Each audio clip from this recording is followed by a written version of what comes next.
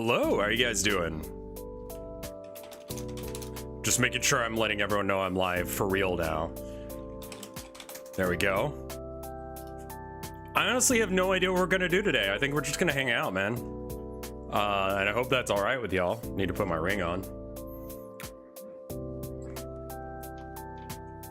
Hello. What did you inhale? Just a salad. We could do some more show rev stuff. I don't really want to like continue with look outside until like I'm officially back from my like break. And just cause like I don't know how many people are aware of like that I'm streaming right now, regardless of the fact that like, you know, I'm back. I feel like I'm back. Like, I feel like I just needed like a week to get my head straight and really think about like how I was doing my life. And I feel better. Okay. Cock, it is cock season, hey.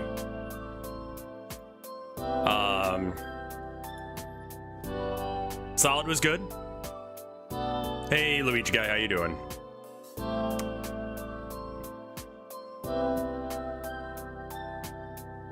Yeah, I feel like I should probably skeet about it. I didn't honestly think that I would be back by the 14th, and to some degree I was like, I don't know if I'm coming back, but I feel better now. So, you know. How do you season cock? Come.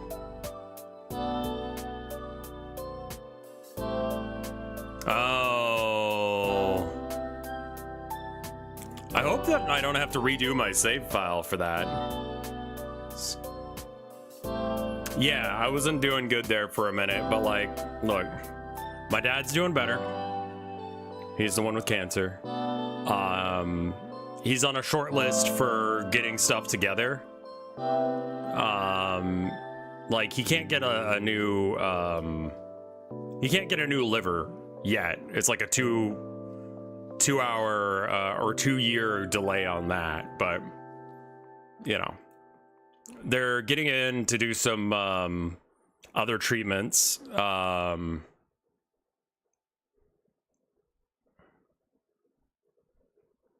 Okay. Yeah, I mean, like, it's not at a bad point right yet, but it will be. So, it'll be okay. So that's okay. I did a little bit of like soul searching, a little bit of that, and I think that I'm good now. I think so.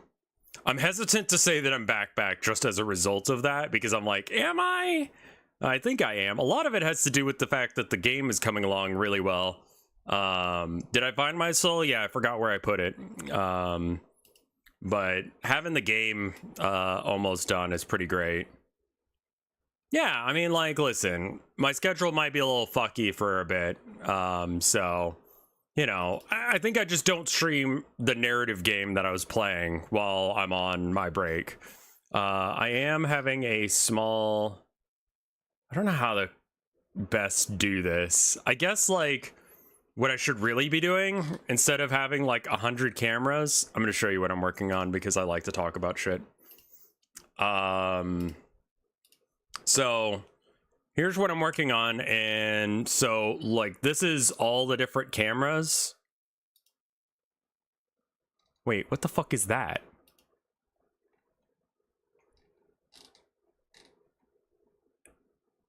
What was showing up pink there? The hell?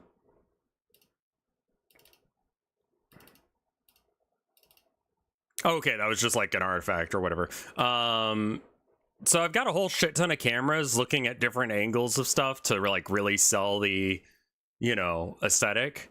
Rather than just having you like not be able to do or say or anything, right? I feel like that needs to be a little bit over to the side. There we are. I think the correct way to do this is, rather than have a dozen different cameras, it might be best to have like one camera that just teleports to these locations. I don't know. It's not really performance. It's just like right now I'm trying to do like some ambient sound, and I tried just putting it on the cameras, and it just makes a cacophony of sound everywhere all at once. So like at least the sound thing needs to be set that like the only scripted. Oh, okay, hold on. That's probably why it's not making any sound right now. All right, let's see if it works.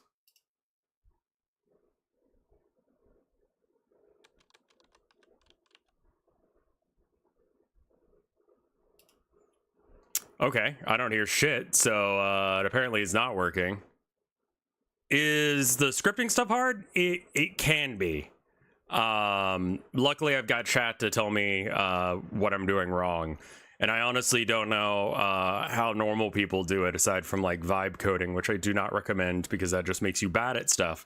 That's using AI.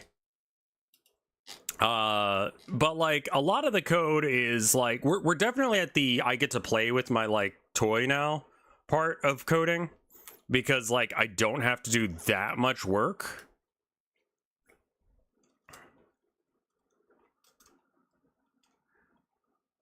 Like we've done the work with the camera, we've done the work with the mini games, like those work now. All I have to do now is just sort of like get it so it works the rest of the way.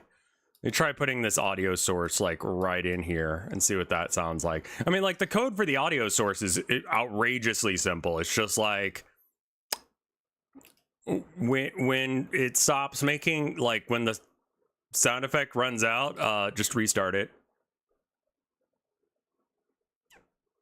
So every time this song or this sound runs out, just start it again. Makes it pretty easy. Does Godot have good auto listeners? I don't know what that means.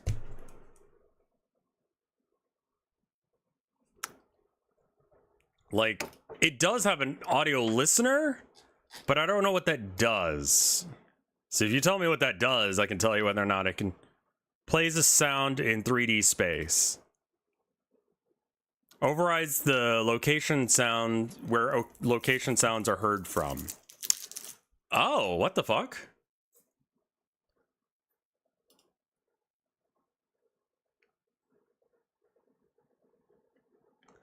Oh, that's really weird. All right. I'll just like plop that in here.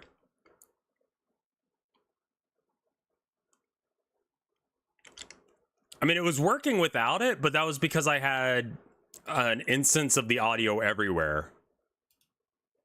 I bet you that's what I'm missing. Current on. Oh, okay. This might be something I have to like deal with in code. Can I show you some gore?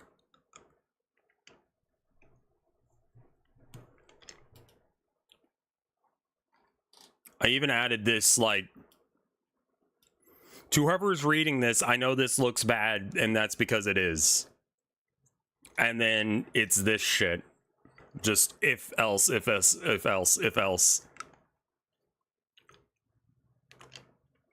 I mean, later, this will probably be like, I'll probably just change the location. I couldn't get the switch match thing to work, man. It just was not a thing. Like, I don't know why, and I'm like, this works, so fuck it, I'll do that. But I think what I need to do is I probably need to, in here, also switch on the listener.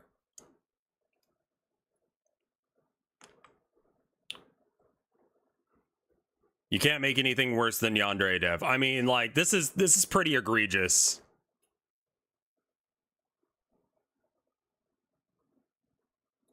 Don't become Yandev with this level of else ifs. I know that, but I don't understand how matches work because it's not doing the thing when I ask it to. So we have this code gore here as a result. Like, I tried using match statements. I just couldn't figure out what the fuck I was doing.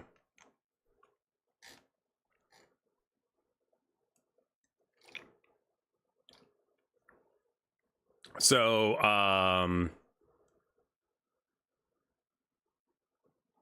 I have not done like the debug stuff yet. I have not sent this out to people because I realized, God, I spent a majority of yesterday trying to figure out what the fuck was wrong with my, like,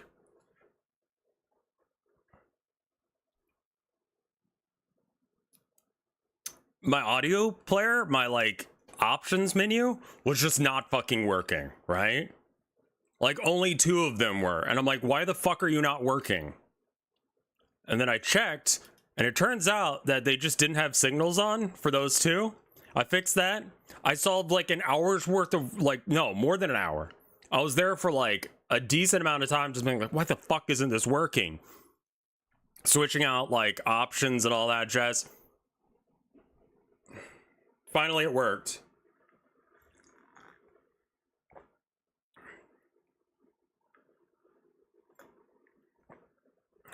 It would instead just be string. Okay. Well, for now, let's Hi,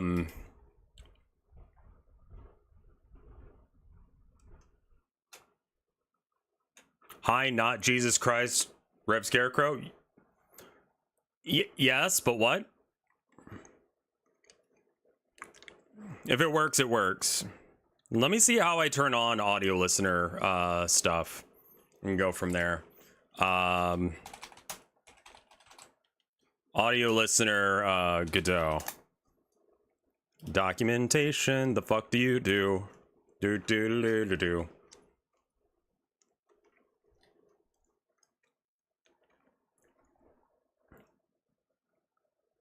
Disables the listener to use the camera's listener instead. Oh, wait. Are listeners already a thing? Here, hold on. Let me try moving one like that sound that we had.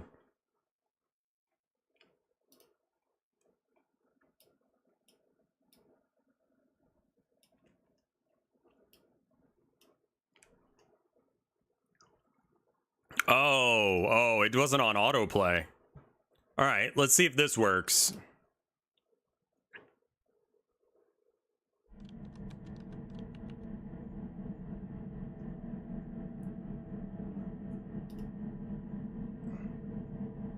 Deltarune 20 hours. Yeah.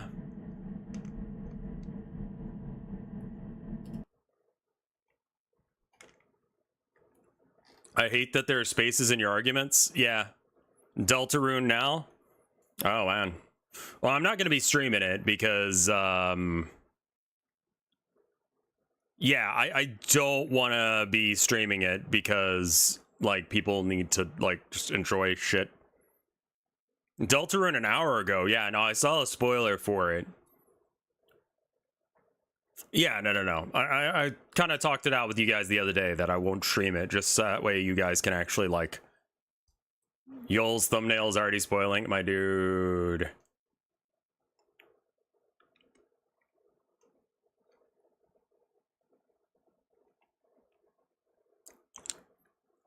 Yeah, I mean, I don't know as if I'll stream it at all, but I'm definitely not going to be streaming it right now.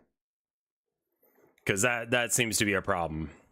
But yeah, let me get some more sound effects, and then I should be able to send this out to playtesters to do the thing. I said I was going to release the movie version of Town of Nowhere, and then I realized that it just fucked up when I uploaded it. Stream it fashionably late? Maybe. It really depends on whether or not, like, people actually give a shit if I stream it, because right now I'm kind of feeling like if I wait for too long, people are not going to give a shit. You know?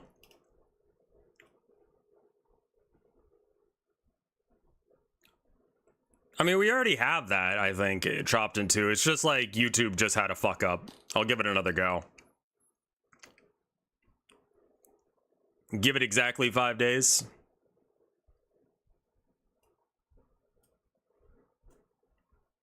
Something awful IP rules are to do with playthroughs of games older than 3 months to avoid hype poison and such. Oh, interesting. So they'd have like a 3-month ban on like doing Let's Plays on games that just came out?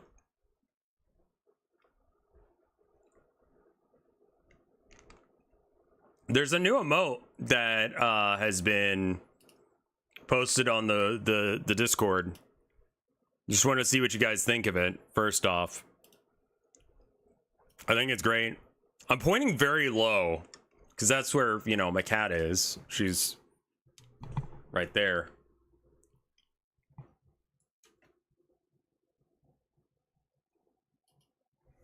Abby. I didn't mean to wake you, I'm sorry. I love you. She said meh when I pointed at her.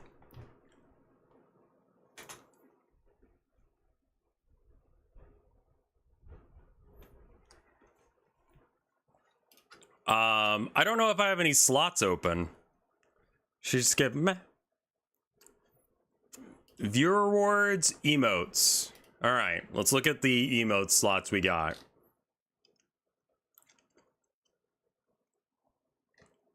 So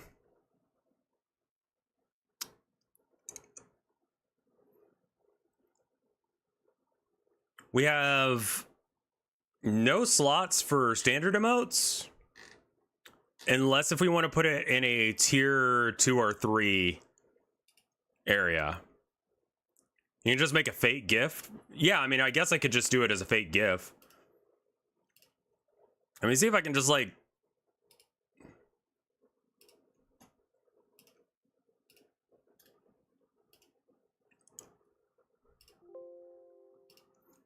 It's already on my desktop. Okay. Okay, so it explicitly wants GIFs. Is that gonna work? Can I make a transparent GIF?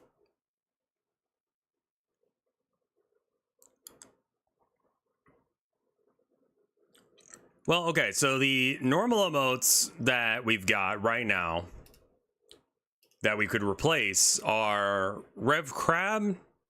Here, can I show this? Yeah, I can show this. All right, here are the emotes that we've got right now. It's not Father's Day yet, right? Please tell me it's not Father's Day yet. It's next weekend, right?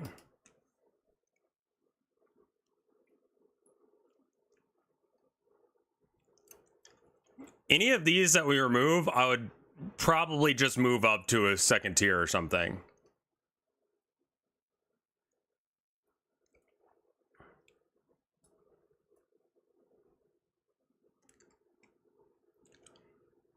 Bruh.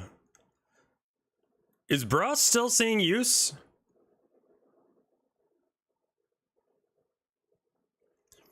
This is from Town of Nowhere. It's Crydab. Thoughts on these ones? Bipe could be pushed up. Where's Bipe? Bipe is a free emote.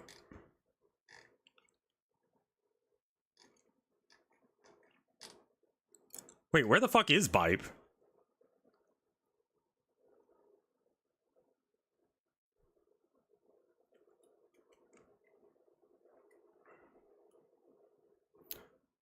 Does Rev Dave need to graduate to a tier 2 emote? I kind of think that that could be fine. Can I just do that? Oh, he might have to be a tier 3 even. Ooh.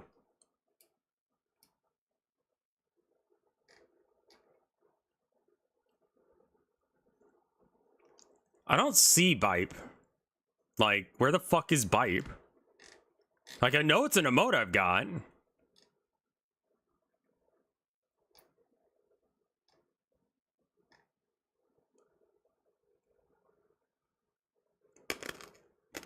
The fuck? Oh, okay.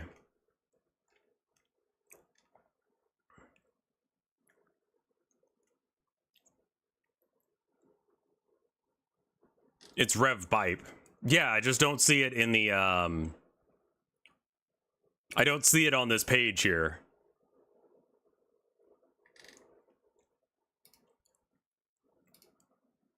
I mean, can I just like use a one that already exists? Do I want a GIF version? I mean, I could do that. Oh, yeah, if you've just made it, then cool. Oh, there it is. There's a standard free emote. Yeah, if you've already got it, then yeah, I'll take it. Jesus fucking Christ, what are you guys doing to my face in here? What the fuck is this shit? What is this? Why is this happening?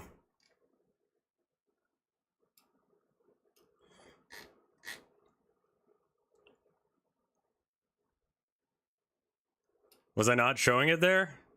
This? Oh, you guys aren't seeing because I still get it on myself. Also, I combed my hair back a little too far, so it looks like I got a really bad widow's peak. What the fuck is this shit?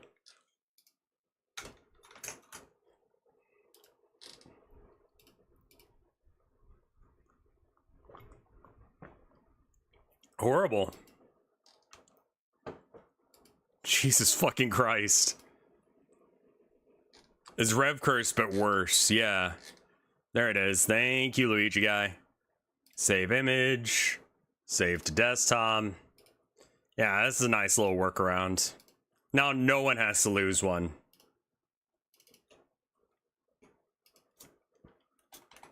Point? What do you want it to be called?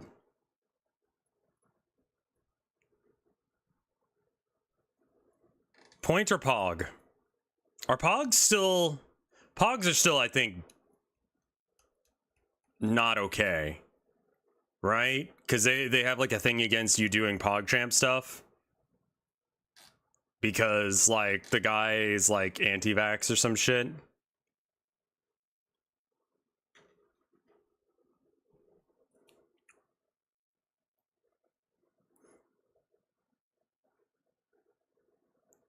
Soy Pog?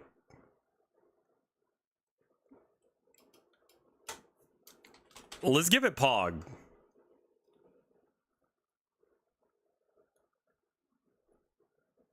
Let's see if it works.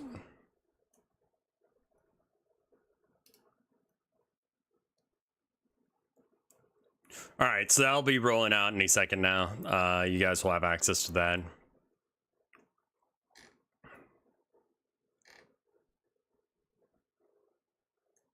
What is this one? Oh, dyslexia. The emote you can't actually read. Okay, it's already in. Cool.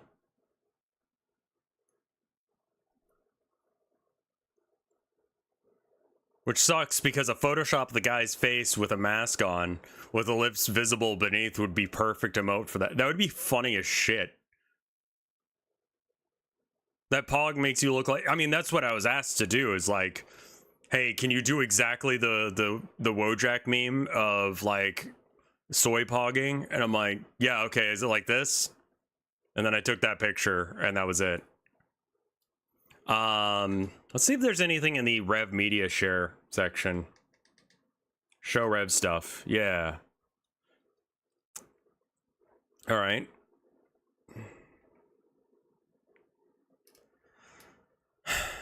Hold on.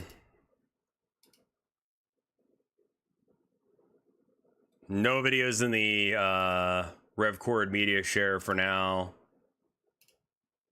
Pull this guy back up.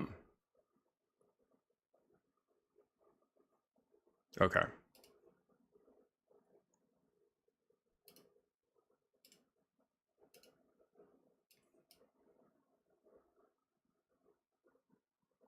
We're going to be talking about the... We'll be talking about the... Do you think that's funny, butthead? Do you find it amusing that we'll be talking about the... Yes, we're also going to be talking about... And we will definitely be spending a lot of time talking about... I don't think I've seen enough Beavis and Butthead. Fart sounds. Good job.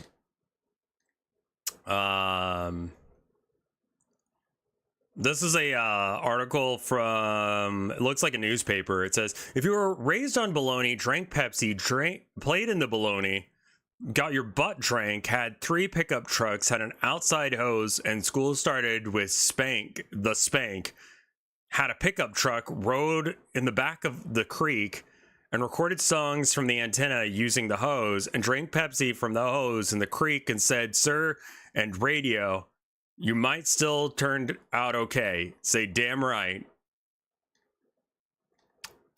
Yeah, that was a word salad of a sentence.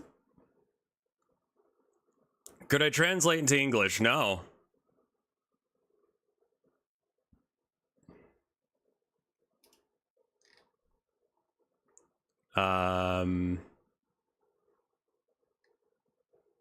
Let's see.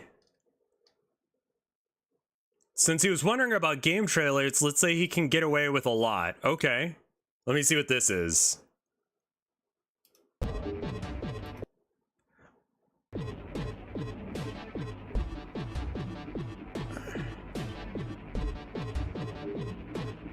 What the fuck? We're gross wake up with no memory. Why is the art so good and this is not?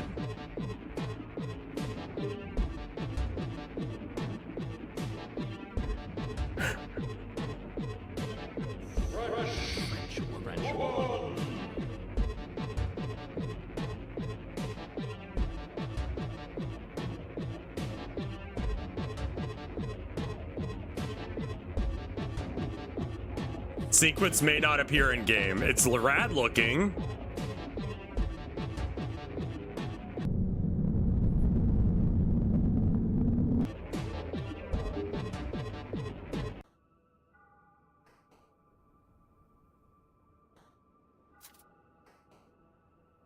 So it's got a Disco Elysium style thing.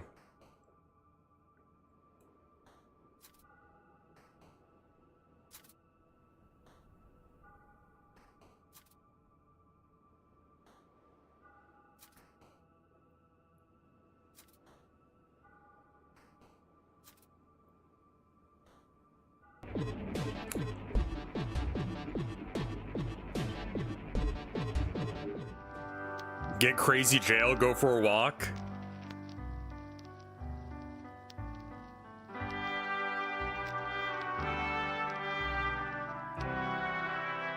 Fine, it's now on Steam edition. I think it's gonna be a little bit of a mix of everything. I think we should go back to doing YouTube at some point, but I think we'll probably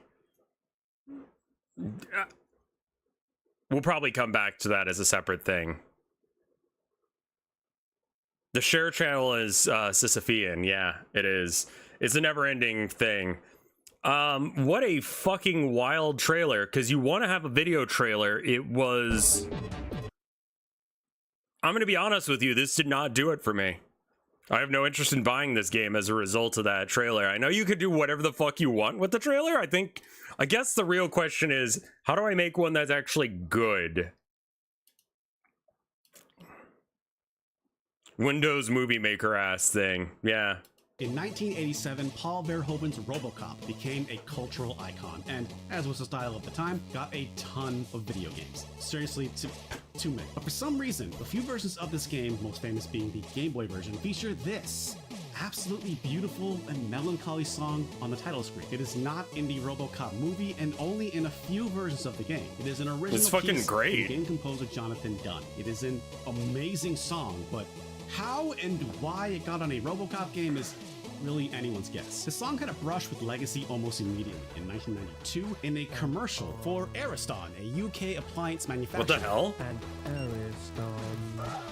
Which that's gotta be a first for video game music. Like, it's not a remix, it's just the Game Boy song in a commercial. We jump way ahead to sometime in 2011 and we enter C-Boy-RD, aka Eric Shoemaker. Shoemaker is a talented guy. You might know him as the composer and co-developer of Barkley Shut Up and Jam Gaiden. I was gonna say, where do I know that name? Game, Look Outside. Oh, wait, what? Gaiden, and recently for the amazing horror game, Look Outside. What do you mean they worked on the same... That's the... What do you mean?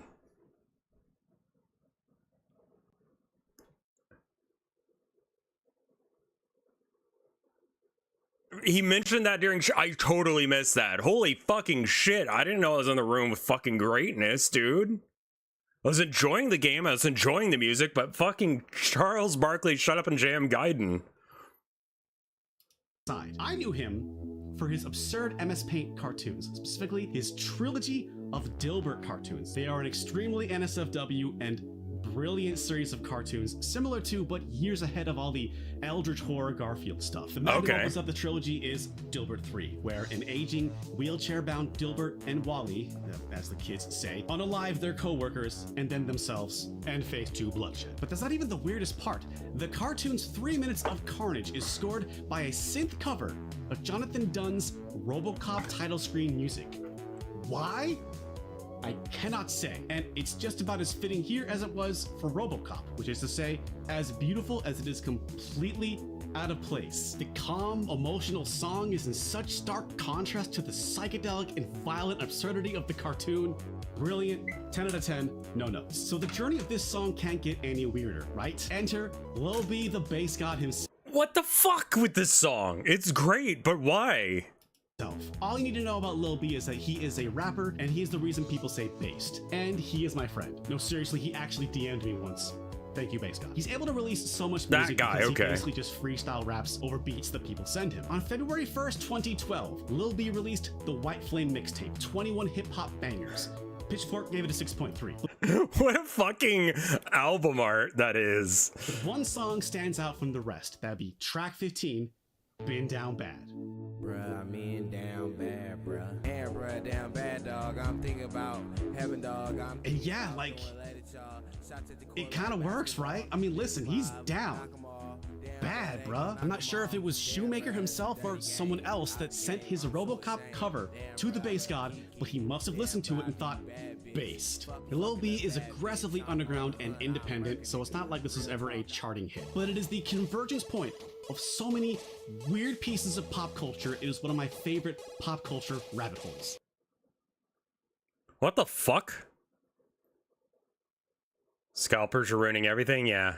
Also, apparently, the short version on this image, if you've ever seen it before, it's just like, look at this creepy image. What's the fucking story? Before someone just photoshopped the ballerina into the picture. That's it. Like, someone who was in this photo is like, oh hey, yeah, no, that wasn't there. So there's that. Mystery solved. What a wild fucking thing. These are transferable skills.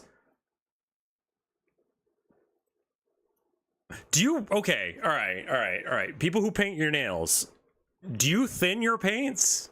Like, you water them down a bit before you do that? Because I've always found that, like, nail polish comes on very, very thick. I've only done my wife's nails a couple of times. Like, as far as, like, steady hand, all that kind of jazz, like, sure. But, like, I feel like the lens, or the, you know, lenses on a Space Marine are more difficult than nails. But, I mean, I guess shoulder pads about as difficult. New update to Warhammer hit today. Gonna, like, let it settle for a minute before I figure out what I'm gonna do with it. But, speed freaks might be a thing. And by might be a thing, I mean, I'm gonna recheck what their fucking rules are because I don't even remember. But they went down in points.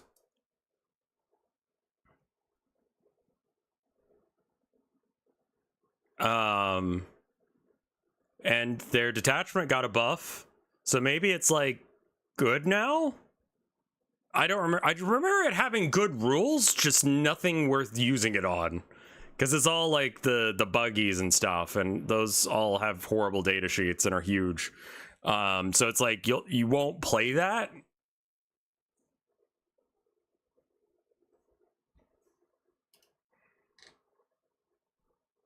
This is an African pygmy falcon. Nope. What a baby. Is that a full... He's fully grown? He looks like a little fella. I love him. Drag queen cosplay win. Similar to Mike, I think that has to be like a money thing.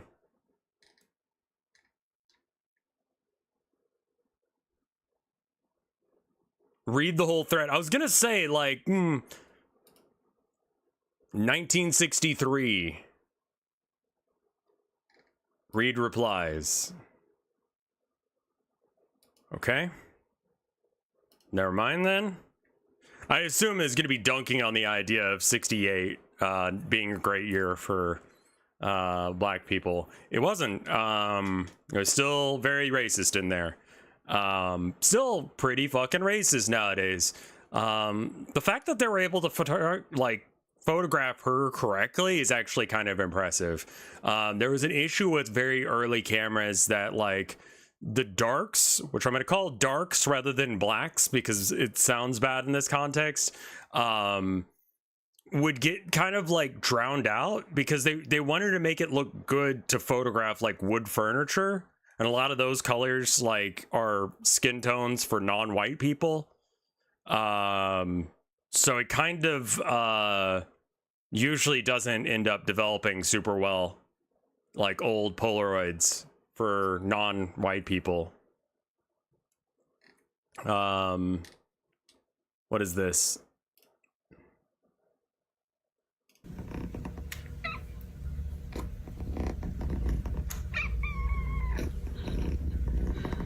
Those big ears.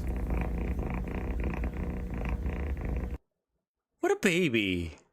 Hold on. I'll be right back.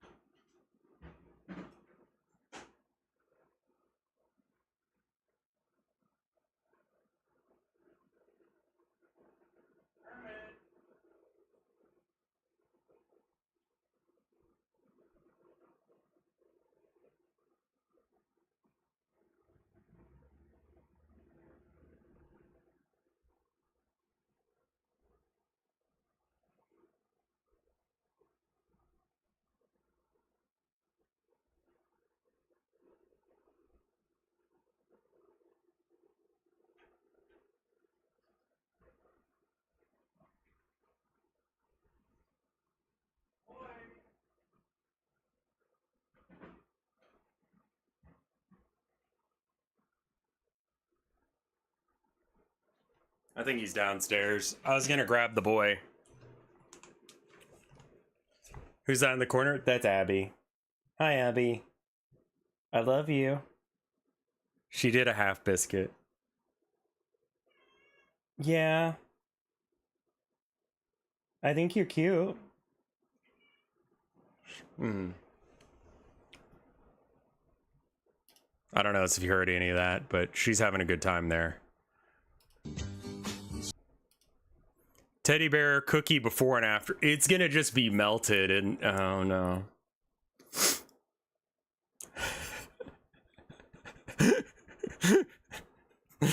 Chernobyl fucking disaster ass looking bear.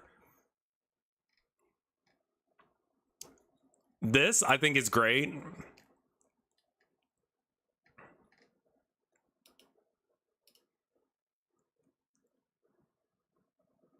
All right. You're a crumb creep.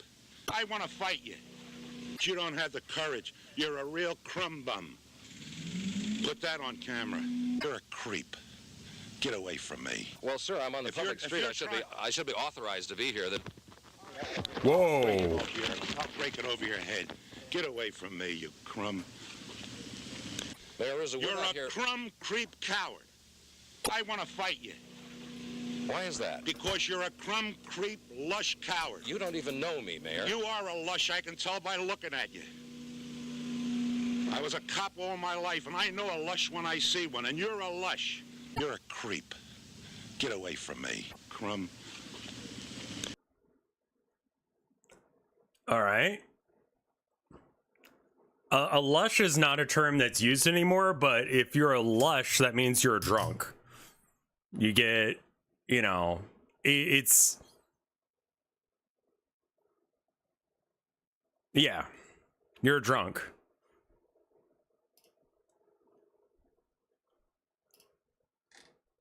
That's what he's saying. I've been a cop my whole life, but you are a fucking drunk, and I can see that. I could tell you are a drunk, and you're a loser, and that's basically all he's saying. A dinosaur-themed Japanese love hotel. Okay, so is this for like me and Mike to like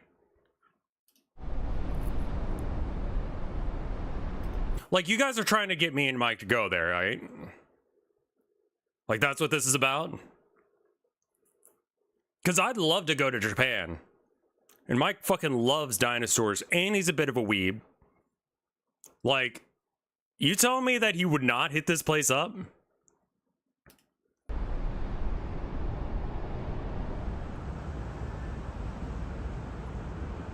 Well, let's not call them names now. Super Not Scriddle.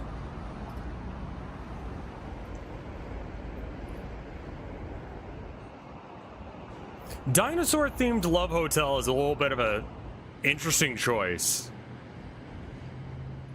The boat, too. Jesus Christ.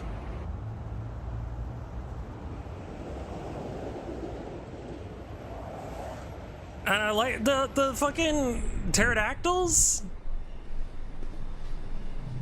There's what do you mean there's many of these? Love hotels or the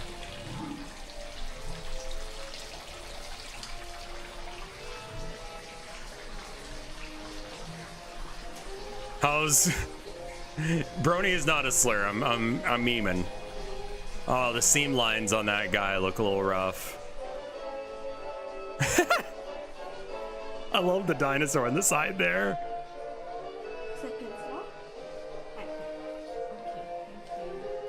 Oh shit. That's some copyrighted music there.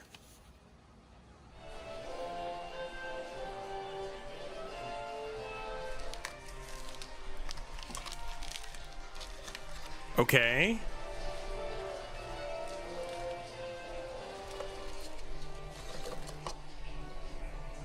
Here, hold on real quick.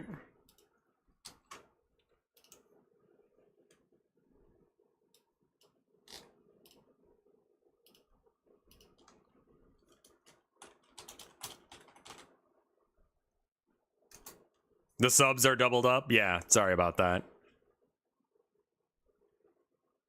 All right, sorry, just wanted to make sure that he was aware of it. I asked, when are we going?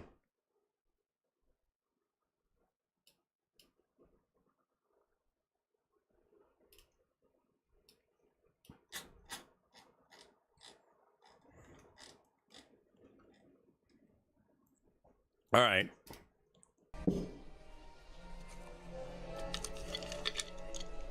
Like, I don't trust loose nuts like that and fruits and shit.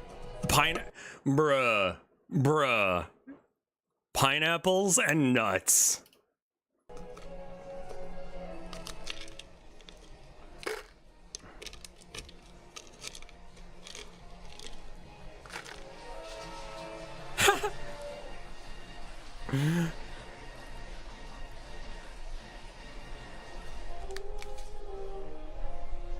Okay. Shoe polish. Bath salts. Oh, wow. That's very nice. Wait, are those free? Surely not. Tiny ass elevator. Ooh. Lights, fuck.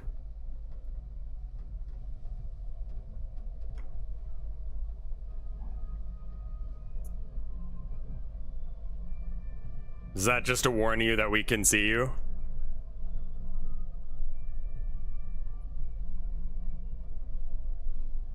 Yeah, the lights are bad.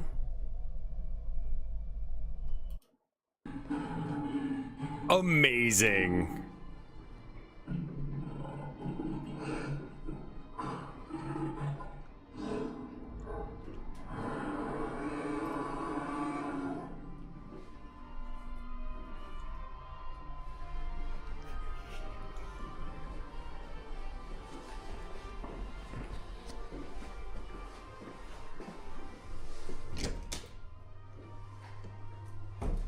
Okay.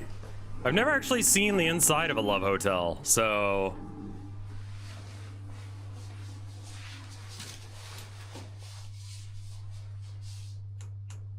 there's not really a reason for me to do so, I guess.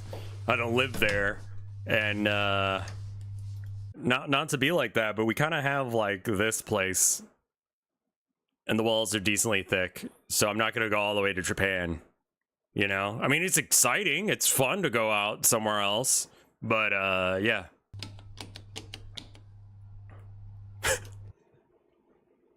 Why is that there in the room?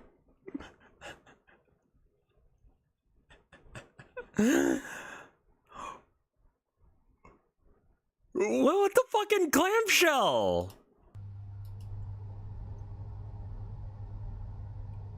$68 for 8 hours. Jesus fucking Christ. Oh man, I don't want to touch anything in here. Yeah, it's dinosaur effects. The room's a bit of a mess, not gonna lie.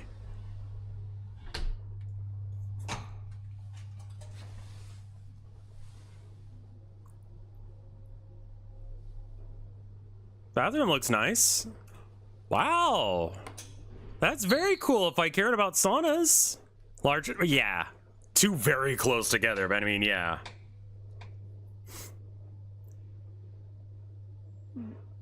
Yeah, I mean...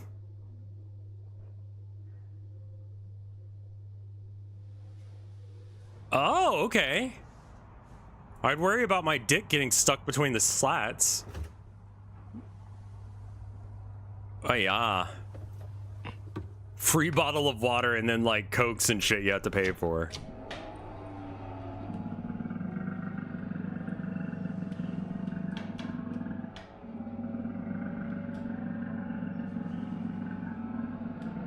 Imagine you're trying to have sex, but, like... this is playing in the next room over. Or you just invite someone with you, be like, hey man, like, we're gonna hit up the Love Hotel, and like the third wheel is like not getting it, that like, and so you're just like, fuck it, he's here, I don't give a shit, and so he's riding that while you're riding her.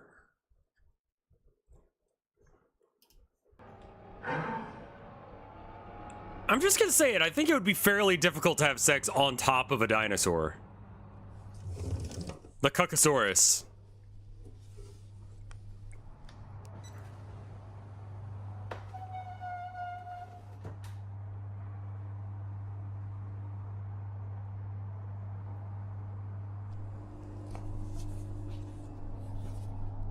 Oof. That needs to be cleaned.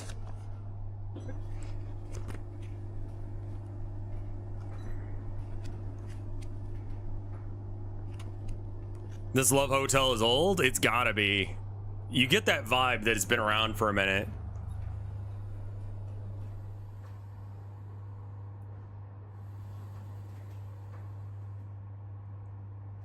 The burger looked okay, small patty, but it looks, I mean, all this looks good. Who knows if it actually looks like that when you get it.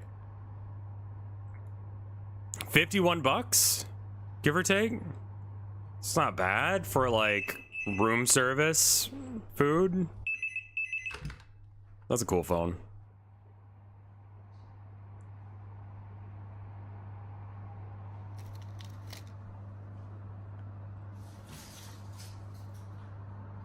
Have you heard of Chris Broad and his twink he brings around Japan for content? No.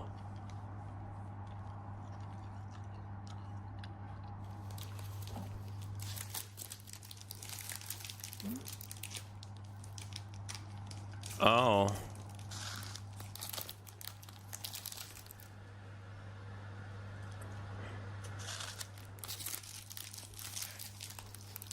Content twink is a hell of a job.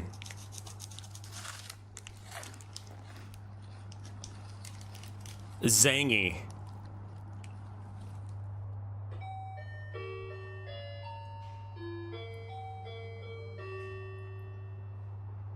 Oh. Okay.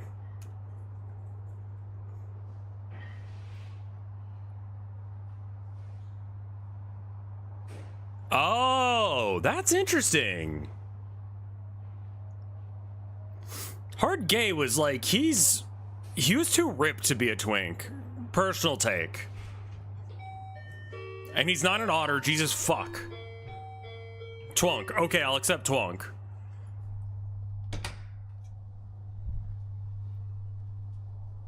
Yeah, it's not for introverts, it's because they don't want to, like, see your dick. I mean, the burger looks pretty good.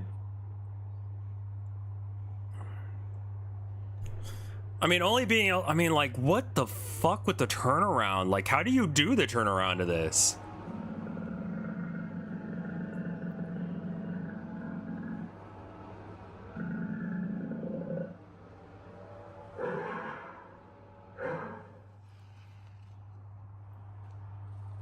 Do we watch this channel a lot? No, not really.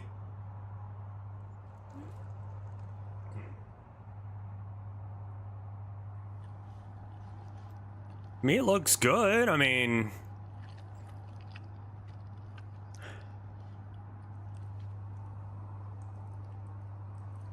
I kind of don't want to hear the sounds that good.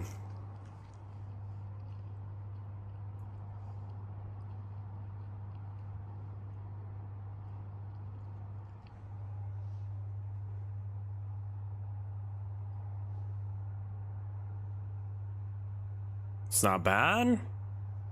For, like, you know, I mean, again, a lot of this is like you're paying for the room service and you're paying for a place to fuck without having to disturb your neighbors, which sounds like a skill issue on your neighbor's part. They should deal with it.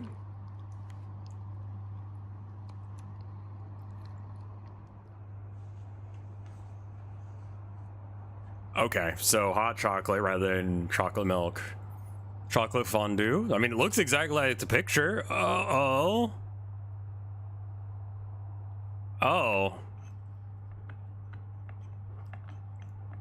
The Japanese walls are very thin. I would absolutely go ape shit over that. Are you kidding me?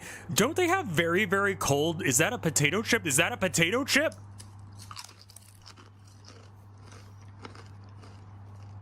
What?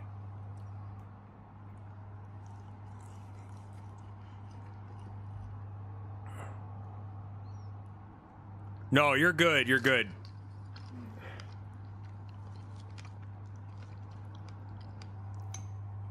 I get that it's like a mukbang thing, but I really don't want to hear him eat.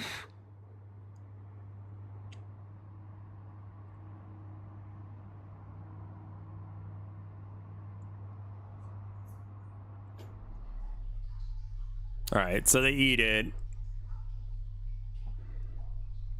Did they really go to a love hotel and then not do any sex? I mean, I guess they can't post that shit.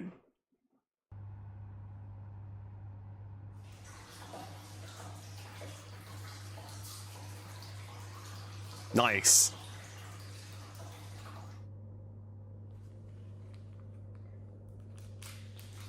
Well, she's there too. So there's two of them there. You could fuck.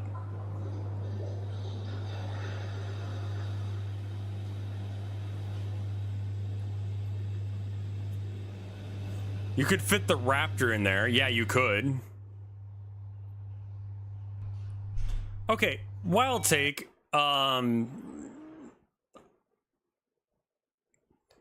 When I have sex, I don't like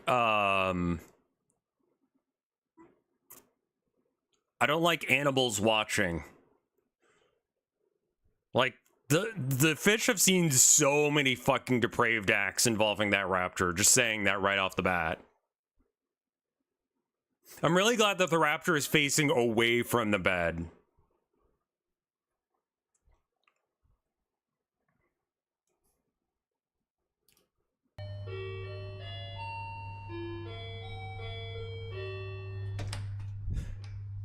The hotel staff are probably like, can you just order something all at once? I'm sorry, what the fuck are you eating? Is that pizza? Tell me that's not pizza. Oh. The fuck did you do to the crust?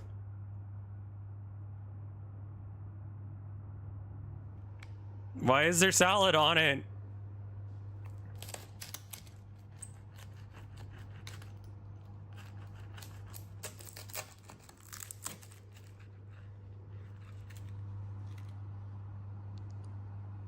Yeah, you didn't cook it all the way through, so the middle is like wet.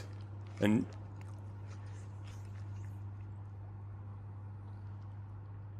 okay.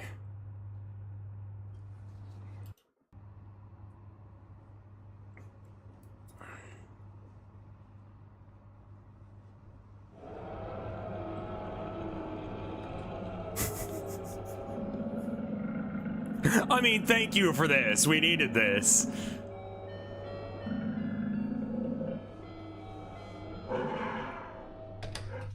Hey, sorry, I was playing on my dinosaur. Wow.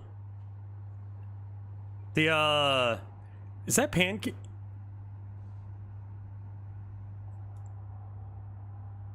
Okay.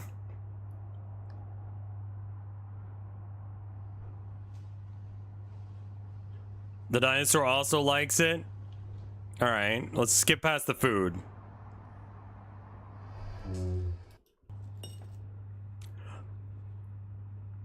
What the fuck is that?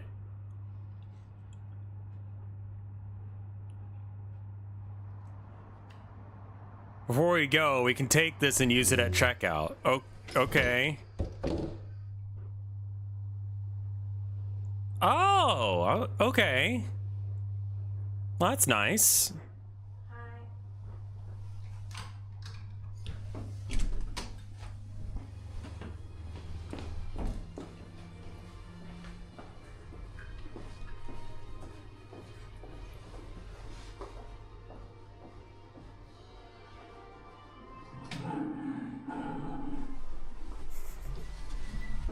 Can you imagine working here?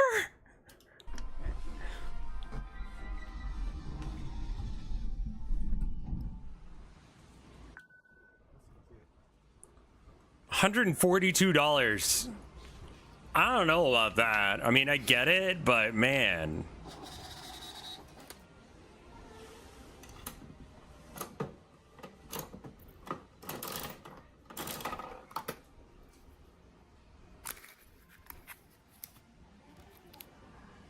$100 off on the next visit.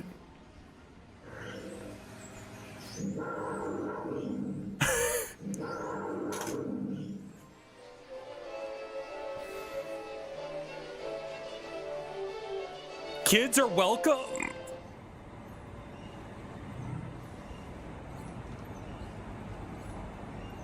I mean, yeah, but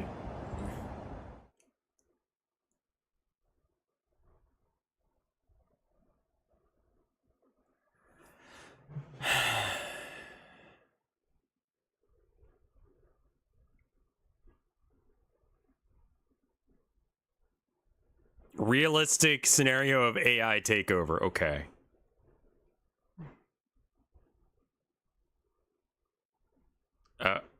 Okay.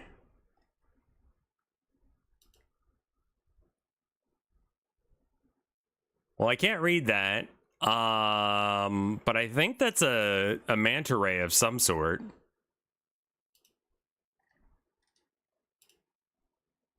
I love that. You know, like, if I had more time in my day, I'd probably build shit like this. Warning, Dice Man. Man in the area. He stops and asks, interested in some discount dice? He emits a black fog. Walk past and do not consider offer. Okay, I mean, like, is the fog bad? What the fuck? Avatar legs may not be available on all app experiences. Well, I thought that was the fucking point of the last conference. For your safety, your headset records some of your experience. I mean, that's just typical Facebook things, you know, like, they're already, like, selling all your data anyway. Now they're just being upfront and honest about it, more than anything. So yeah, we're gonna sell this. This only has 197 likes. Reason I'm drawing attention to this is probably the same first world it shows to everyone, and like only 200 people gave it a thumbs up. I would hide that suck, I'll be honest. Some experiences have projectile launches. Pick up the gun using your grip button like any other object, load a ball into the end of the gun, and pull the trigger to shoot.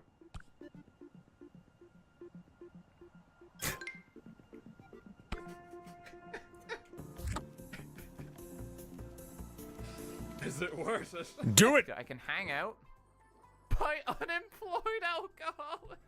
Okay, not a good start. So, do we want to go with meta or the unemployed alcoholic, which is the first world the game has showed us? Holy shit! Can I pick up the mic? Oh, I'm sorry. Hang on. Hang on. Wants me to buy applause credits. Let me, I just got Applause further away from it. credits? Hang on. I'm trying to get down to get the mic. I'm on the floor. The mic's through my floor. No, where did the mic stand go? Fuck, I fell. Somebody needs to. He's having anxiety issues, guys. My leg is caught on the cable for my Oculus. Wait, everyone's still in my ears. Can you hear me? Is he gone? He's dead. He died. I think he is. I think he is. All right, he died. Guys, Get out. Why can I hear him? No, guys, I'm here. I'm here. I'm trapped in the menu. Everybody to the arcade. Screen sign him. I'm in the menu, friend. Oh my god. It crashed. $15 billion well spent. Oh my god, dude.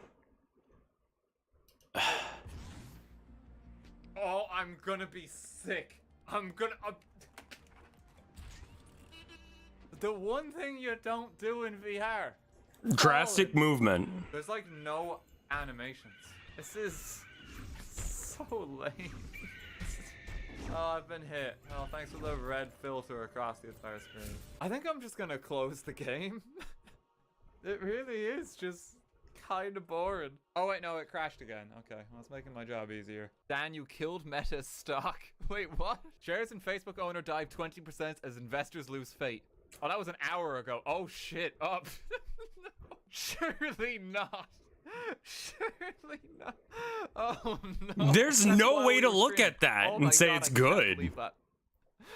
We actually crashed the economy. We did it. Wow.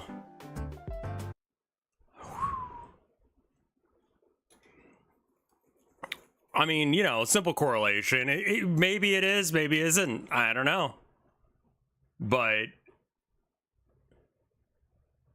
yeah, I mean, like, so if you're gonna make a VR headset, there has to be a game for it, like, or just a fucking reason to own it, because it's expensive and you have to clean out an area in your house for that.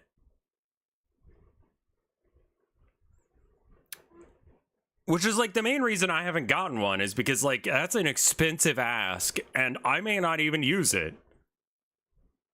And like, so like there's gotta be, so it's not meta. VR is massive with kids. Okay.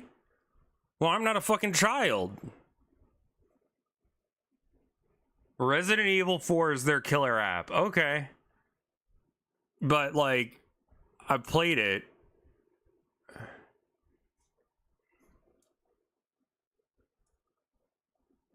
It's not user friendly. That's rough. That's very rough. It is pretty, I'm sure it is, but that was already a thing on the PlayStation, right? You can't appeal to everyone. Find your niche.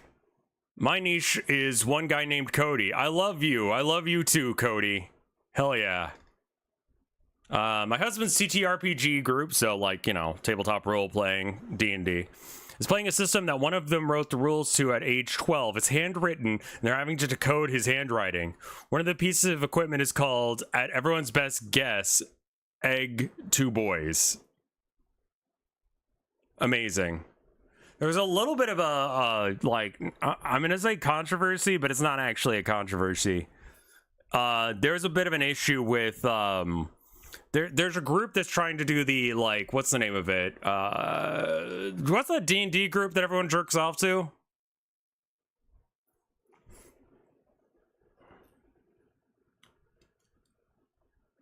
I don't remember.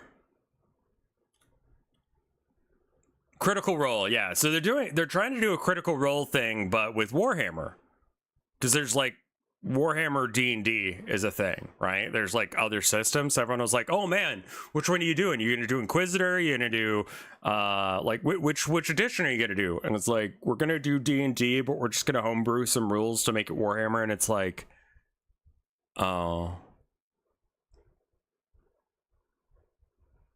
so it's not like a real like controversy. It's just kind of like, oh, I just don't know why it exists, I guess. Yeah, that's kind of what everyone's saying, is like, why are you doing this? Push me down, you heathen. I think we've watched this one. Are we good? Is this a bit you're doing? Vader!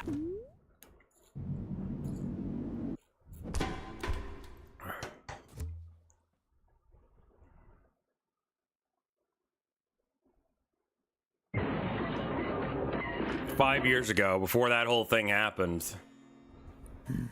In peace, may you rest. That is this.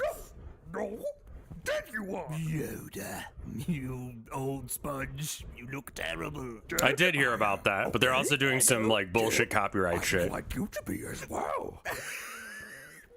I can't die, Yoda. Why not? Come closer. Death is a concept invented by the Jedi. What? I don't even know how to spell it. No, I know. Look, I was kidding. Just let me lie here for a moment. I will use the Force to heal my broken body. Take a while, that will. You be quiet.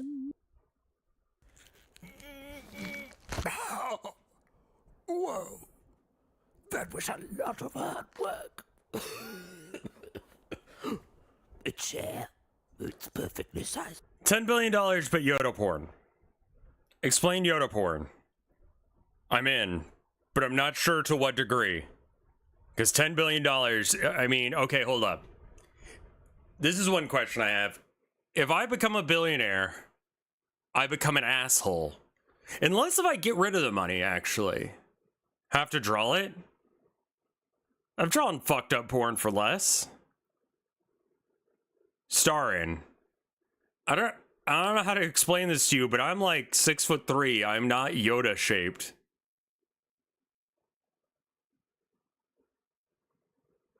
Like I'd draw it. You could buy all the government for that? Wait, hold on.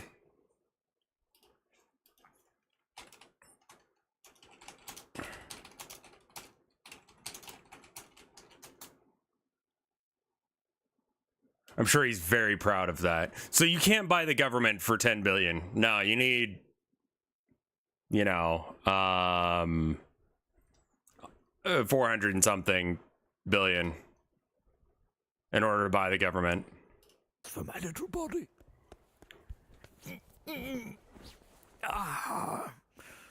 I'm just going to take a little nap.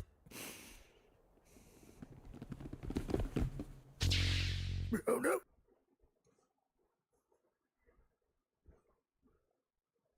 Somehow Palpatine has returned.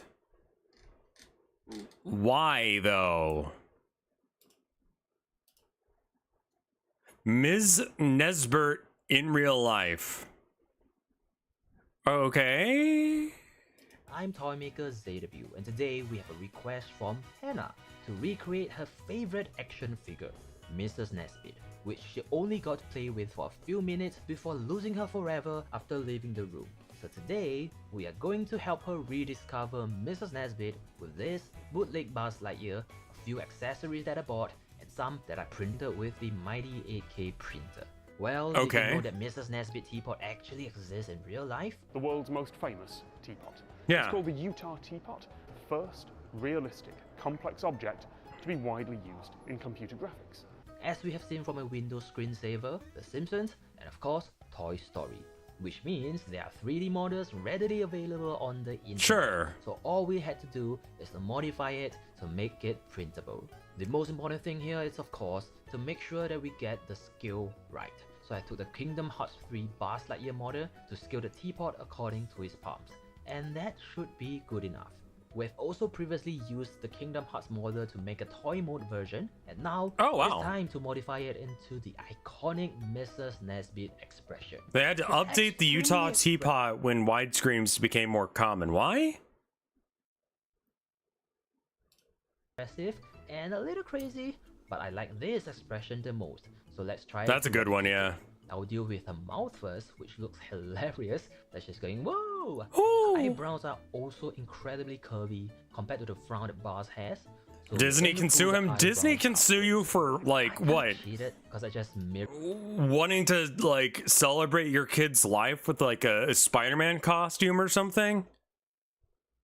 Read the expression over, so I didn't have to do the same thing twice. What do you got, wood? Then we just gotta adjust the curves to make them look slightly different. I didn't know that the Utah teapot was called the Utah teapot. To level up that insanity factor. After adding some eyelids, we tilted her neck and we are ready for printing. As per usual, we're going to hollow them out and place some supports on the islands like we have always Tombstone, done. sorry. But Mrs. Nesbit is a little different because of her whoa mouth. It is literally a mini suction cup, and if there isn't a hole, the printing might fail, so I decided to go back and put a hole through her mouth. Now we are ready to print. With a mighty That's the main thing I need to do is figure out how to get the while the printer is hard at work, the spires thing. I assume that's like a thing. A knockoff Buzz Lightyear that I bought 3 years ago, which was also featured in our bootleg unboxing video, so please refer to that video if you would like to know more. Speaking of unboxing videos, I am trying to upload every single week by alternating between crafting videos and unboxing videos, which we did in March, and it would really help the channel if you could give these videos a chance so that the algorithm will recommend the channel to more people every week. I really appreciate your help. Finally, after so long, they will refuse you to be buried if you die at Disney Park if you die until they win the lawsuit. What?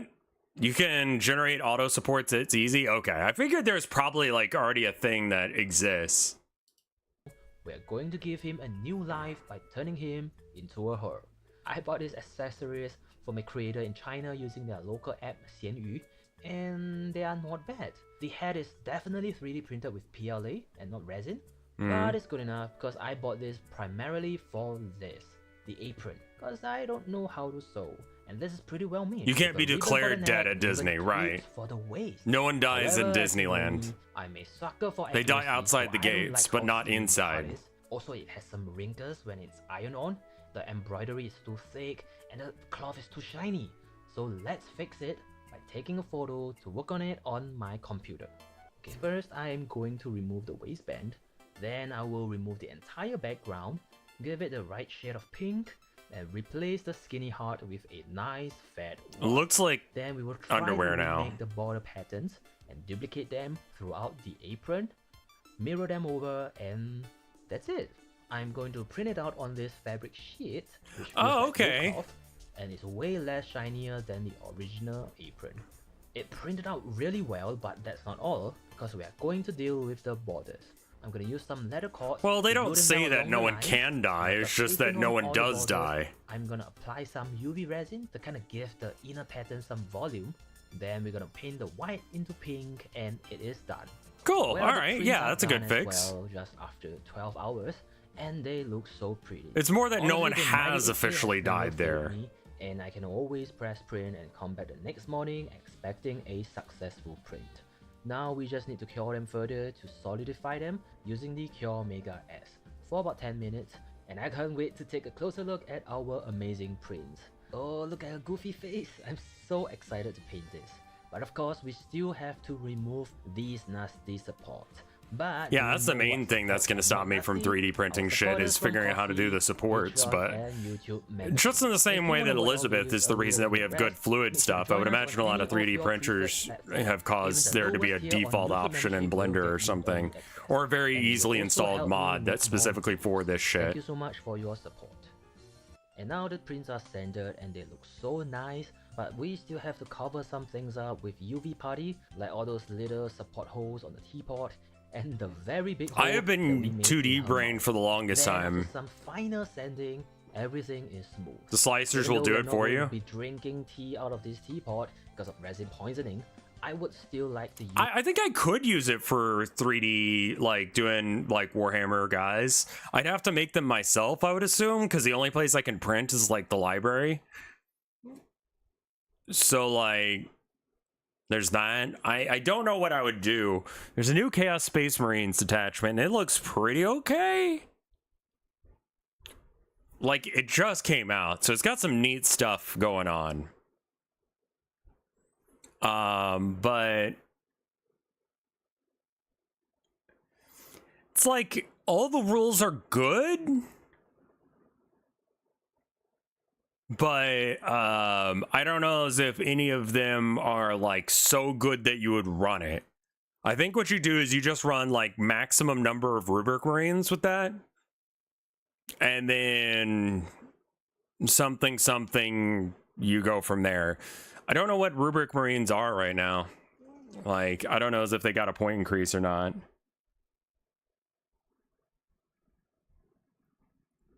Let me check something real quick.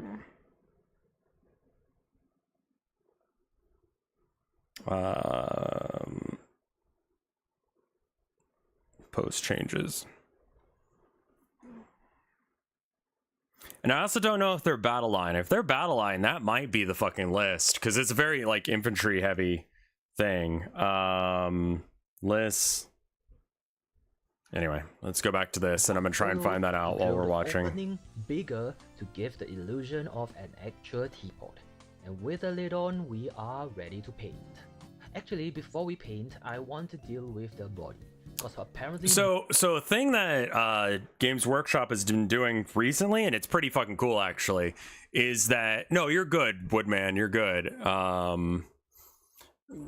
Yeah, the Secator robot thing looks kind of doofy, in my opinion. I'm not a huge fan of it, but... what are they called? Sector... Warhammer 40k. Let's try... I'm definitely not spelling that right. Secator. 1,000 Suns. Yeah, this fucking shit. These guys, like, what the fuck is that?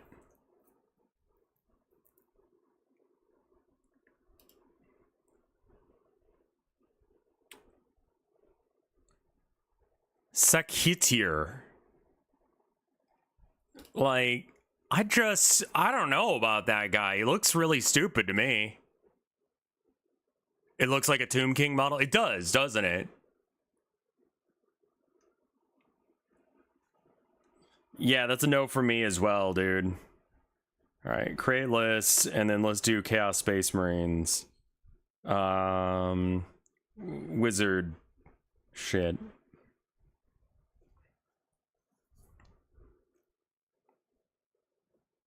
I don't know if it's like actually updated with the new thing yet. Cabal of Chaos. Okay, it is. All right.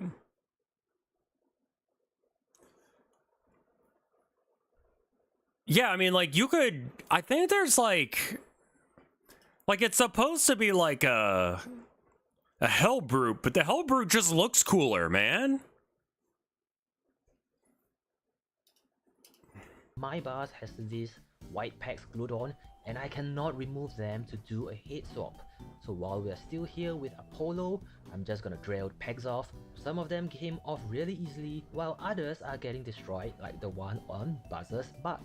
But I don't care about the back, so as long as we get him open, I'm willing to accept a Mrs. Nest bid with an inflamed butthole.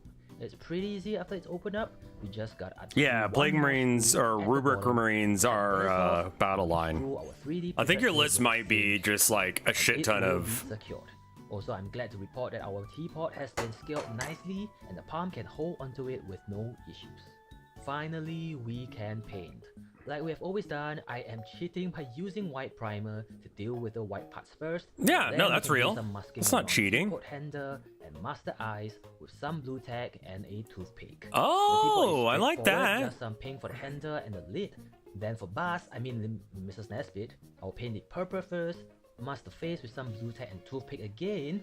Then we are going to reset the canvas with some more white primer, and we'll move on to the beige. Okay, from here I'm sorry, on the out, what? we'll be doing some hand The brushing. beige, So okay. let's unmask the sides to do some touching up along the edges. And we can unmask the eyeballs to reveal her beautiful white eyes. So I used to be really nervous with applying water-slide decals, but after doing it so many times on this channel, I'm kinda numb to it now. This one's slightly different because we have to trim one of it to make it look like it's going into the skull. Then we can apply it on the eyeball and set it with some decal softener. And that I don't know looks if 1,140 points of rubrics is actually a good idea. You might go with like min squads or something. Dry brush some blushes, and we can do some better damage to the overall body because Mrs. Nesbit does not shower, and give the prints a finer glossing with floor polish, and we are done. Mrs. Nesbit completed with custom printed fabric and a custom sculpted head sculpt. The fabric is a little thin, so there's a lot of creases, and I accidentally glued too much on the waistband, so I'm pretty upset about that. But oh well, her face looks great, her head looks great, but I didn't make it, and she has her iconic teapot with her broken arm. I hope this video does well so that I can make more Toy Story videos in the future. That's Thank you cute. for watching, and I will see you next time. Wobble Gobble Wogglebugs Fans and Friends Club. I think we've looked at this one before, haven't we? Is that the face? 7-year-old Sylvian Harlonos lives a lonely life as a child in foster care. Then one day, a substitute teacher at her school gives her a strange look with a key attached to it. Or strange book, excuse me. A strange book with a key attached to it. When she enters with it, she enters the land of Genoma, where she first meets Mr. H.M. Wogglebug T.E. What is T.E.? Who is a highly magnified insect who's just been thoroughly educated. He's polite, kind, and friendly, and Sylvie makes fast friends with him. Then, upon learning she is lost in the new world, he vows to help her return to her own. Brings her to the castle where King Ethno and Queen Alexia send them on a quest to rescue the enchanted forest from a missing villain named Antibo, demented gnomic wizard who wants to change the laws of nature with his new world order of magic.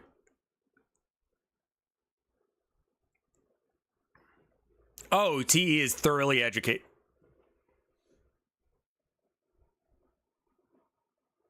The fuck? T.E. Suffix?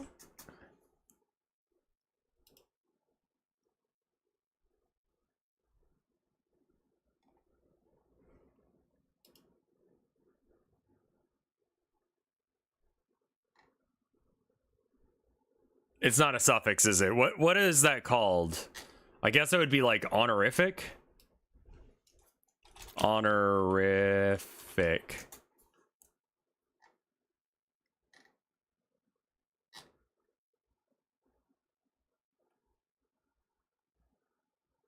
Is this a Japanese thing?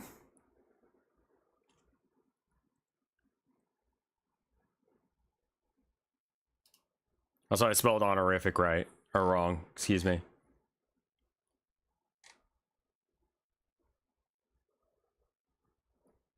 Maybe not honorific? I think Google's just being a shit. Yeah, I think so too. Because it's like, sees honorific. I don't know how to turn this shit off. I don't want AI shit, but like I have to do minus AI or something. Well, that's a little better. I hate that I have to do that now.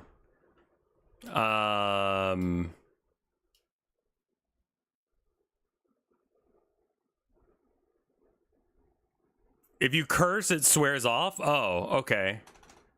Fuck shit. Maybe not a good idea, actually. We're just gonna put minus AI because I'm streaming.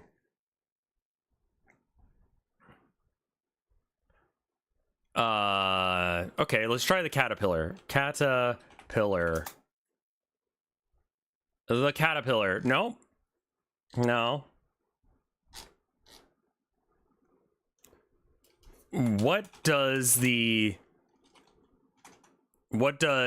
TE stand for in honorifics? In English, you fucker.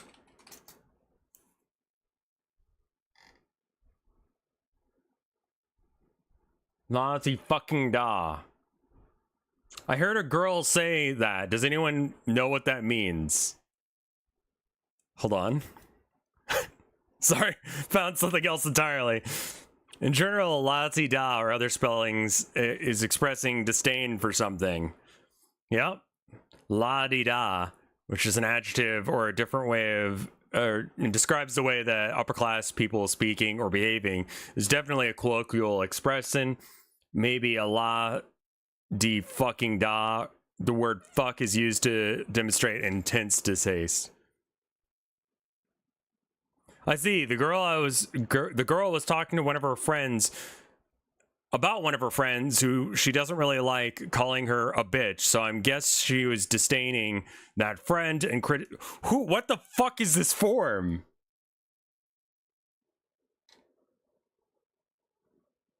Fucking functions in an instance of what is this form? Word reference language forms. I guess this is to like help people learn languages.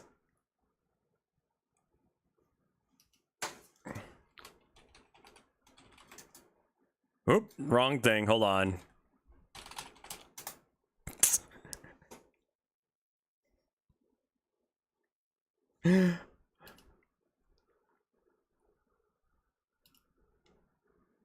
Oh, I don't care about the... Oh, this is a character in...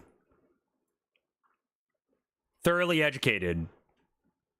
Highly magnified and thoroughly educated. Alright.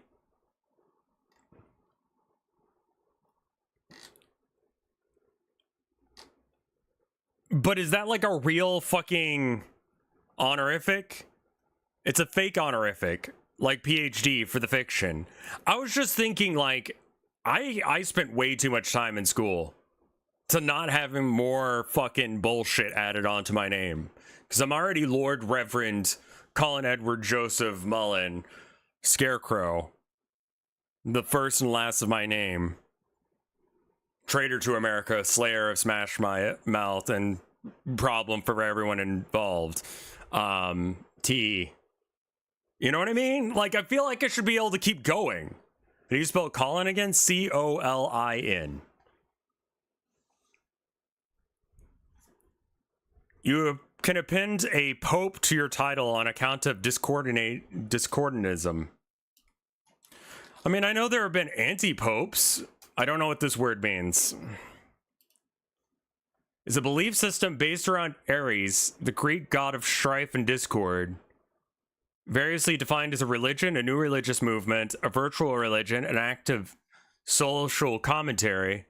Though prior to 2005, some sources categorize it as a parody religion, after it was founded after a 1963 publishing of its holy book, Principal Discordia. Alright, so it's one of those meme religions. Throw in AKA RevScarecrow. I don't really know where to put the scarecrow in there, you know? Yeah, I gotta be honest, like, what is it? The Cult of Bob and Flying Spaghetti Monster, and I guess this one are all kind of feel like memes. Like, what are you guys about? Poe is a sect of discordanism founded by Malclips the Younger, Omar Khayyam Ravenhurst, known as whatever the fuck that shit says. A non-profit, irreligious disorganization. Contains some details about the structure. In particular, Poe has 5 degrees. There's neophyte, legionnaire, disciple, legionnaire, deacon, who is catching on, an ordained Poe, priest or priestess, or chaplain, a high priest, or the Holy Father, or Pope.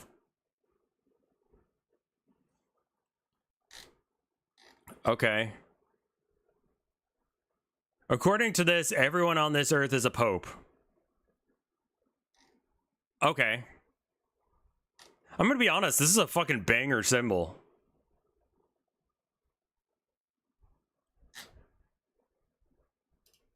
Alright, well, anyway.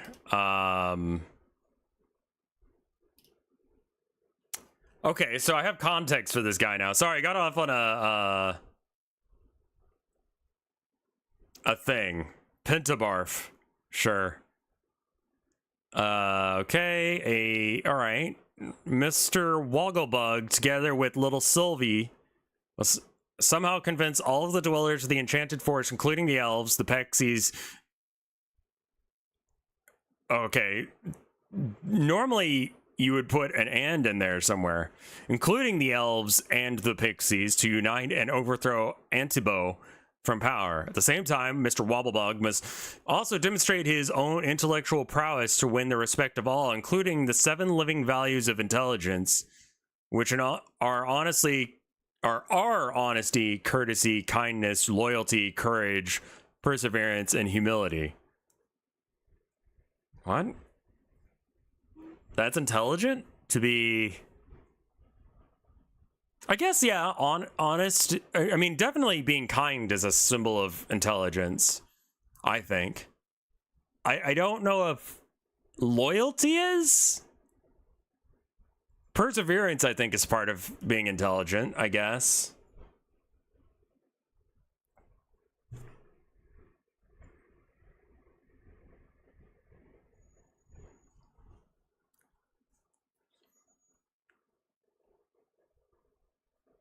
Honesty is a part of emotional intelligence. There are times to not be honest. I'm looking at you, Kant lovers. Kant was a Kant, okay? Like, he was right about some things, but categorical imperative when it's like, you're not allowed to lie if someone comes to your door trying to murder your friend. Like, that's stupid, dude. That's stupid as fuck. What are you talking about? Lie for your friend.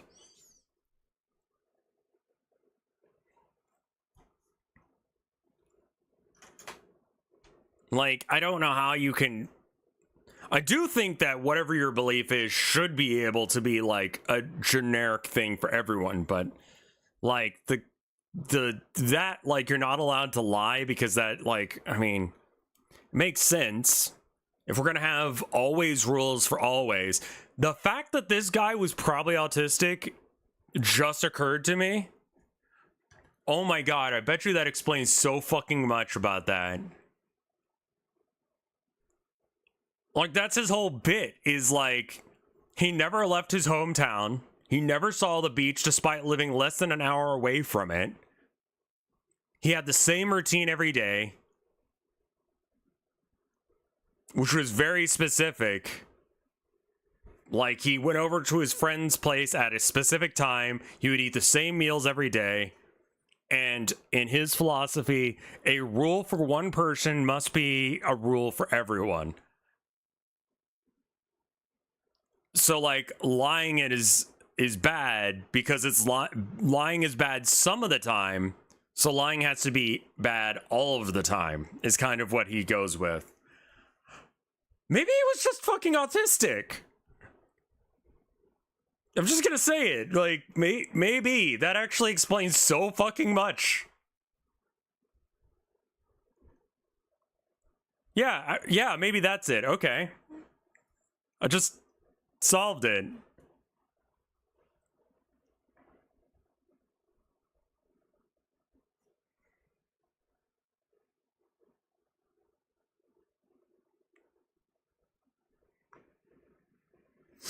Kantian ethics and utilitarianism are the yin and yang of shitty asshole philosophy. Well, I mean, like, Jordan Peterson, right? I watched that debate. I don't know if you guys have seen this debate. It was listed originally as 1 Christian versus 20 atheists. And it's the Jubilee. I love those videos because it does allow you to actually, like, understand. I don't think I've ever sat and listened to that fucker speak before, but holy shit, he's so fucking annoying. He's so goddamn annoying. Can I just play you, like, the first 10 seconds?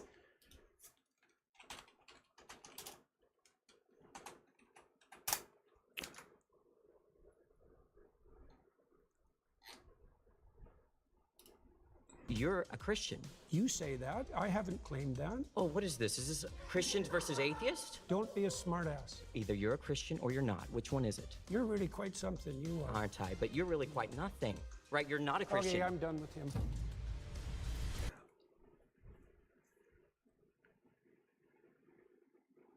Like, he's there ostensibly because, okay, so the format of Surrounded is they have one person who has an opinion and they surround them with like 20 or whatever people that have the opposite view, right?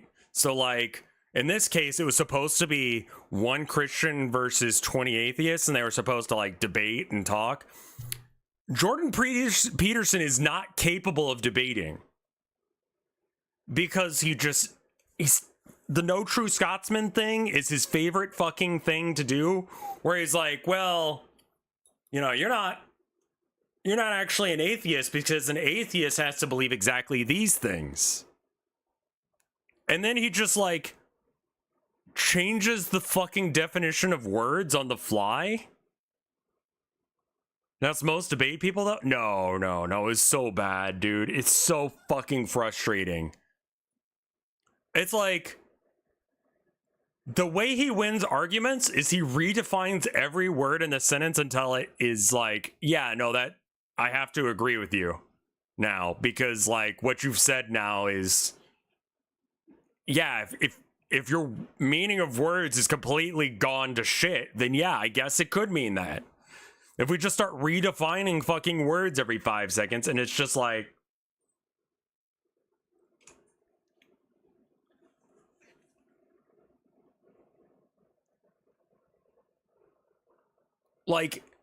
there's legitimately no fucking rhyme or reason to what the fuck he's saying. Yeah. He's such a fucking prick. Yeah. When he was debating that guy and he just fucking, he changed his whole fucking stance at random. Atheists reject God, but they don't understand what they're rejecting.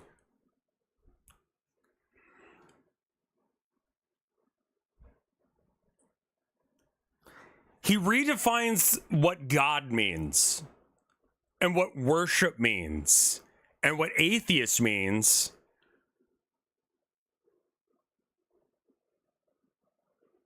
That's the thing, Supernauts Criddle. You don't know.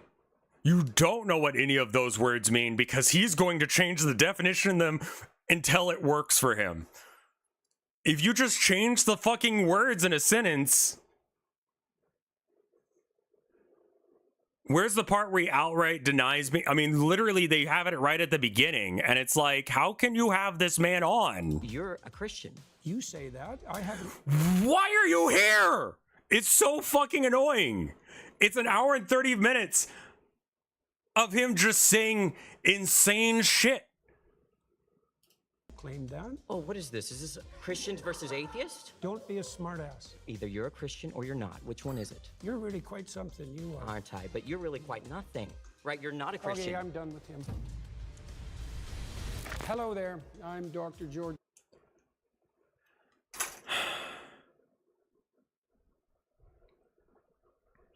It's not even the Socratic method. An atheist, okay, let me Jordan Peterson it up for a minute. He lost his doctorate due to transphobia, yeah. For a guy who doesn't understand how words work, it's just like, why would you have an issue with trans people? They can change the definition of what gender they are. Isn't that your whole fucking bit?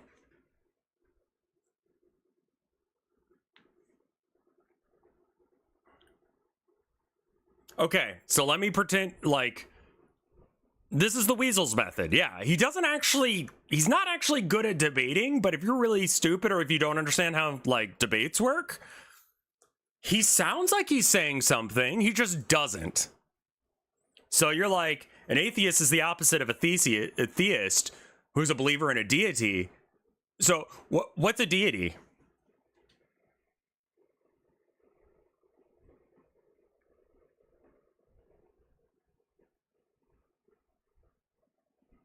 What's a deity? Something you worship?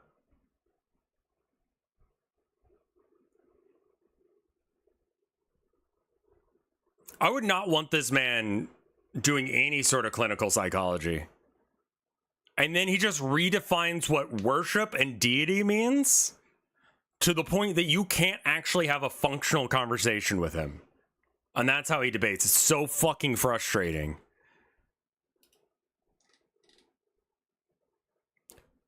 Color Uno, 32. Oh, God. Japanese shrimp pizza. Okay, with white sauce, that's fine, but why the fuck does it look like that?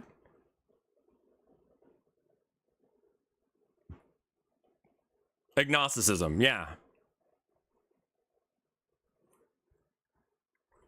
I would say that, like, I'm an agnostic atheist, functionally speaking. Like, I want there to be something, but I haven't seen any fucking proof of it. And, like, if it's a singular God, he's kind of seems like an asshat. I hope it's not the God of the Bible, because that guy kind of sucks low-key. He's like, yeah, slavery's chill, as long as you treat them right. I'm like, no.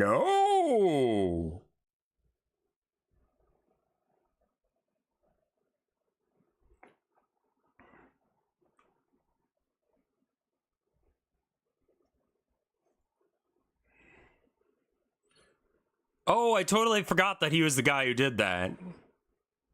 Yeah, there was like a cock milking like machine porn thing. Put chat on screen? Sure, it's going kind of slow right now because we got like an off day. Oh yeah. Oh, it's because I was looking at the wrong one. Chat.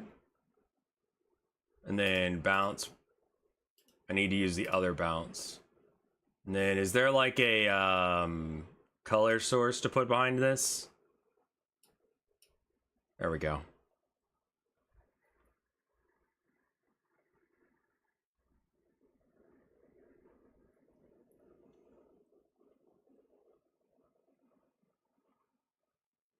I have no idea what the man's gone through, but like, I know what he says, and it's just like, it costs $0 a day to not be a fucking asshole.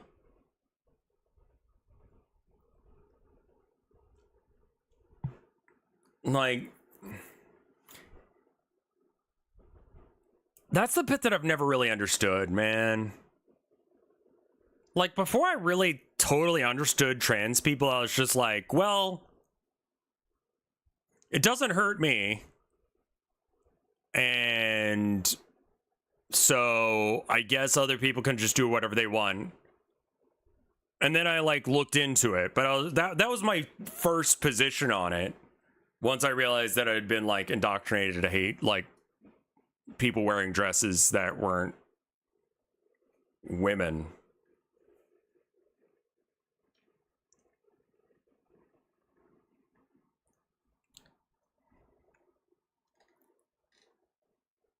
Tiny dog barking. He's such a fucking prick.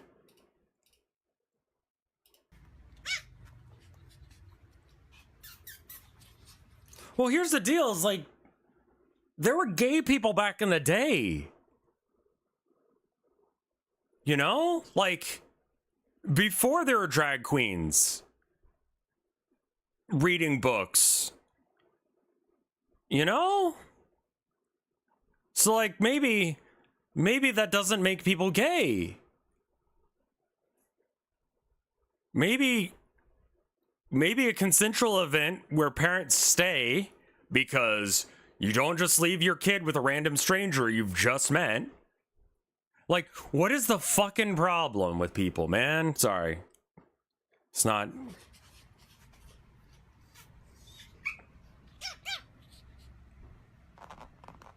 That is a toy.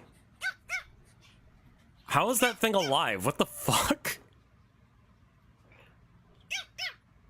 Borp, borp.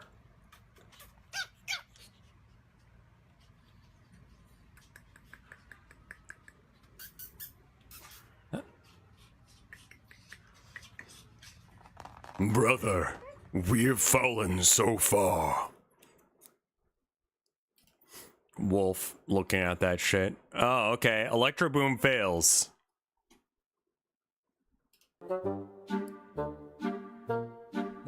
Nearly killing himself over and over. The current too. It's not making a good contact. This gap is quite wide. Let me measure it for you. Well, you know.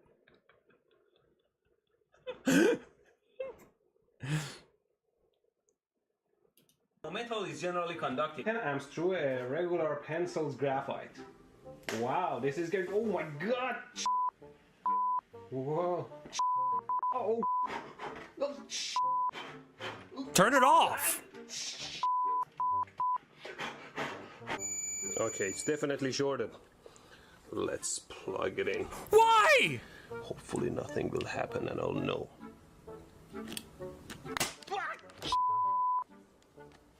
Oh jeez. Wow, I better clean it up before they see it.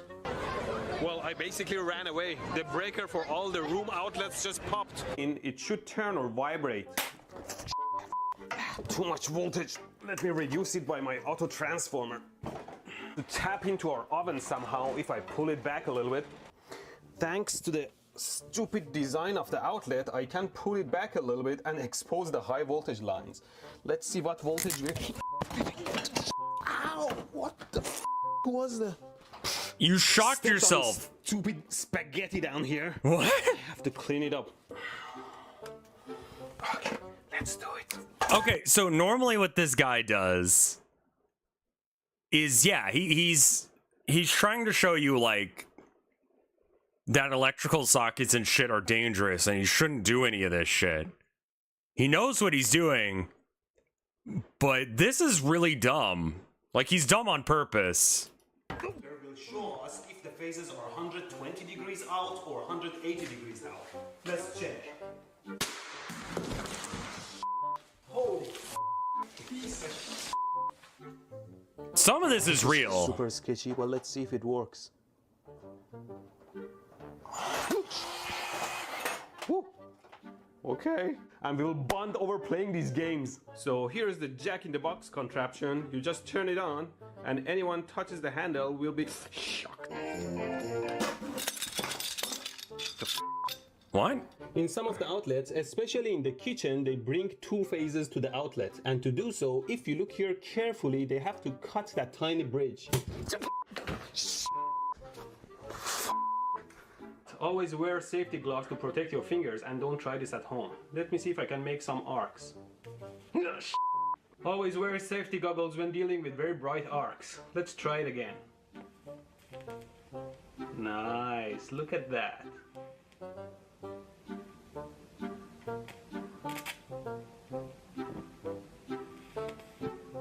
You're on fire. Am I on fire? So I Okay, guess ready? that, like, blocked the light enough. Capacitance of the MOSFET by touching the positive and negative lines through my body. And now the relay can turn on a light to a stick and AA battery. Let's see how badly it shocks.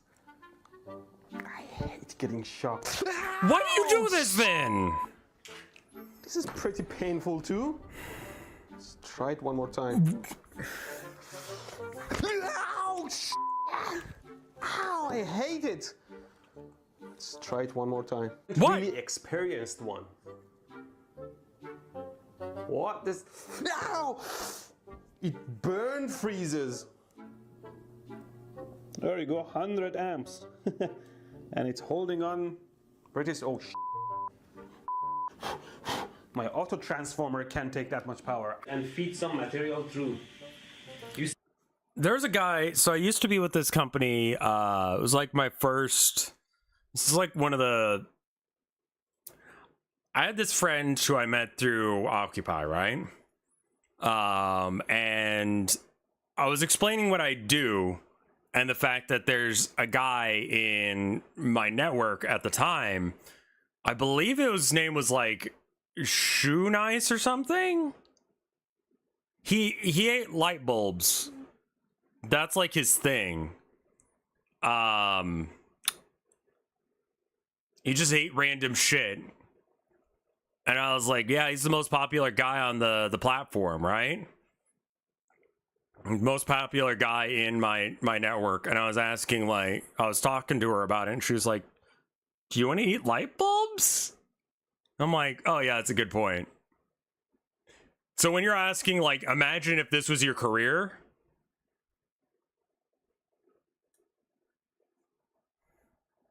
See the LEDs start to get red as the head hits.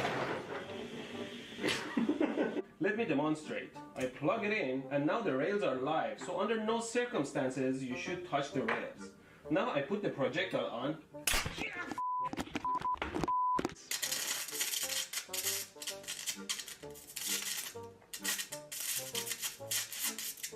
Look at that, people. Molten. Oh, this glove is not good for this purpose.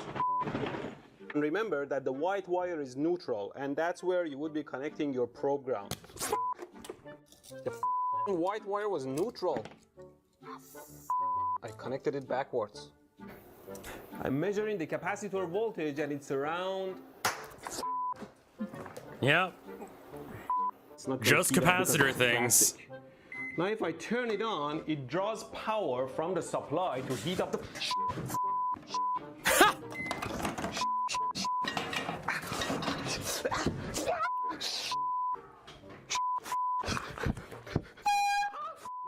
What is that supposed to do?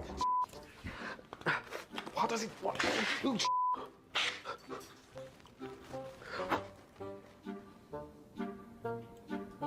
Wow.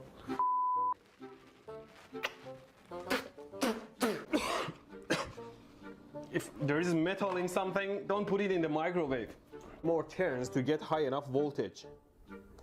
And here is my handicraft. Let's measure and see where we are. It's higher.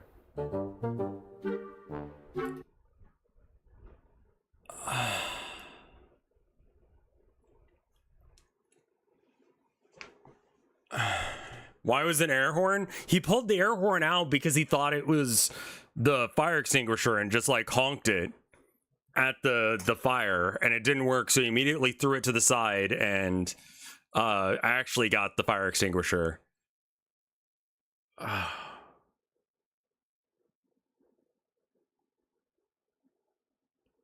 Like, I built a taser once. It was a fucking brutal ass device. I should not have made it. But as a kid, read that as teenager with a soldering iron and the desire to make something fucked up, I desired to make a taser, right? And the taser really didn't work that well. Basically, like, I couldn't get it to arc because I couldn't do enough, like, I couldn't get enough power into it, but it had a capacitor relay or whatever going on, so that way it could charge up. It was built off of an old, like, disposable camera. And so if you've ever, like, used a disposable camera with a flash, you know that weep, that thing that it does? Yeah, I made one of those, but the prongs were nails. So I had, like, roofing nails or whatever coming out of it, and the only way to, like, tase someone with it was to basically, you'd have to stab them with the nails, and then you'd press the button, and then it would tase them. At which point, what the fuck are you doing?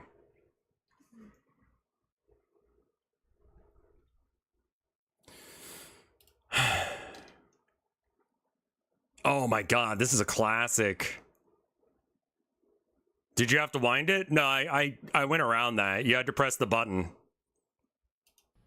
That's tomorrow. And that is it for us today. Okay, I don't know.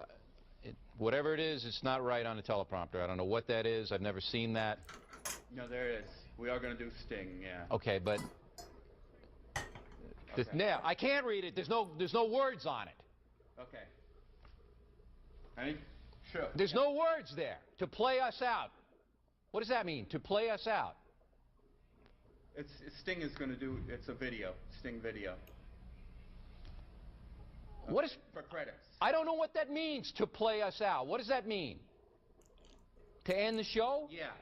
Yeah. All right, go. In 5, 4, 3. That's tomorrow, and that is it. In 5, 4, 3. That's tomorrow, and that is it for us today. And we will leave you with a... I can't do it. Okay. We'll do it live. Okay. No. We'll do it live. Fuck it. Do it live. I'll write it, and we'll do it live. Right. Fucking thing sucks. In 5, 4, 3. Didn't he get canceled or something? What happened to this guy? I think he was like sleeping with his like... Am I confusing him with like Jay Leno? This is a classic of internet shit, 17 years ago. That's tomorrow, and that is it for us today. I'm Bill O'Reilly. Thanks again for watching. We'll leave you with Sting and a cut off his new album. Take it away.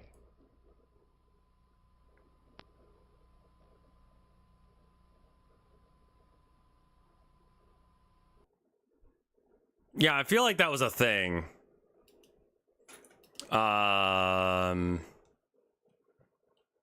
Bill O'Reilly. I haven't heard from him in a bit. Oh, he still has a thing. Is Bill O'Reilly a conservative or a liberal? Man, is Bill O'Reilly a Democrat or a Republican? Man? Like... Are you having a hard time with that one? Is that difficult for you?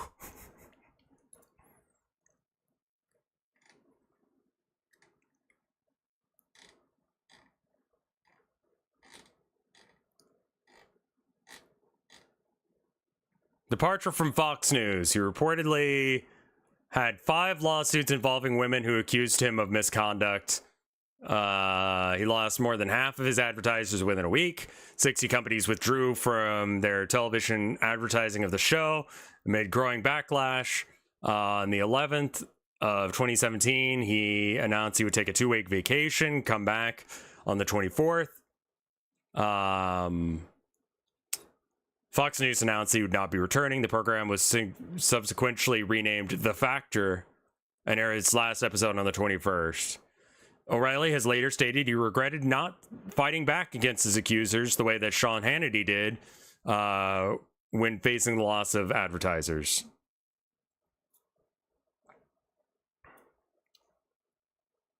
He made his first appearance on Fox News since 2017, interviewed by Sean Hannity in 2020. He participated in a speaking tour with the former president. That needs to be updated, unfortunately. In 2021, which he said provided a never-before inside view of his administration. Now, we get a lot of that. Sometimes, like, the inside of the administration just texts a random journalist, so you don't even have to figure it out.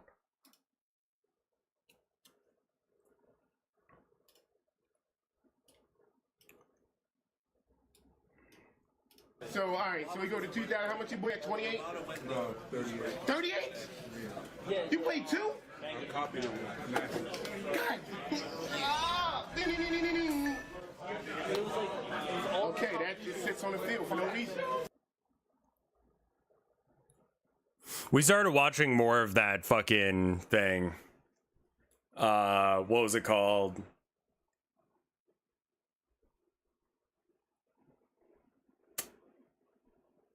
Oh, Yu-Gi-Oh! The new one. Or not the new one, the one with the dinosaur bones, GX. We started rewatching that again, and after a little bit of a break, we skipped an arc, which was wild because, like, they just go, man, that was weird. Well, you know, luckily you didn't get turned into a car. I was a dinosaur. It's like, what the fuck did we miss? But we didn't go back, and it's just more nonsense. Fucking love the nonsense of that show, I'm not gonna lie.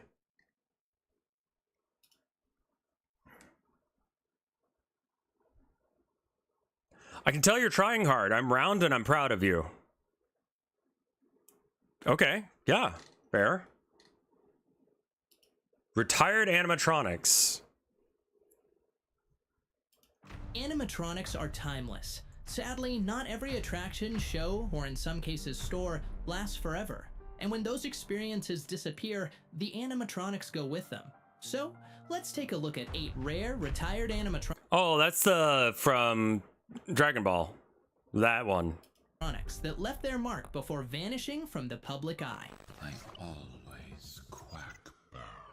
The Camels of Las Vegas. We've talked before about an abandoned animatronic that once lived inside the Excalibur Hotel in Las Vegas. If you haven't seen that video, dude, that's fucking sick, dude. But back then, we said something that's still true.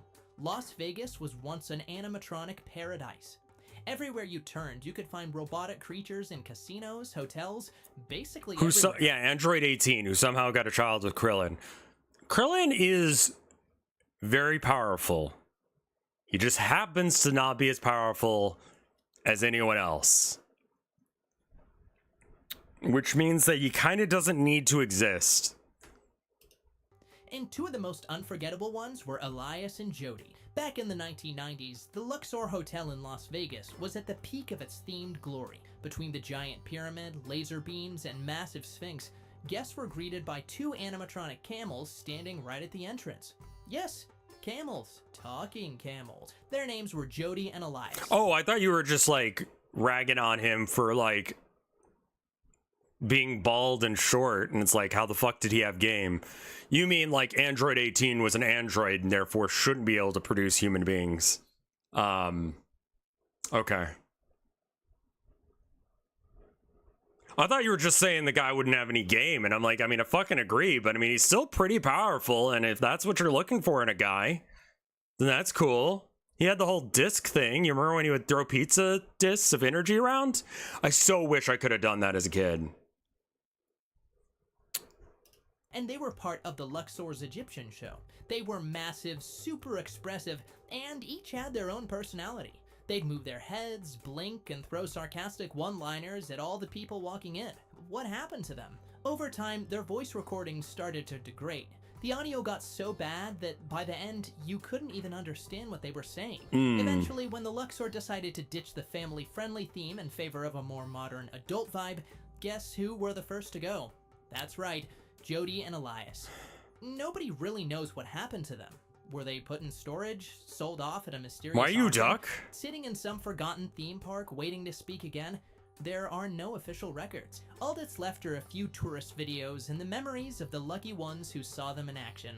Some people say they now live deep inside the secret Fast Pass Facts headquarters, but I can neither confirm nor deny that. And by the way, do you know what camels eat? Ice cream animatronic. A few weeks ago, this TikTok went super viral. It showed an ice cream animatronic singing, and absolutely terrifying half of TikTok. The reactions came fast. Some people were horrified, others said it reminded them of Cupcake from FNAF, and a lot of people just loved it.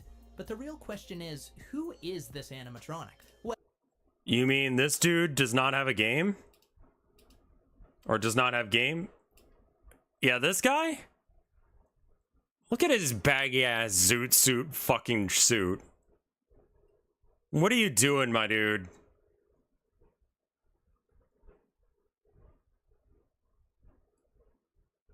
You could not tell me that he's trying to look good here, man. Like,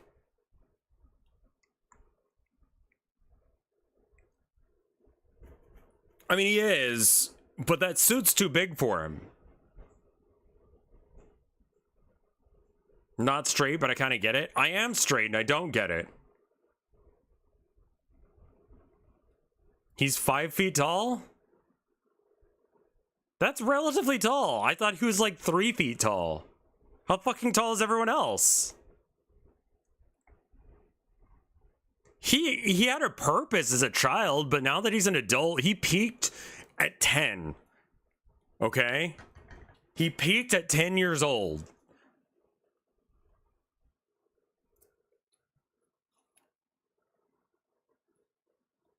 Yeah, 5'6", 5'7" is a fairly average height. Most of the world over. Krillin is canonically taller than Wolverine. What?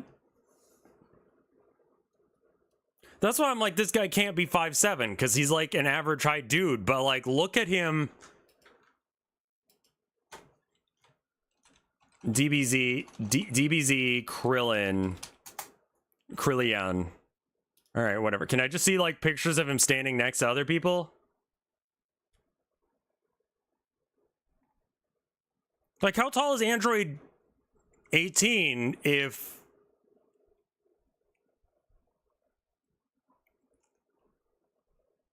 Like, if he's 5'7", or 5 foot or whatever, like, how tall is she?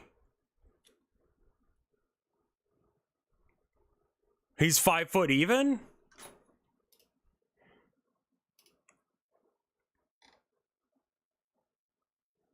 Oh, he was a cop, wasn't he? All right. How tall is Krillin? 5'2". Piccolo's 7'4". Tien is 6'13".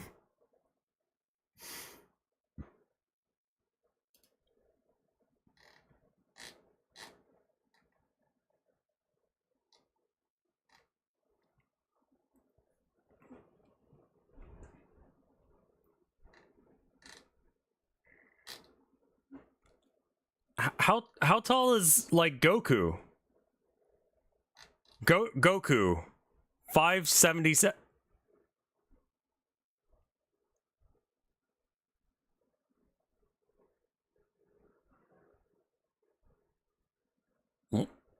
What?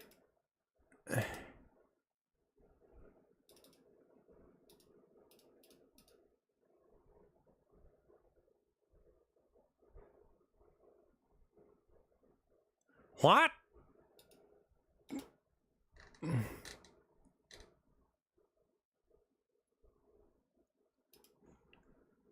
Yeah, what do you mean 5'77"? Do you mean 11 feet tall?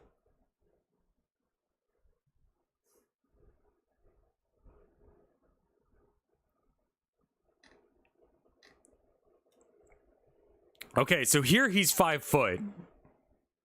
So how tall is Goku? 5'9".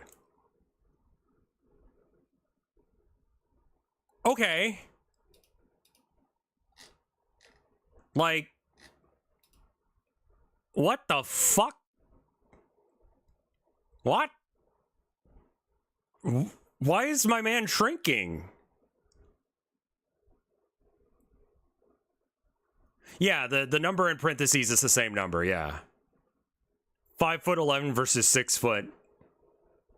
Like,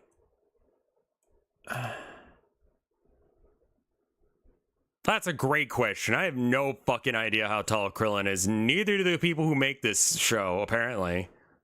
Because, like, why is Krillin 5 foot, but then this is not a 7-inch gap between how tall Krillin is versus how tall Goku is? Is he wearing platform shoes? The fuck? Someone's lying. Yeah, Piccolo is not 7 foot. I mean, if he's like a few feet back, maybe.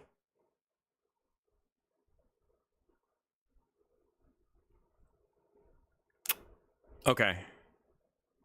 Anyway, we didn't need to go there with that. How about I take a quick piss and get some water and stuff like that? Yeah, if you told me that Piccolo was like 6 foot something, I'd be like, yeah, that's real. Sure, you know?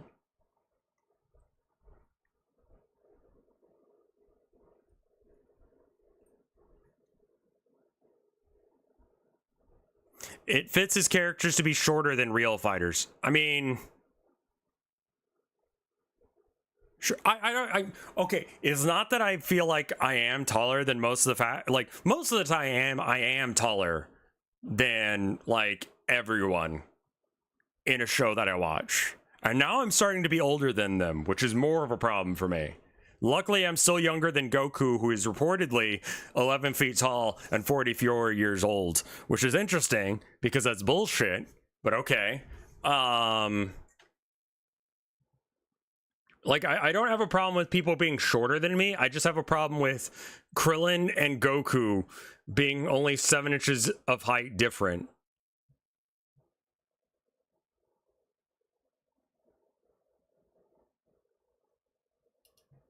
That's the bit that gets me. I'm like, what the fuck are you doing? All right, I'll be right back. I'm gonna go piss.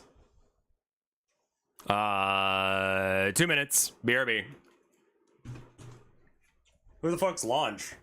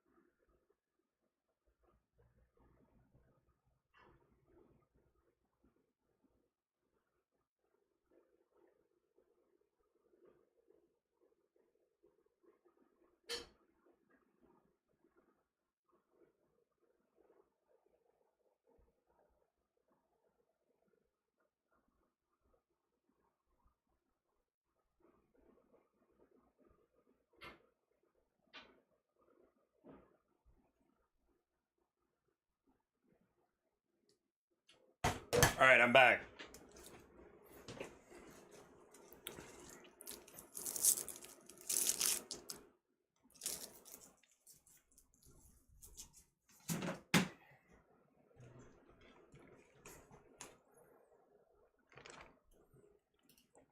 You know what I just realized?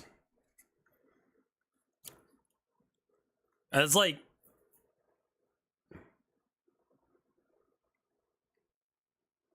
I think I get paid more for pissing than I do anything else I do in my life.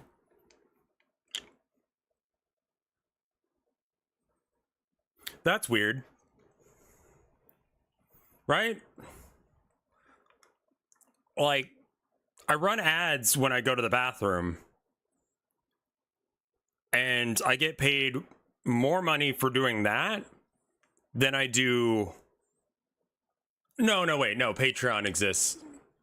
People like me making videos. Okay, cool. Cool. Still making more money doing art than pissing. Not saying it's a depressing life, I'm just saying that, like, it's a little weird to make most of my money via pissing. Just throwing it out there. Well, this creepy little cone was originally created by Advanced Animations in the 1980s.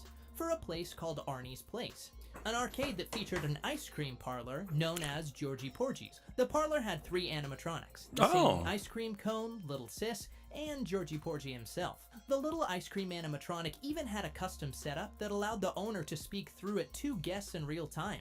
Imagine ordering a sundae and having that thing talk back to you. After being Lamar, lost thank you for the 42 years, months of the support. That's very animatronic cool of you. resurfaced when collector Hound Dog Productions found it listed for sale on Facebook Marketplace and bought it along with Little Sis. Georgie Porgy was also up for sale, but ended up being bought by another collector named RevScarecrow. These two are pros at rescuing and restoring animatronics, and thankfully, they brought this ice cream cone back to life. I left their channels in the description, so go subscribe and show them some love. The animatronic was lost for decades, and now it's back to haunt the internet once again. Dragon, West Edmonton Mall. This is hands down one of the most spectacular animatronics we've ever seen, and our Canadian ducks haven't stopped asking for it. So here's I love the fact that he's not just like a VTuber, he has like a duck animatronic that he uses. Like, he could have just done that with a VTuber, but, you know, it's a little extra spice. a big shout out to Canada. And really, can you blame them? If I told you that right in the middle of a movie theater, there used to be a massive fire-breathing animatronic dragon, you probably wouldn't believe me. But it happened. That's cool, and man. luckily, there's footage. Back in the late 90s... Who would win in a fight, 10 VTubers or 100 animatronics?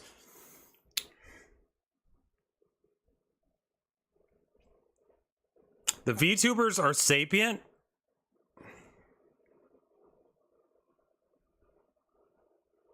And can get their,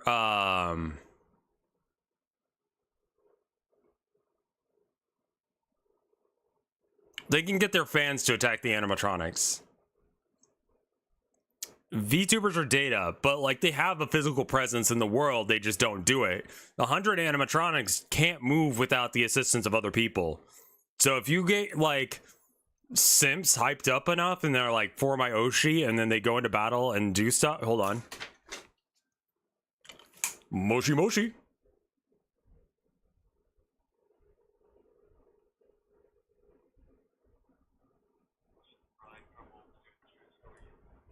I'm doing fine. How are you doing? I'm doing good. Well, the reason for my call is that Allstate just dropped down their prices for auto and home insurance. So I am here just to share a quote with you. You don't need to change or buy anything. Oh, that's great. Then I'll just leave. Bye. Thank you.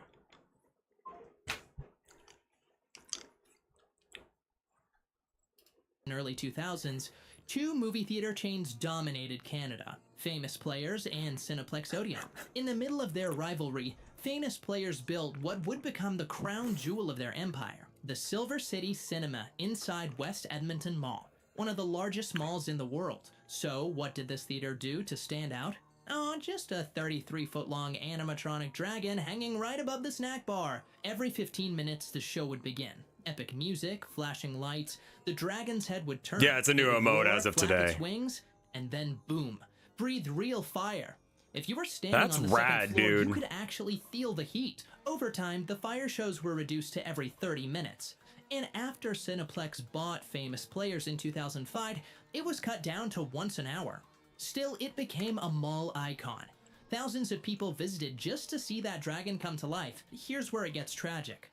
The control system ran on Windows 95, and the original maintenance manuals were lost during the ownership change. Keeping the dragon operational became expensive, and in 2010, it was turned off for good. By 2014, it was removed entirely. Why? Its rubber skin had begun to crack. Oof. Grease from the snack bar was building up on it, and pieces were literally starting to fall off. It Oh. had become a safety hazard. It's as epic as it is heartbreaking. Today, all that's left is an empty ceiling and a whole lot of memories. And yes, they also removed the giant King Kong statue that used to stand next to the dragon. But last I heard, Yoda and Batman are still there. Can someone in Canada confirm? If you ever got to see the Silver City Dragon in action, let me know in the I comments. love the fire And if thing, you man. didn't, That's fucking now you know rad. that once in Canada, there was a movie theater with a dragon that breathed fire every hour. And that's something we should never forget. Fly high, little dragon. you'll never be forgotten. Just like we'll never forget our next animatronic. And hey, huge thanks to all our channel members for making this video possible. You're the absolute best. If you're enjoying this, don't forget to subscribe. The T-Rex from Toys R Us NYC. This animatronic was That's an so absolute fucking classic, cool. and our New York Ducks know exactly what I'm talking about. This prehistoric creature lived inside the massive Toys R Us store in Times Square, New York City. The store opened in November of 2001 and was absolutely colossal, over 110,000 square feet. But one of the biggest standouts was the giant animatronic T-Rex. This beast measured 34 feet long and 20 feet tall. And it had super fluid movements, especially in the neck and eyes. It even moved its tiny arms and let out huge roars that echoed throughout the store. The dinosaur was part of a themed Jurassic Park section. Sure. The iconic gates from the movie were there too. Now, we couldn't find official confirmation of who built it, but there are two main rumors. One says that it was a direct donation from Steven Spielberg himself. The other theory claims it was built by the company Life Formations, but again, nothing is confirmed. What is true animatronics are fucking cool, dude. Was majestic and an absolute joy to watch every time you visited the store. But like everything in life, nothing lasts forever. And sadly, our dino friend met extinction on December 30th, 2015. Just before Rip. New Year's Eve. Why? Because the rent for that space skyrocketed to an insane $2,000 per square foot, making the store's operation completely Oh my fucking god. I mean, it's So, Times after Square, but 14 years, Jesus. our old friend became extinct. Have you ever heard of this dinosaur, or were you one of the lucky ones who got to see it in person? Let us know. Stop. Comment. Android 18 animatronic. Comment Here bait. on this channel, we love Dragon Ball Z. I mean, I can literally go Ultra Instinct. Don't make me angry, but you have been warned. But today, I bring you something that looks like it came straight out of the Red Ribbon Army. An animatronic of Android 18, trapped inside a capsule that could actually follow you with her eyes. Back in 2014, Japan remember when this hosted came an out, exhibition yeah. called Dragon Ball Meets Science, which combined the Dragon Ball universe with real-life scientific concepts. One of the standout attractions was a hyper-realistic figure of Android 18, placed inside a capsule just like the ones from the show. But here's where it gets wild. The animatronic was equipped with motion sensors that allowed her to follow visitors with her eyes as they moved around. It was creepy, but also incredibly cool. The Dragon Ball Meets Science exhibition That's wrapped up cool. in 2015 after touring multiple cities across Japan, and sadly, it hasn't returned since. As for the Android 18 animatronic, its current whereabouts are unknown. There's no public Does it info on blink? what happened to it. Maybe it was stored away by the organizers, or possibly dismantled after the tour. Either way, it is one of the rarest and coolest Dragon Ball displays we've ever seen. Borden animatronic. We've seen some rare animatronics on this list. This one might be the rarest because it comes from a milk brand. We're talking about the animatronic version of Elsie the cat, Borden. the iconic mascot of Borden. Elsie Borden, was one whatever. of the most famous mascots in the US starting back in the 1930s. And for decades, she appeared in ads, fairs, and on Borden products. In the 1980s and 90s, the company Sally Dark Rides, yes, the same Sally Dark Rides that builds full-on dark rides and animatronic for theme parks, created more than 20 fully functional Elsie animatronics. Each Elsie came with a portable little barn, and even had a hidden space for a live operator to control her in real time. That's right, Elsie could talk to you. She moved her eyes, turned her head, opened her mouth, and spoke in a super friendly voice while teaching people about dairy products. She was like a life-size cow teacher. These animatronic cows toured all across the US, popping up in grocery stores, county fairs, agricultural events, and even schools. And then, just like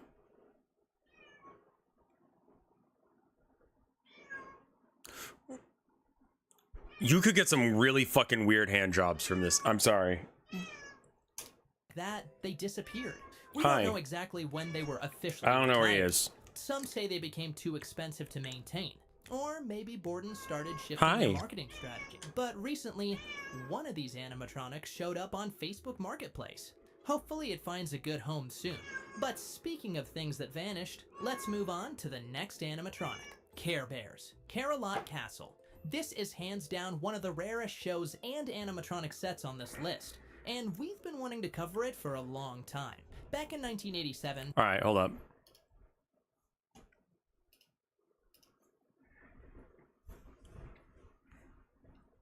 She has a lot of things to say. She doesn't know where her brother is, for one. It's Abby.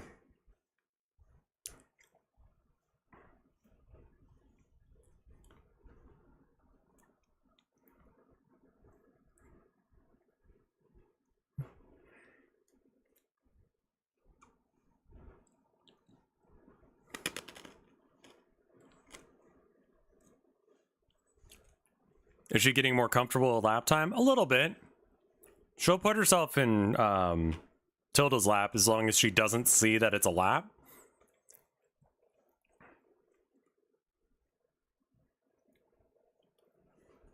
Like, I guess if there's only one of a thing, it is rare, right? But, like...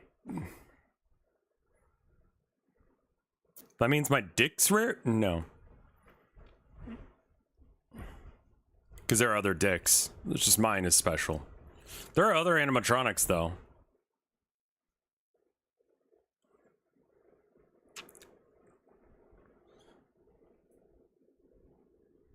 But she'll curl into my wife's lap.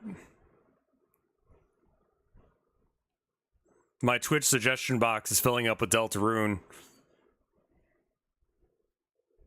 What a baby.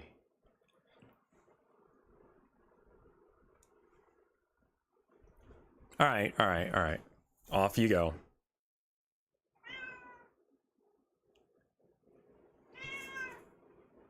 What? Okay, well, you're the one who jumped down.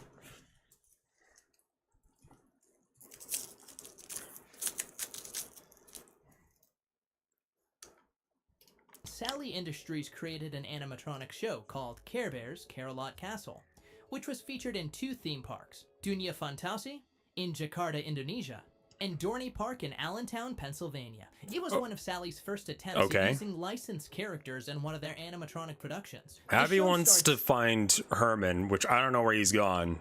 He got upset when I pulled him out of my chair to stream, and I haven't seen him since. He was like, meh. Which is something that the boy would say. He's got a tiny little baby voice because he's a tiny little baby man. 6 of the most beloved Care Bears: Tenderheart Bear, Funshine Bear, Cheer Bear, Grumpy Bear, Bedtime Bear, and Friend Bear.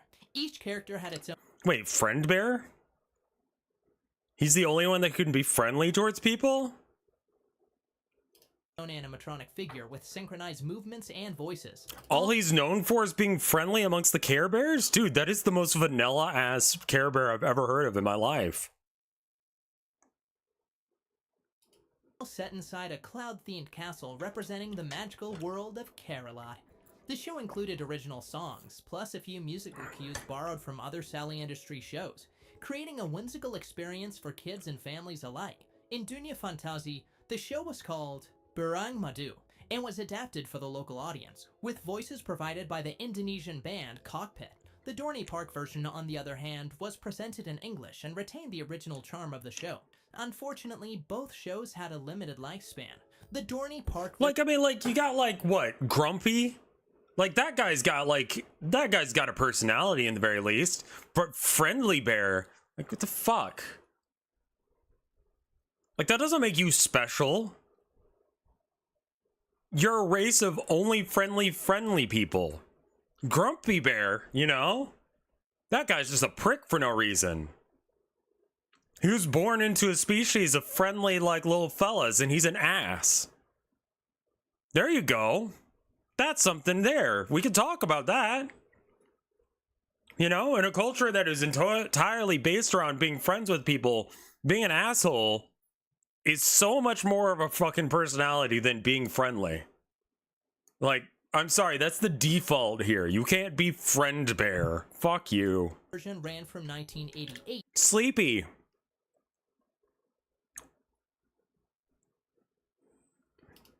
To 1992, and when the licensing agreement with the Care Bears brand ended, the animatronics were destroyed. In Dunia Fantasi, the show was eventually replaced and the animatronics were also dismantled. Rory the Lion. We've talked about McDonald's animatronics before, I'm sorry, and we'll keep doing it. Check out the description for those videos, but this time we're bringing you one of the rarest ones out there. Meet Rory the Lion. a character that only ever appeared at a single McDonald's location in Plainview, New York. Rory was actually a retrofit of Mac Tonight. Yes, you heard that right. They took one of the original Mac Tonight's animatronics, you know, the moon-headed piano guy from the 80s, and completely transformed him into a lion. They gave him a mane, sunglasses, soft fur, new clothes, the whole shebang. But if you look closely at his movements, you could still tell it was Mac underneath it all. Rory was part of a fully automated animatronic show. He sat at his keyboard, moved his head, arms, torso, and mouth, all perfectly synced with smooth, lounge-style background music. No one really knows why he was made. He wasn't part of McDonald's official character lineup, and he was never featured in national campaigns. It seemed like he was a local experiment, and a very... Cool. Weird ending to a video.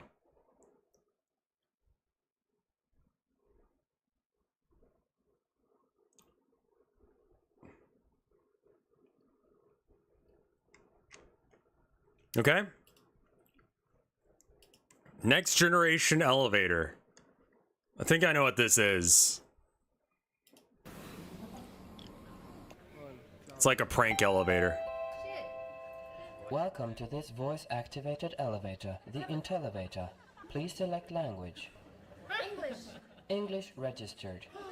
Please select floor. 7 is registered. Please hold on.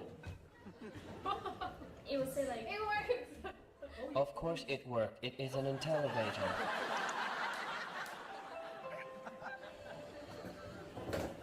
Velkommen til denne talestyrte heisen.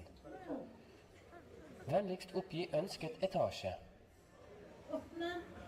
7. etasje er registrert. Vi har problemer med å oppfatte deres signal. Vennligst snakk høyere. 3. etasje er registrert. Et øyeblikk. Vi klarer ikke å plukke opp hva de sier. Vennligst snakk høyere. 10 er registrert. Ingen grunn til å være frekk.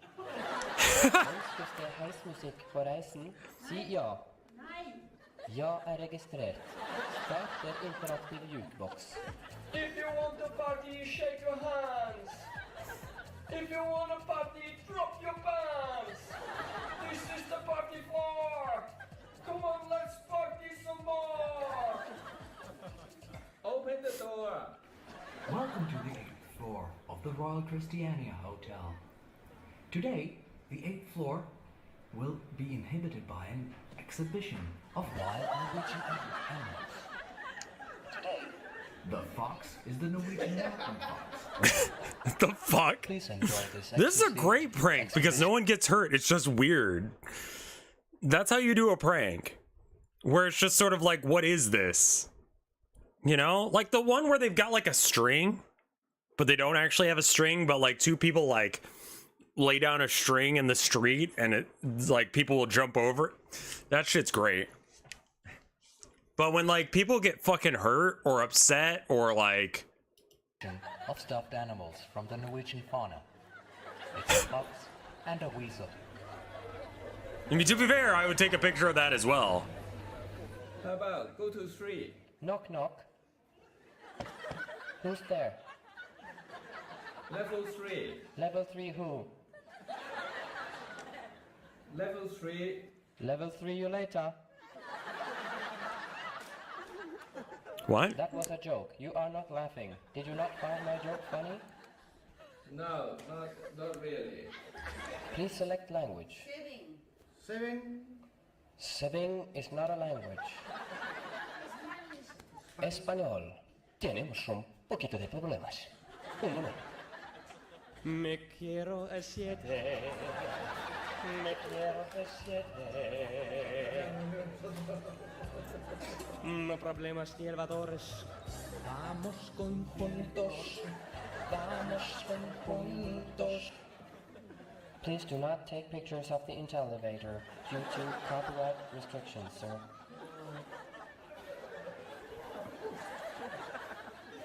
Why are you still in the elevator? Please exit. It's not open. The door is open.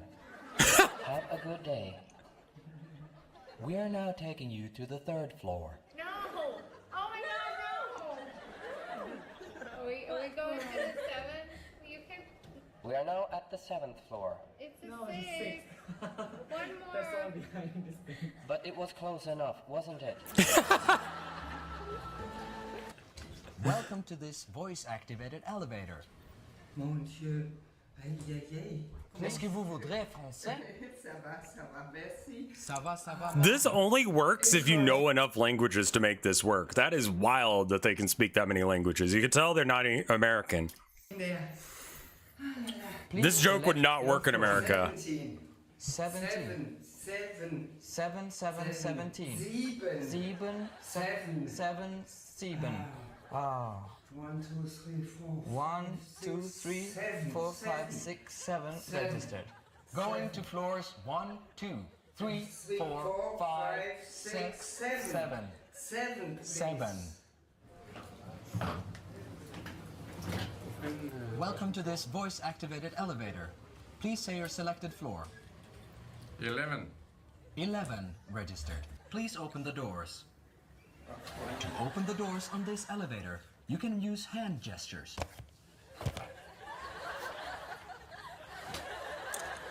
That would be the motion I would do as well. Elevator.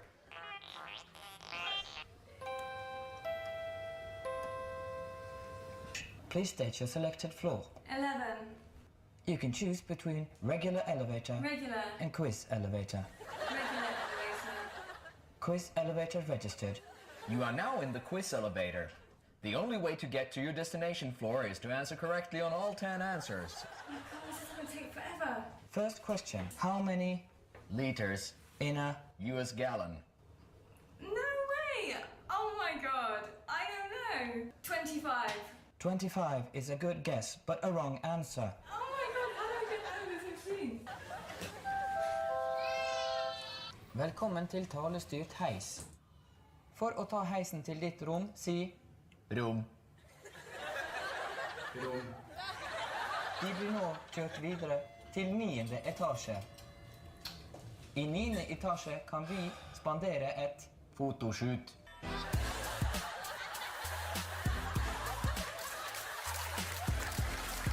Amazing. 25 is a terrible guess. It's Next question. I honestly do not know the answer to that. It's 4, right?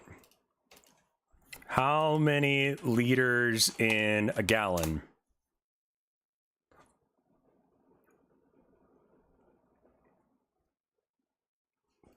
$3.78. How many millimeters in a meter? Okay, so there's 10 millimeters in a centimeter and 100,000. 1,000 is correct. Yeah. Yes. Congratulations. Moving to next floor. Next question. How many pounds in a kilogram? Oh, 2.2? you know, I haven't slept for like 20 hours. I can't believe you're asking me these questions. 20. Sorry, returning to second floor. God, that's so frustrating. Har dere det travelt? Ja. For første etasje, si 1. For andre etasje, si 2. For tredje etasje, si 3. For fjerde etasje, si 4. For femte etasje, si 5. For sjette etasje, si 6. For syvende etasje, si 7. For åttende etasje, si 8. People just left. For tiende etasje, si 10. For ellevte etasje, si 11. For tolvte etasje, si 12. I have not slept. I can't answer questions about deciliters to kilometers to bloody everything. Why don't you ask me a question like, what is my age, or something like that? What is your age? Or something like that. Excellent! Excellent. Okay, I'm 38. 38 It's is the correct answer! Moving to 11th floor. Excellent! Good for her.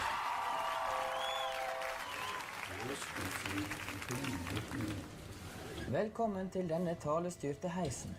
Please select language. Dansk. Dansk registrert. For å ta heisen til ditt rom, si rom. For å kansellere ditt rom, si kanseller. Rom. Kansellert er registrert. Du har nå kansellert din bestilling, og nøkkelkortet er deaktivert. Takk. Kæft en idiot, du. Hello? Hello. What's with the balls? What floor do you want to go to? The 10th floor. Yes. None of the floors in this hotel are 10s at the moment. Please select language. German.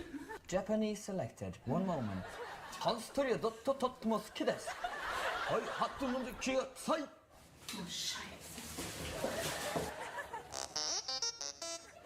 Ønsker de å benytte deg av vår ekspressmodus?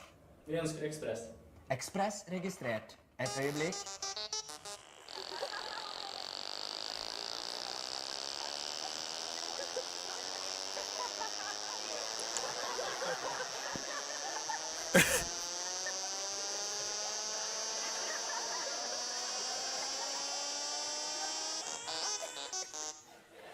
Du er nå i 14. etasje. Vi skal i 10. etasje. 10. etasje registrert. Ønsker du ekspressfart? Ja.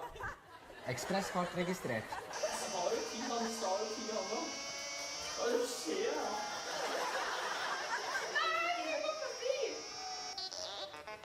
Vi har for øyeblikket tekniske problemer. Ja, no shit. Tar midlertidig stopp i 8. etasje for påfyll av baller.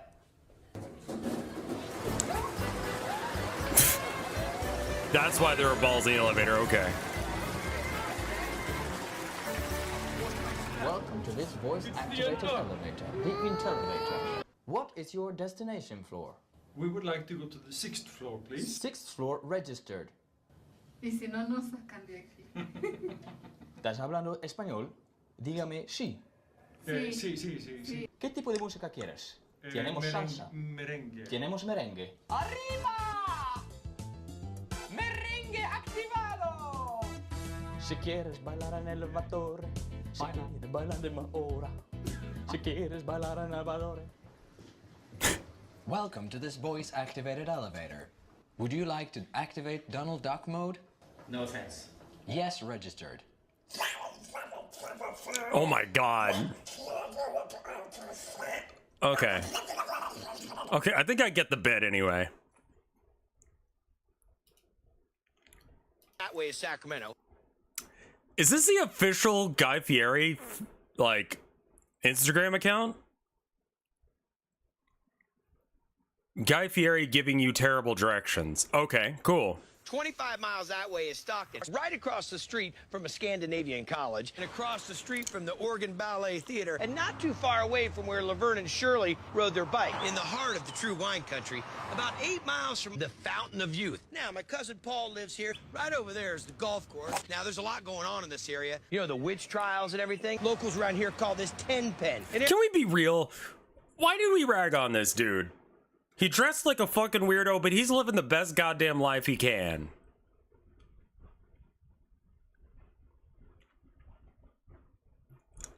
Area they used to call the Nickel, in the middle of a bunch of neighborhoods. Northeast is the locals. His actual meals are bad? Okay.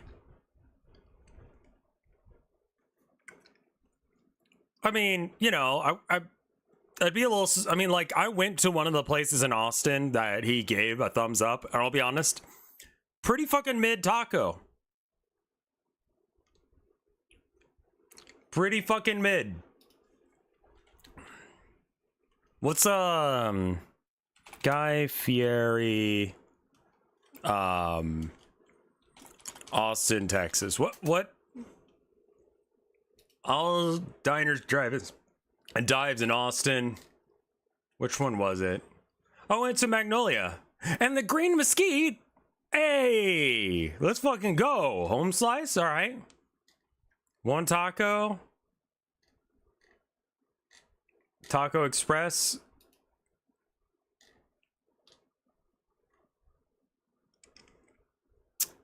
El Camino. I don't know about that, man. The Casa El Camino is the best burger in town? Dude, what the fuck are you talking about? Dude, that's some 6th Street slop, dude. I like the Voodoo Donuts, don't get me wrong. That was good. But it's still 6th Street slop. Okay. Country. Now, when you come over the Singing Bridge, we're an abandoned gas station that it turned into a pawn shop known for great agriculture, especially their walnuts. Amazing. Fascinated. Thank you for the 6 years of support.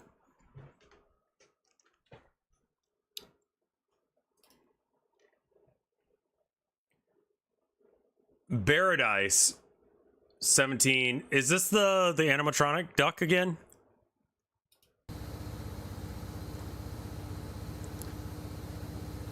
Starts off with a shirtless man in slacks. Amazing.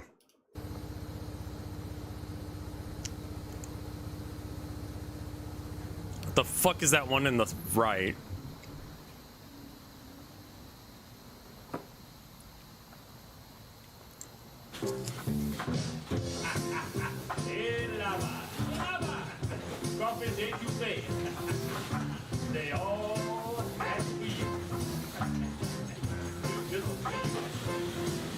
He's trying to fix it.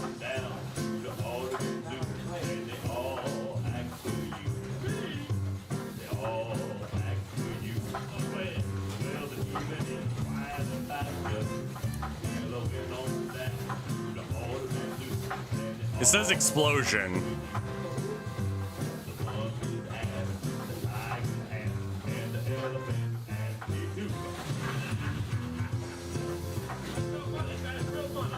I like that he's tapping his foot.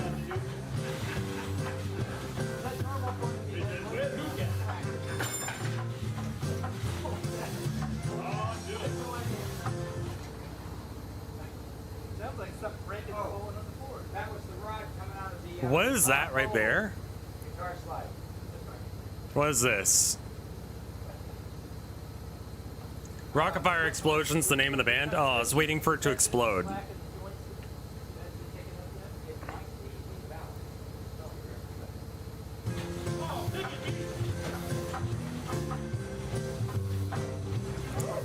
Oh, that's just some sort of hanging thing.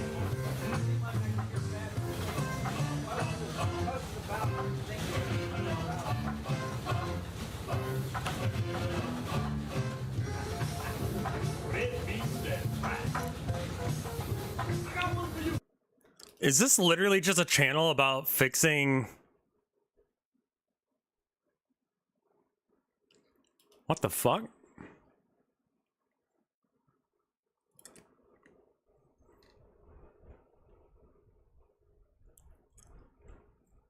Okay.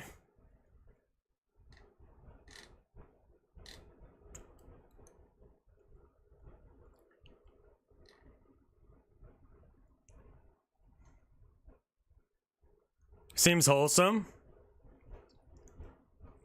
You can skip to the most watched bits? Sure. Yeah, let's go to here.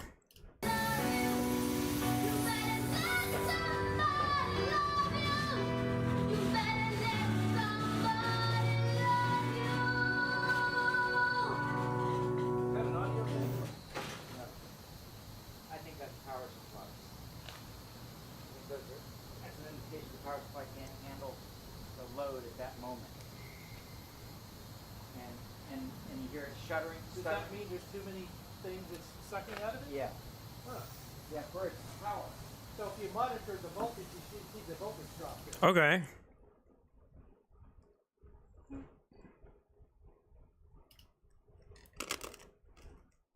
Bioenergetic catharsis re-upload. Are you depressed? No. Sort of. Do you find that you become depressed sometimes? Yeah. Do you find that you're depressing your energy? Do you find that everything that you know you are on the inside, sexual and sexy and hungry and happy and angry I was with... Okay, I got you there. and sad? All those things don't count. They don't matter. Okay. You gotta put them away so you depress them. Okay, no, that's not how... I told you before that you've got to express. That's the only way to break the depression pattern, because I get depressed. In fact, I've been depressed for the past several days. I've been teaching workshops. I've been building businesses and watching children and doing all the shit that I have to do and never letting out all the sexual synergy and hunger and anger and frustration and yelling and eating and breathing. Those tits are doing something wild. Attend me. I don't want to fuck my wife. What? Because I'm sucking the sexual energy in. What?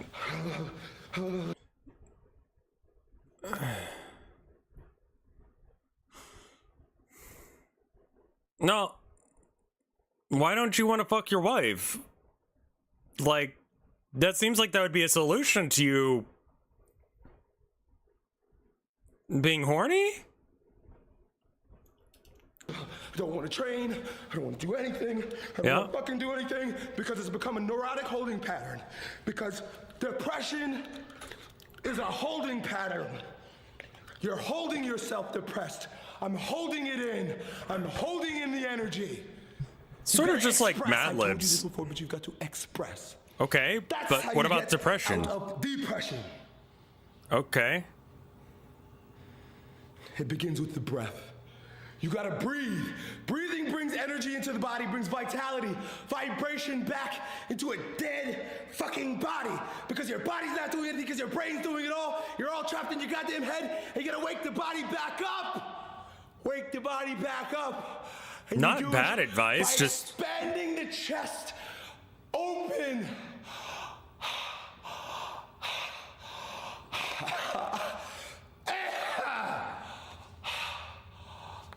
you don't have to breathe through your mouth like that.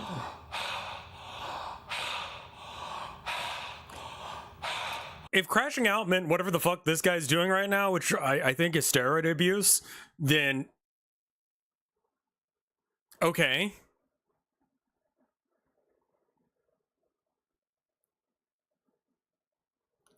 But okay.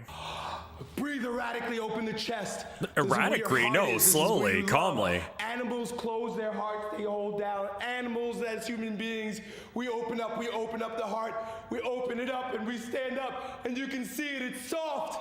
It's supposed to be soft, but we make it hard. We make the belly hard.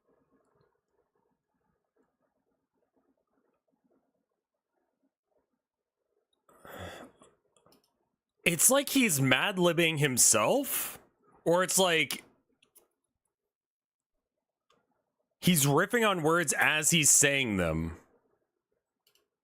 But you've got to soften it so that your heart can open up, so that your sex can open up, so that your expression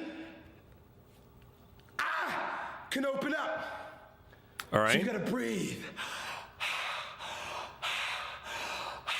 Big breathing, big body breathing into your balls. Okay. I think his clavicle is really red from him beating his chest like that. No surprise whatsoever, the dude is a conservative weirdo, he's still active. This guy has like Liver King energy. You know, like... No, I think it was like not that red to begin. No, it was. It's been red since the beginning of. Never mind. I'm full of shit. Shake your balls. Unfortunate time to unpause. This guy's not gay? No. You can become. There's several different reactions to realizing that you're gay. One of them is becoming very conservative and very like manly to make the gay go around or go away. You can't be gay if you're super duper straight, right? To get the breath down lower, shake your balls.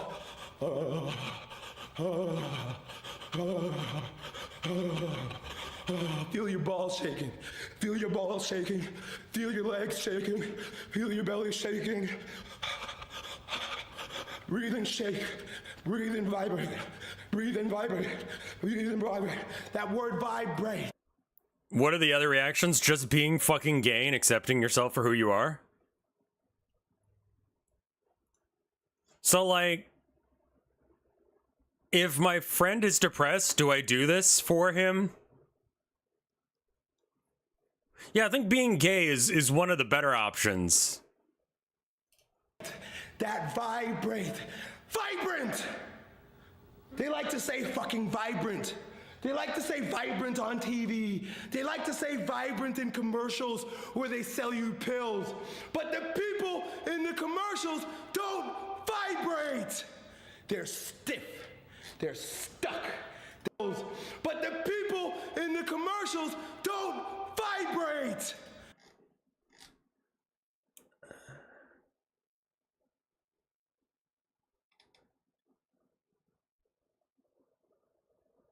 I don't want to fuck my wife is a take for sure. I love how he looks behind him at 35 seconds to checking on his hostages or something.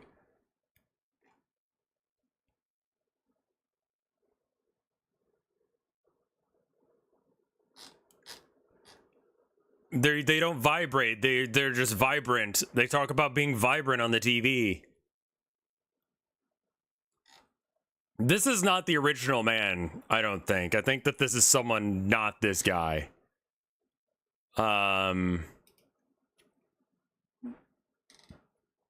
This is Star Wars and the Gospel outdated.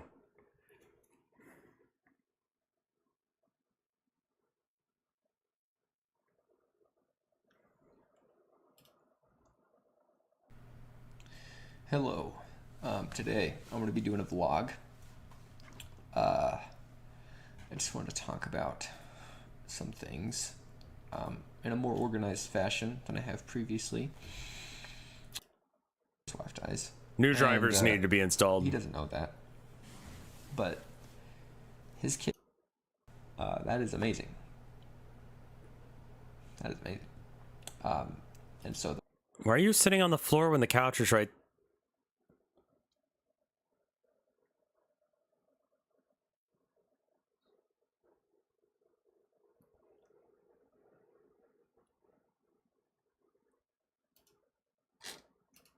They're stiff.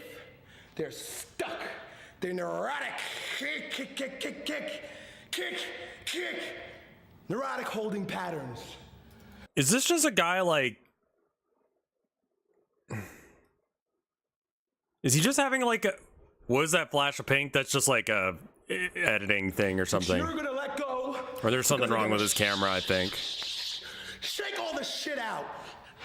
Just shake the motherfucker. Can I be real? I've known guys like this before, and it is incredibly awkward to try and be near them. Because like this is weird, but this is even weirder when you're actually physically in the room with him. Knock her out. Shake it out. Shake it out. Stop being so damn respectable. Stop being so good. Stop being so right. You can do whatever the fuck you want to do. Go in your room like me. Okay. Go where there's no one else and shake your shit. Okay. Shake your shit. Shake your balls. Breathe. And then ground.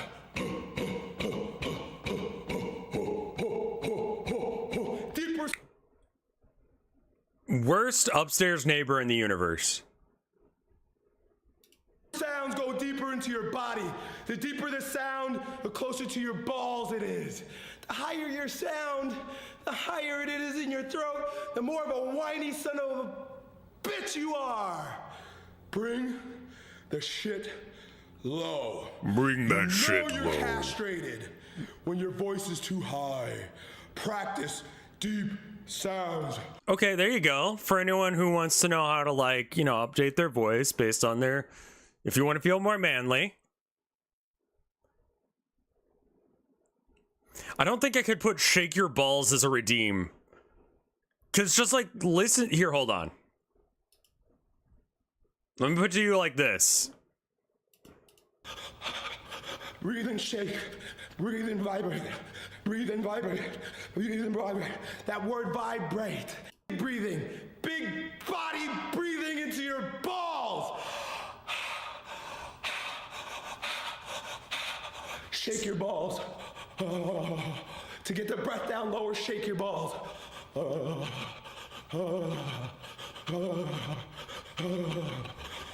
Feel your balls shaking. Okay, let's talk about that for a minute. Like, without the video, it's very concerning. I will get banned. Me. Go where there's and then ground.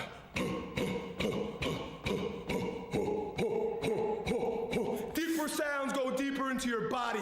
The deeper the sound, the closer to your balls it is. The higher your sound, the higher it is in your throat, the more of a I practice deep sounds. Not a great look without, like, context. Breathe, vibrate.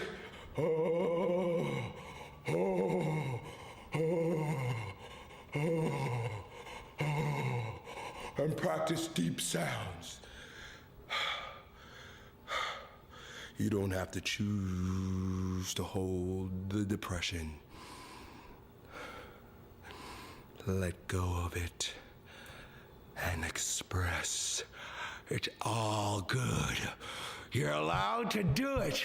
Hold up. Boy.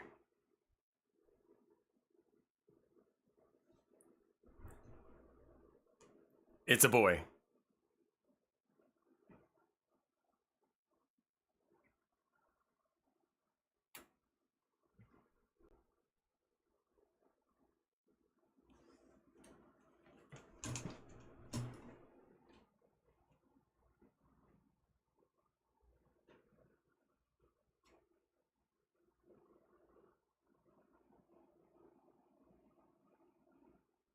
Sleepy boy.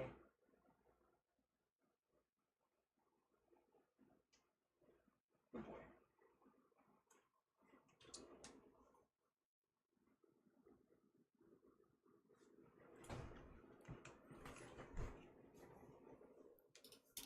You don't have to be a good boy all the time.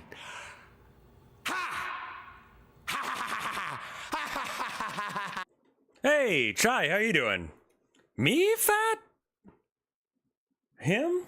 No, little bit.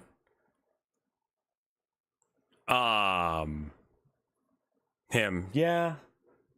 He's a little roundish. I was gonna say, I'm like at like 170-ish right now.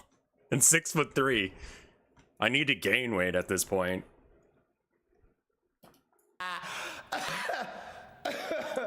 There are tears inside. There's laughter inside. It's all inside. It's all in your belly. Stop holding it tight. Let it go. You're allowed to let go.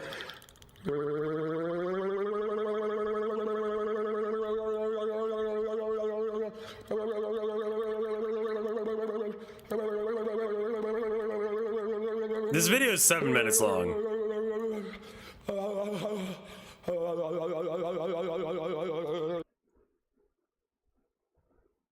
Stimming.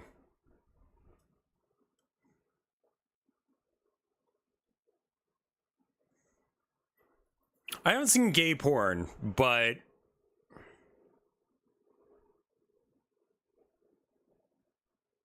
I'd imagine it's like this. Sorta.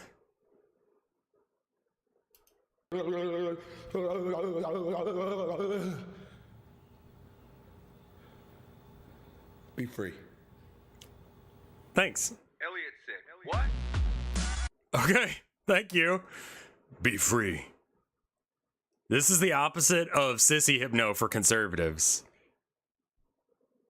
So if I like jiggle my balls, Soften it so that your heart can open into your balls. Body breathing into your balls. Big breathing. Big body breathing into your balls. Big breathing. Big body breathing into your balls. Big body breathing into your balls. Breathing into your big body breathing. Feel your balls shaking. Balls.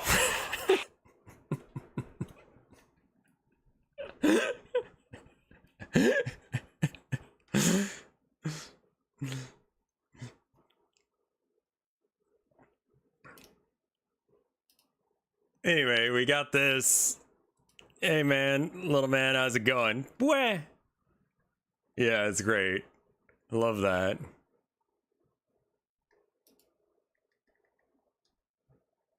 The Wizard's Rash. Okay. Whickety Tom called Whickety Tea. Business is bad for a wizard like me. My potions don't sell at the big farmer's market. No love for my whiz sauce or essence of scarlet. I try a new spell that should summon some cash. I screw it all up and it gives me a rash. Just then my bell rings and right there on my stoop, a little Girl Scout who's abandoned her. Are you a wizard? Yeah. I want my fish back. What? My fish stopped swimming and went to Toilet World. Okay. That's where Pee-Pee and number 2 live. You want me to bring the fish back?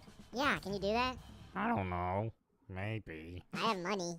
She whips out a bundle of scratch Okay. with a flash. Enough to buy plenty of cream for my... Hello? Are you in or not? Okay. I'm gonna try. Abby, we're up here. Black salt and Frankenstein resin. 2 sweet-talking peacocks, 3 feathers of pheasant. I scorch 7 seashells and scatter the ash. And only stop one time to scratch my beagle. Is this gonna work? It's supposed to. Hi, Abby Babby. We're in here. I have this rash. Can't you fix it with magic? Maybe. I'm scared I'll make it worse. Hi, Are you Abby. good at this stuff? I don't know. Nobody ever wants my essence of Sklarpit. You know, if you're getting depressed,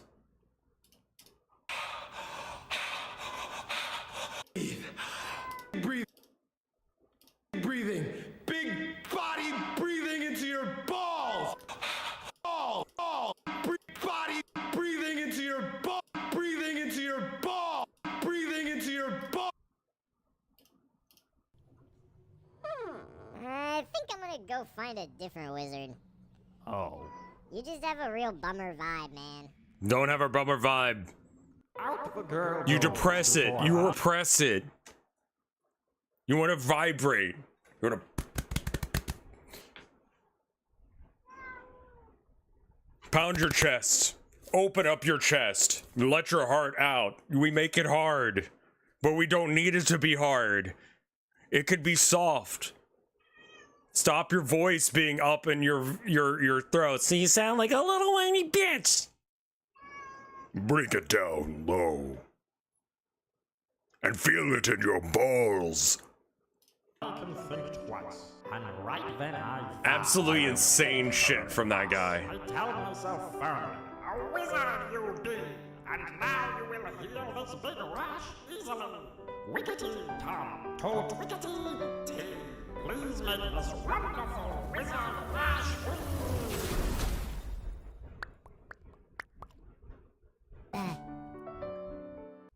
Good. Just do this. How to make video games really, really fast. Oh.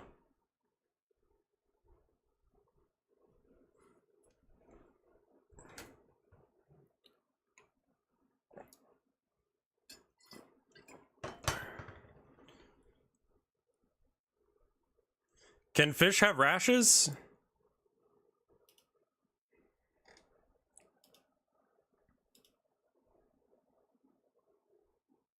It's a reminder to go bother your dog for no reason.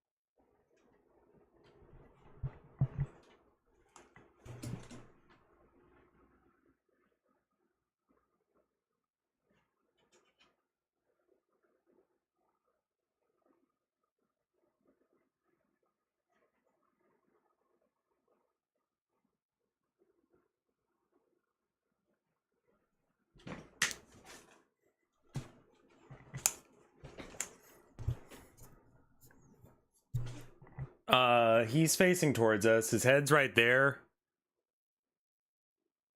My shorts my wife made. I'm wearing the thinnest pair of pants that I've got because I can't find any shorts in the house. So you know, this is a close. It's warm today. You know, it's 78 in my office. So is she Chinese? You want to run that one by me real slow like? Went down to the garden today. I watered everything. Gotta water like every other day. We went down the other day. And like while we were on our way, like Tilda likes to rip down Trump stickers that she sees. Someone in this town is putting up Trump stickers. I don't know who. Someone else is putting Black Lives Matter stickers up, and someone else is putting up the Philadelphia Pride flag. And they're both putting those on the Trump stickers. That being said, whoever's doing the gay pride flags needs to get better stickers because they kind of get transparent when they get too wet, which means that that fucker is just behind them.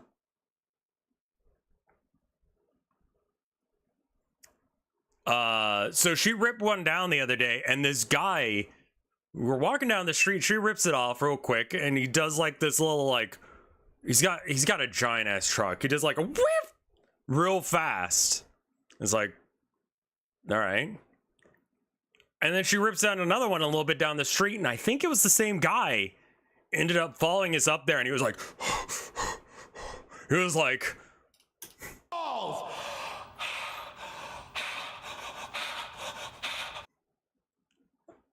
and we just sort of ignored him.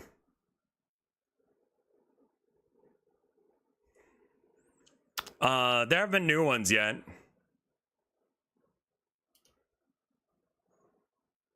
So I'm just kind of checking. I mean, it is prime YouTube poop material. This is some Super Mario broth. In the battle against Ludwig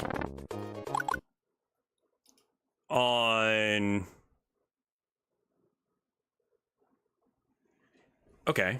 In the battle against Ludwig in Super Mario World, if the R button is used to scroll the camera so that way Ludwig is barely on screen, he will be able to be hit with fireballs without retaliating. After just standing there smiling at Mario while Mario shoots him and die after 12 hits. Okay. Got it?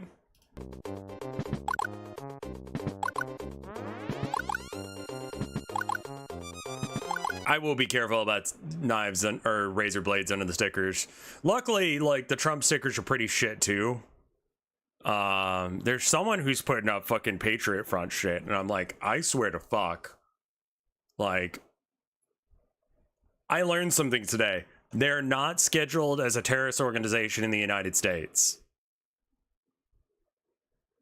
Just in Canada and Australia. Which is interesting. Oh, they're not that smart. They like the Proud Boys. So, like, and they're still putting out the Proud Boys. Proud is in, like, pride, sort of. I don't think that the KKK is identifying one as... I don't know.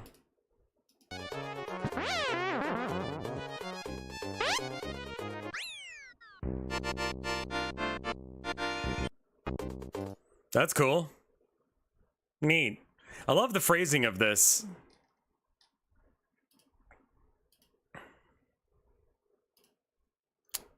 Honestly, kid's not dumb.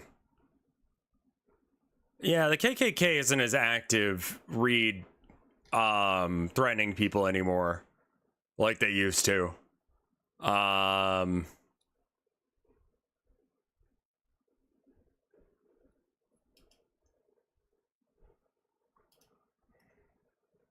I remember this commercial. Schnipp, schnapp! Da, ja! Ich bin Schnappi, das Krokodil! Komm aus Ägypten, direkt am Nil! Ja! I don't remember this music. Denn wenn ich schnapp, den fresse ich! Zum Schnappen bin ich Shake your balls. bereit! To get the breath down lower, shake your balls.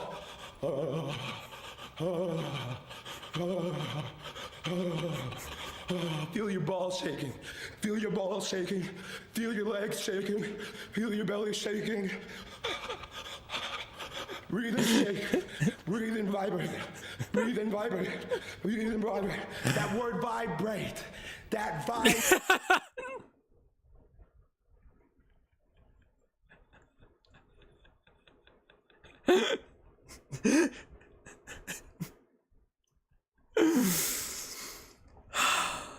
Moving on.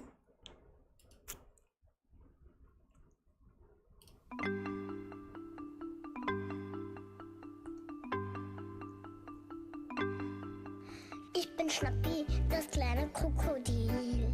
Komm aus Ägypten, das liegt direkt an Nil. Zuerst Are the Germans showing up in North Africa again? ich mich frei. Schnie, schna, Schnappi, Schnappi, Schnappi, Schnapp. Schnie, schna, Schnappi, Schnappi, Schnappi, Schnapp.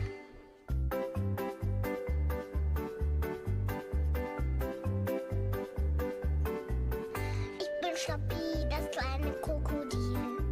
Hab scharfe Zähne und davon ganz schön viel. Hey, Gear, welcome on by. Mir was ich schnappen kann, ja, schnapp zu, weil ich das so gut kann. Schnie, schna, Schnappi, Schnappi, Schnappi, Schnapp.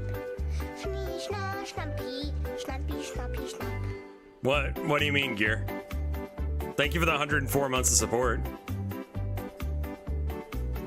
Ich bin Schnappi, das kleine Krokodil. Ich schnappe gern, das ist mein Lieblingsspiel. Ich schleich mich an die Mama ran und zeig ihr, wie ich schnappen kann. Schnie, schna, Schnappi, Schnappi, Schnappi, Schnapp. Schnie, schna, Schnappi, Schnappi, Schnappi, Schnapp.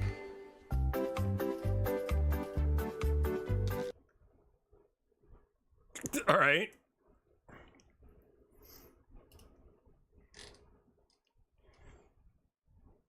Ranking literally every single anime ever.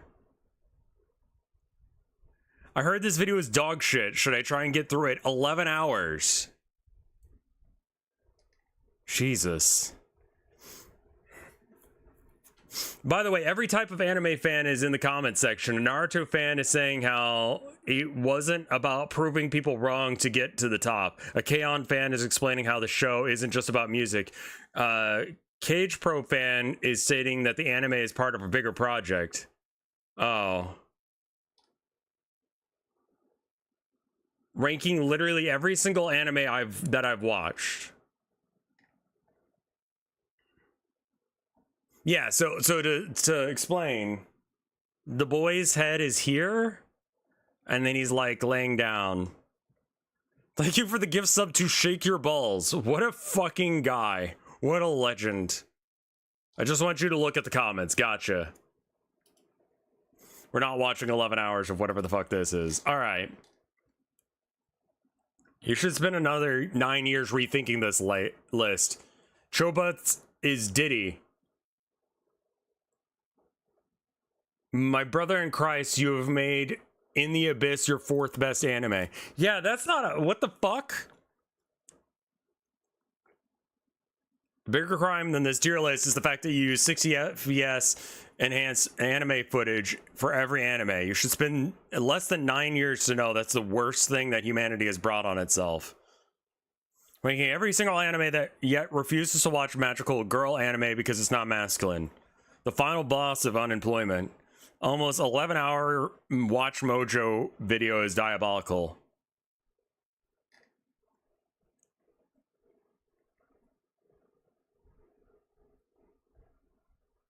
If I spent 9 years on a project, the end result was this awful, I would have to end it all.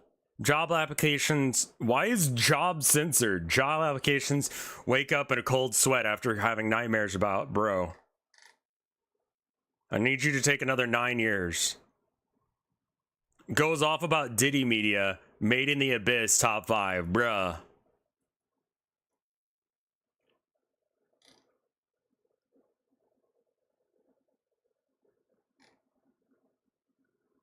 Calls Chobits Diddy Epstein.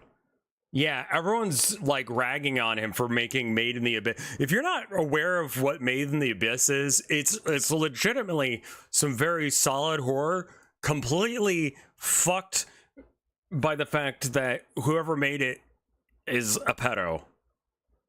Based on what I know about them, which is not that much.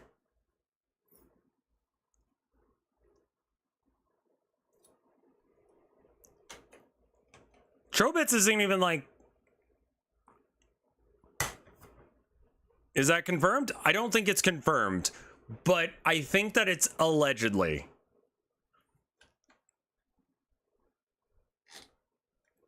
It's just kind of... Not even Clandid in the video isn't... Okay. I mean, yeah, that you should probably watch Clandid and Sailor Moon if you're gonna make a best anime of all time list.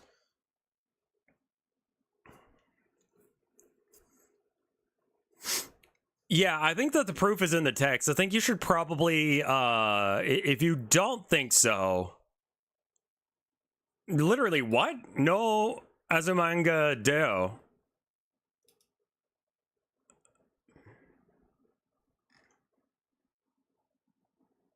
Timestamps complete. Jesus fucking Christ.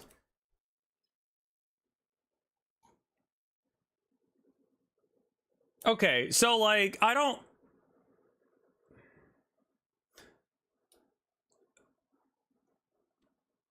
Monster Musume, High School DxD, or High School of the Dead, I think is what it's called.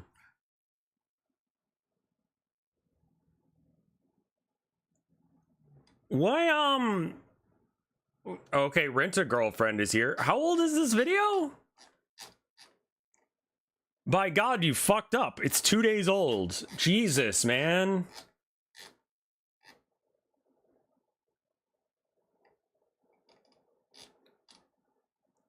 Oh, okay. These suck, I guess. Chobits. Okay. Okay. Why did you put Golden Boy in the shit sucks section? Does that mean he watched actual hentai? I don't know. The only thing I know about High School DxD is the bit where, like, he shoots a bullet between her tits.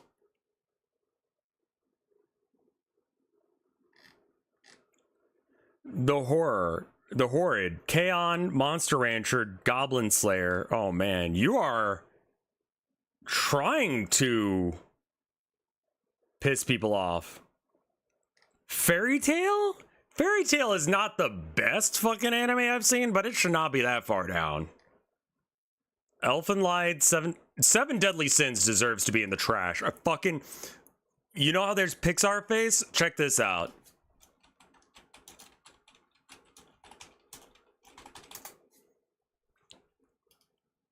Look at their fucking faces. They suck so hard. Like, who fucking wants this, man? Look at her. I fucking hate her.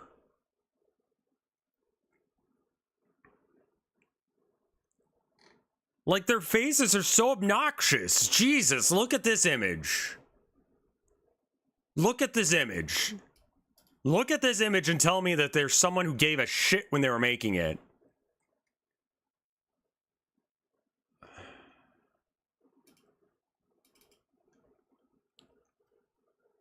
Butterface, dude, not even. Her personality too is really bad. Shield Heroes here, I didn't like it, but it's popular. I've seen enough isekais that I'm like, I'm fine. Shaman King, okay. From what I've heard, it's a good anime, it just didn't stick the landing of where the fuck are we going with this plot? Campfire Cooking in Another World, I like that one.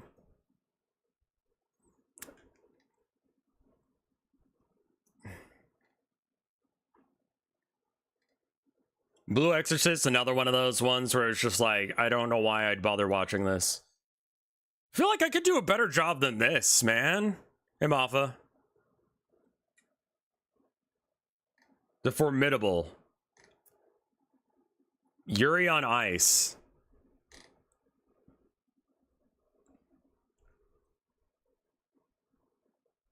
Part 2 in the replies because YouTube's acting. Yeah, you're not supposed to post messages this long. Sword Art Online.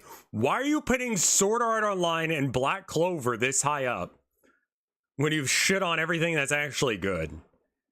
Jesus.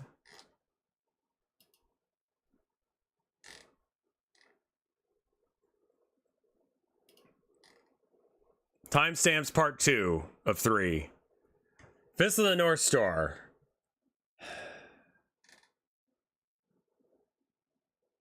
Generic Isekai again. Dragon Maid. Dude, Dragon Maid is above... Okay, High School of the Dead is a different thing than High School DxD.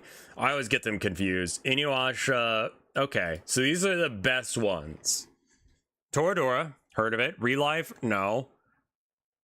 Prison School. Okay. Trigun the Stampede. Okay. Okay. Sure. Komi Can't Communicate. That is a cute one, yeah.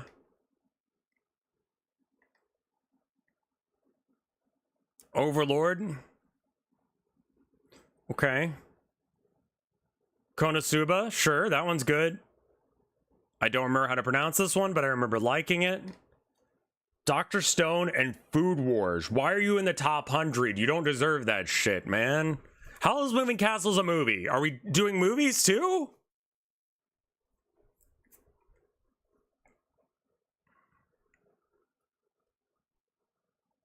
Assassination Classroom. Look, like, I liked the concept, but they did not do anything with it.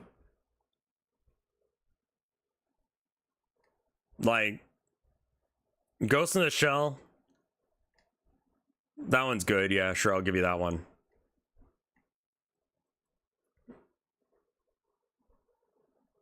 Dohihoro, Doro, or whatever you... This one's okay.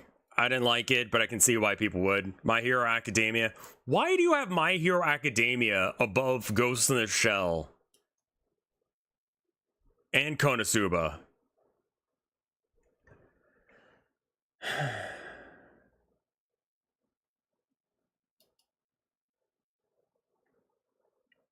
Space Dandy, Initial D. Okay, sure. Kill la Kill. One Punch Man, Spy Family. Okay, these are okay choices. Apothecary Diaries has that like a very uncomfortable like child bride bit to it.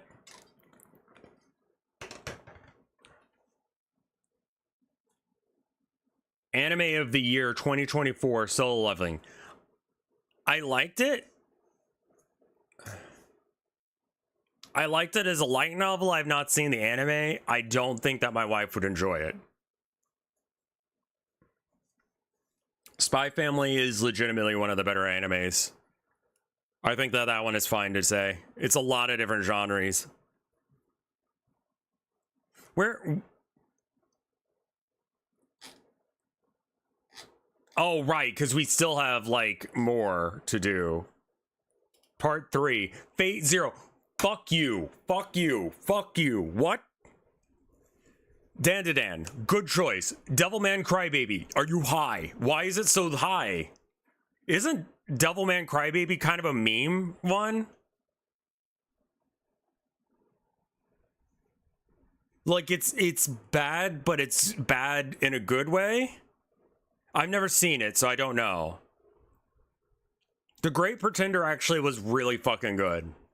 That reminds me of, like, Mikano, which obviously is also on this list. God, I'm such a fucking weeb. I actually know, like, a majority of these. The fuck is wrong with me?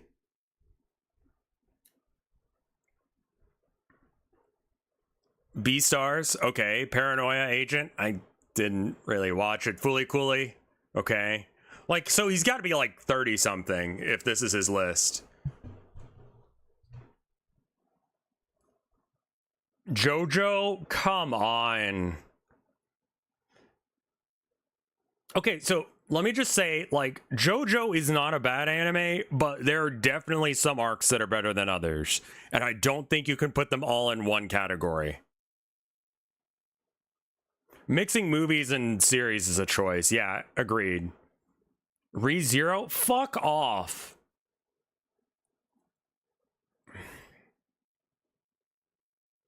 Kaguya-sama, Love is War. That one was cute.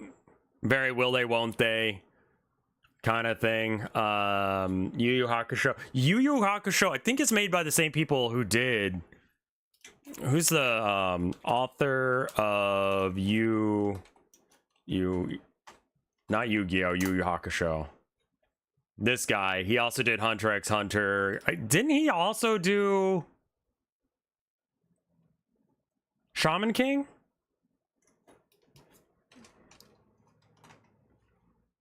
Shaman King. No, different guy. Got it. He did Zatch Bell and Rurouni Kenshin. Okay.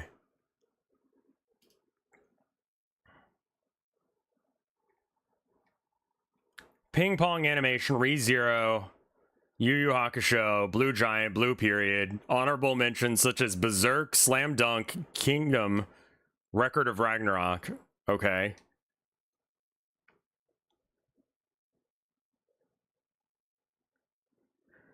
Monster, A Silent Voice, Chainsaw Man, Cowboy Bebop. Cowboy Bebop deserves to be in the top 10. I agree with that. I do think that The Great Pretender is actually legitimately very good.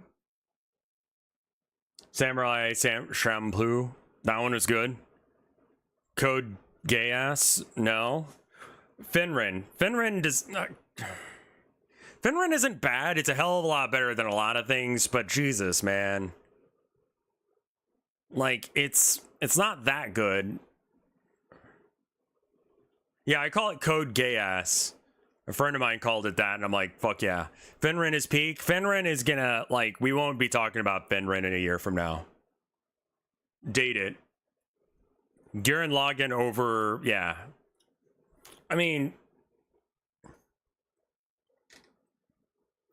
Perfect Blue, Death Note, Mob Psycho, okay, One Piece, Steins Gate, Full Metal Alchemist Brotherhood. Are you high? Are you high? Dude, that is not... The voice acting's terrible. The series is mid. It's not bad, it's just not worth top 5. Made in the Abyss.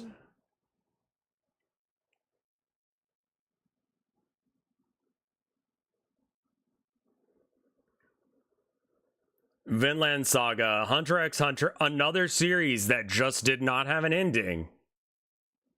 And then Attack on Titan.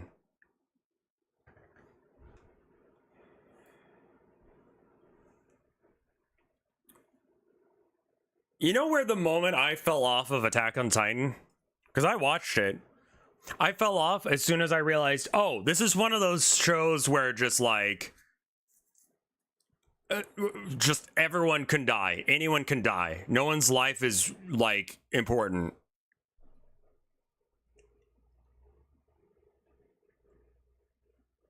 Wait, is Dungeon Mishi even on this list? Oh, okay. It's in part 2. It's, Below Angel Beats and Kill a... Okay.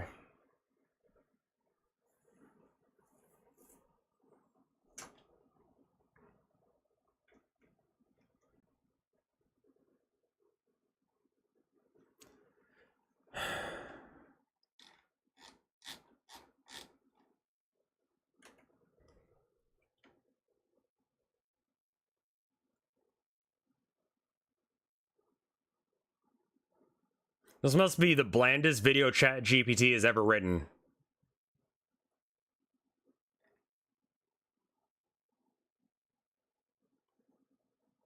Chobits?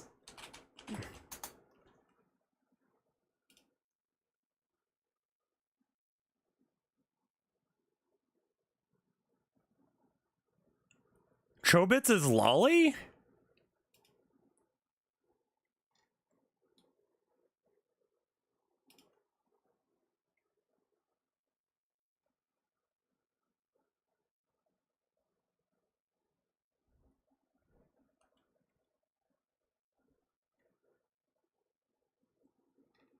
What?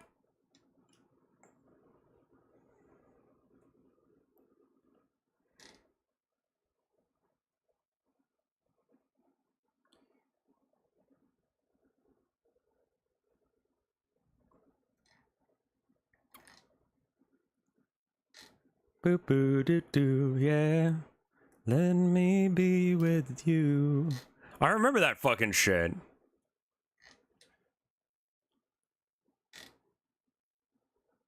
How's Bochi better than Kaon? He didn't even put Kaon on the list. Bochi is good. Bochi's very good. It reminds me a lot of Beck. I mean,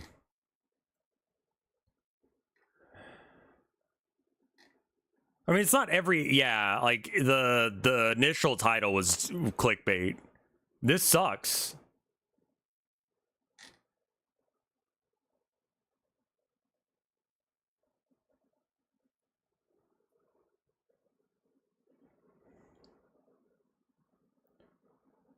Nobody remembers Beck anymore. We let it slip through the cracks. Beck was good. If you like Bochi, but want dudes in it instead of girls, it's pretty solid. I remember watching that while falling asleep at night as a teenager. Sword Art Online is not worth watching. Jesus Christ.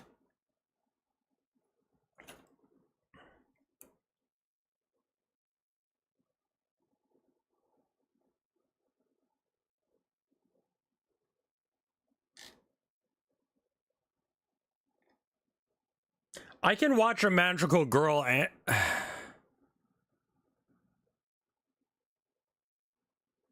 Interspecies is a weird one. Great video. Can't wait for part 2. Yeah, that would be a way to fix it.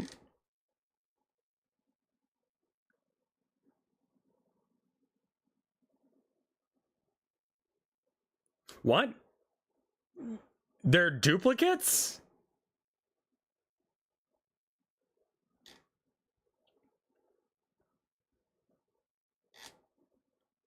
Everyone's claiming it's ChatGPT.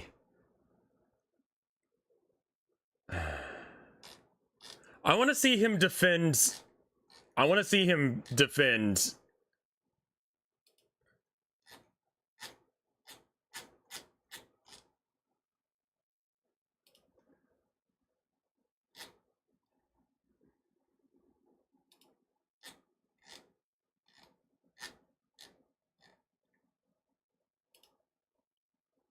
It's almost as if from the start, this story was trying to intentionally lure us into this false sense of security, showing us these beautiful landscapes, enchanting us with its mystical soundtrack, and introducing us to a cast of whimsical childlike characters was all a part of this deception. Once the veil was lifted though, we saw this show for what it truly was. But why did it end up taking this shape? Well, I wouldn't... What is this dialect? YouTuber. Actually find the answer to that until today, because 7 years is a long time, so I don't really remember the show all too well. I went ahead That might be a problem, my dude.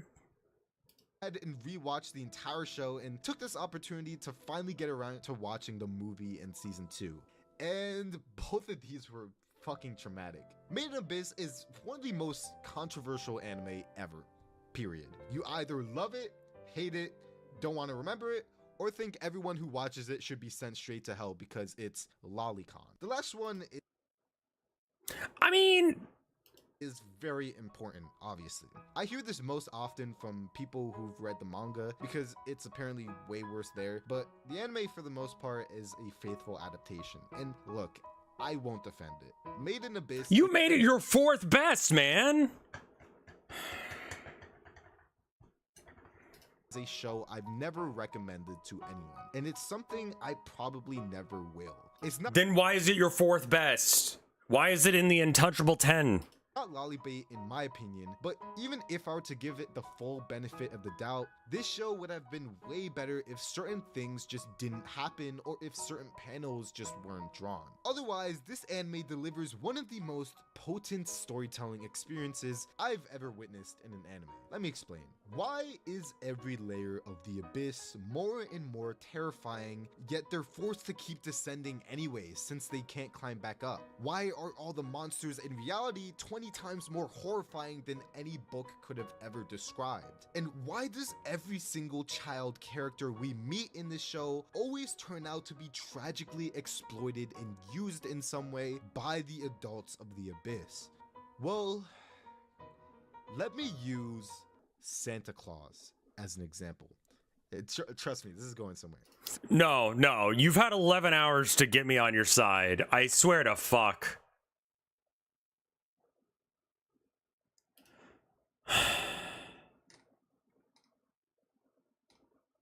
I don't think I can show that. Five Nights at Freddy's weird mobile port.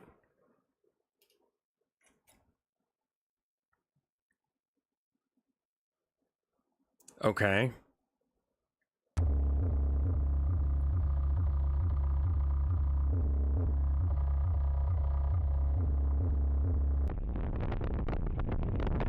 Mike's in your DMs? Yeah, I need to check and see what he's up to.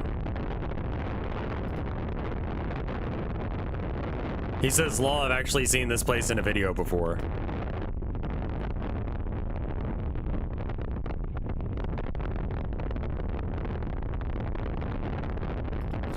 Okay, so this isn't a mobile port because it's not in 16:9.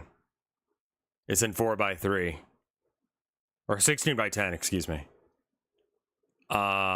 So... Okay, sorry.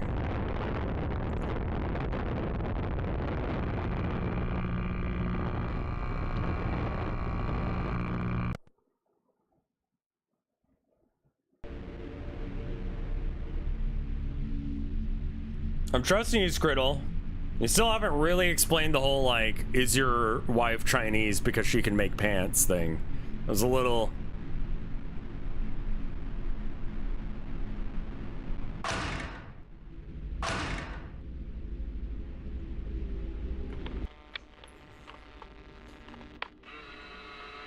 a little out of pocket.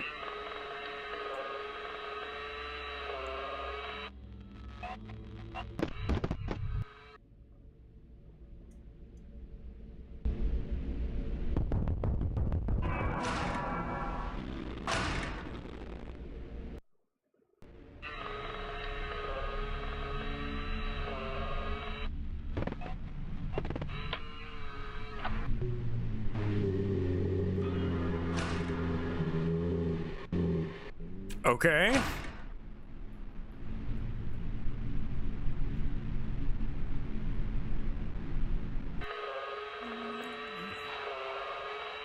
Skriddle, when does this get good?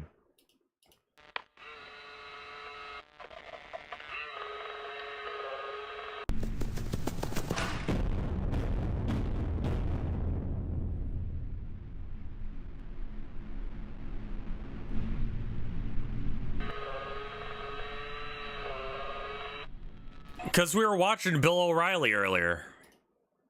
Where is he?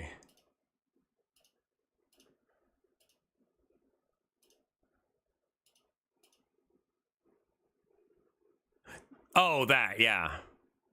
Here, hold on, I want to do something. That's tomorrow, and that... Where is he?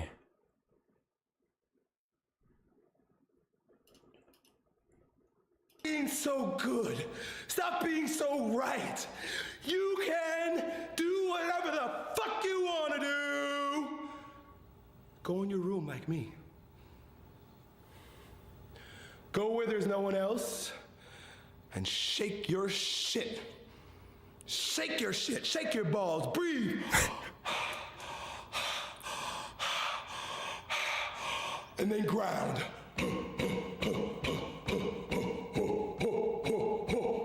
Deeper sounds go deeper into your body. The deeper the sound, the closer to your balls it is. The higher your sound, the higher it is in your throat, the more of a whiny son of... Yeah.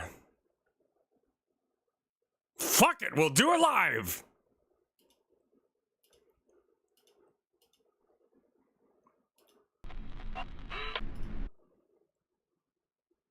I just got recommended it and I found it funny.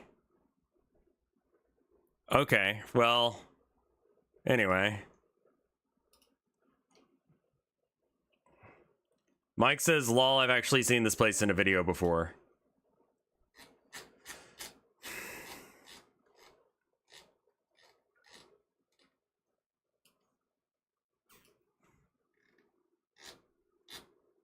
You'll have to show him that meme. All right. Wait, no, like that one I have to skip because it's probably like copyright claimed.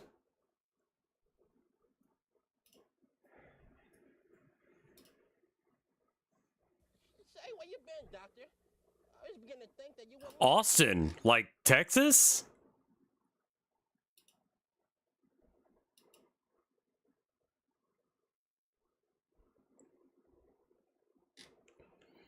This is prophetic. Is that spelled right?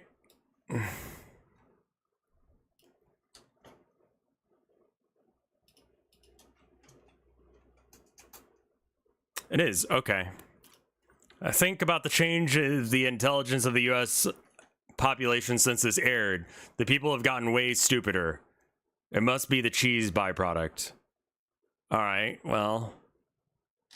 Anyway. Why is Austin so weird? It's not anymore. It's just shit. Much harder. It was harder to separate myself than I'd imagined. I left under the pretext of getting more supplies. That's good, but what exactly did you want to Can you guys hear it?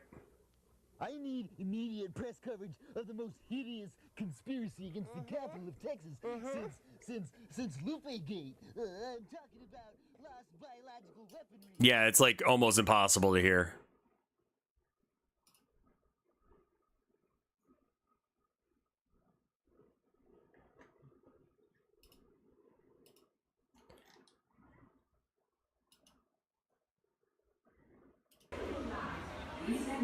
Hey, Danny, these fell out of your seat. These fell out of your seat. What? They fell out of your seat. Let me see. You're kidding. No, they fell out of your seat. That's evil, dude. Those bolts fell out of your seat, dude. Why are you doing that to a child? Dude. Honestly, Angel, like, I fucking love Maine, but I think it's just that we got very lucky with this place. I don't know if I can suggest moving here. It's beautiful. It's perfect. The landlords here do not realize that they are very redactable.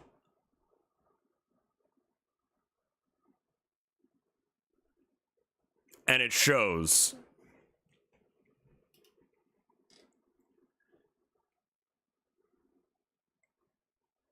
Woman spotted carrying lion in her arms in Kuwait.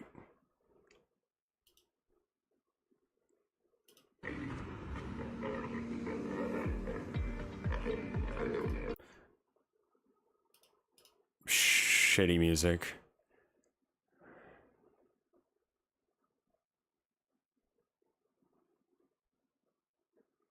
I'm glad it's got these descriptions, else I wouldn't know what the fuck was going on. Per a report. Who's the source?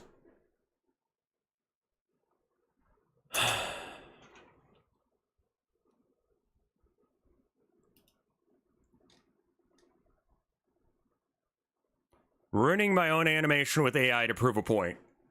Probably an ethical use of AI. You trained it on your own shit. Behold. Abahoy.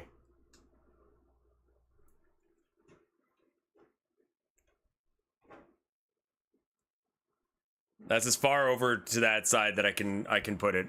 I'm gonna get some water real quick. Look at the boy. He's gonna be kind of hard to see, but look at him. 2 minutes, BRB.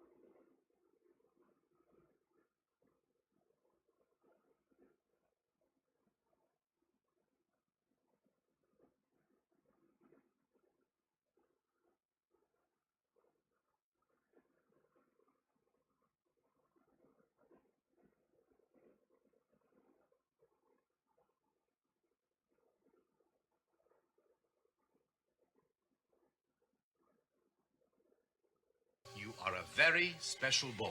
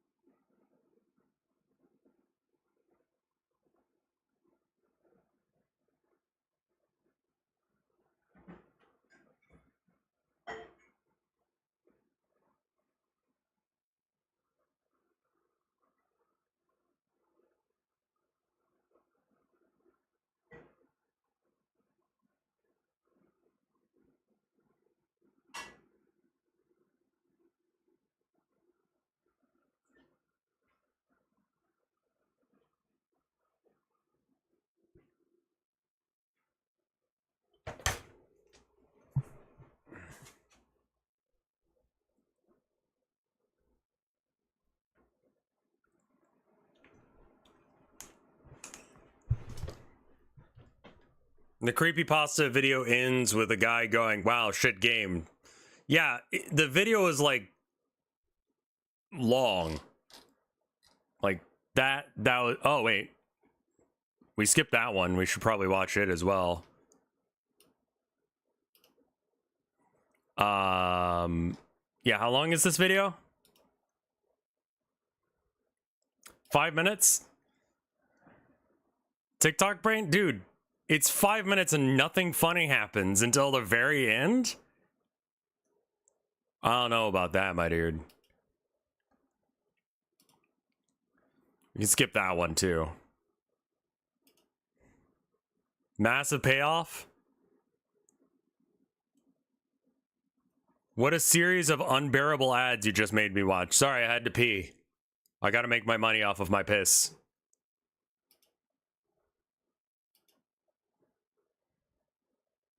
Let's see how good the payoff is.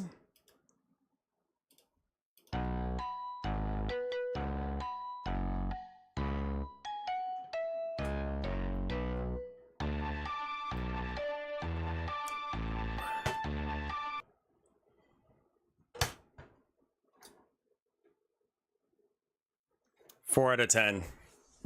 It was malware.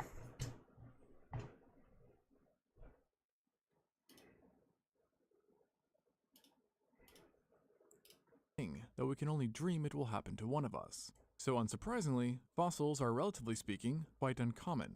However, at the end of the day, Earth has still seen tons of life come and go. Oh, this is what I wanted to see, that AI video. That's a sentence I've never spoken before.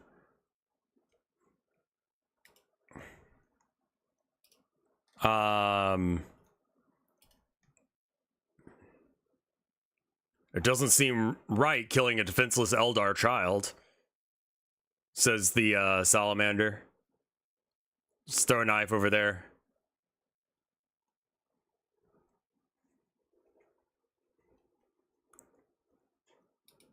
Tumblr, see, again, I've said what my take is on AI, and I don't know how it's incomprehensible for that anon.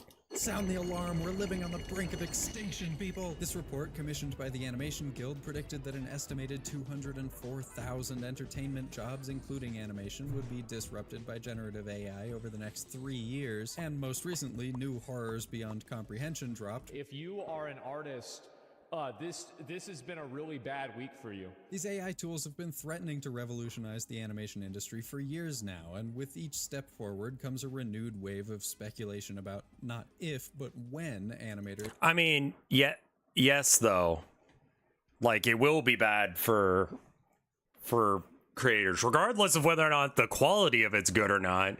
It's good enough for people who just want to sell slop and make money off of it. So it doesn't really matter if it's good. And artists of all kind will be out of a job. Go be a plumber or something like that. And will finally... Can you get a different job as well?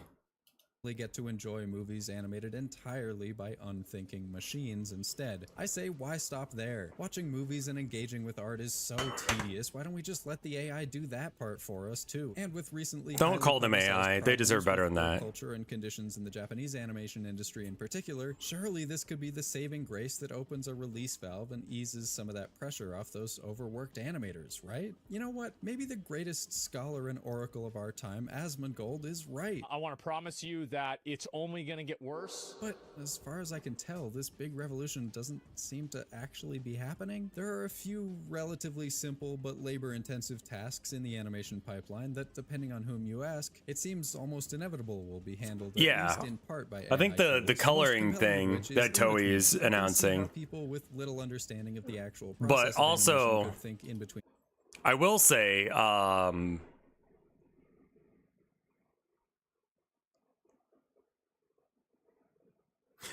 that I did put out a video talking about Toei and their use of AI recently, and or what they want to do with AI, but they haven't actually done so yet. They just announced it. The audio is kind of quiet. I can boost it.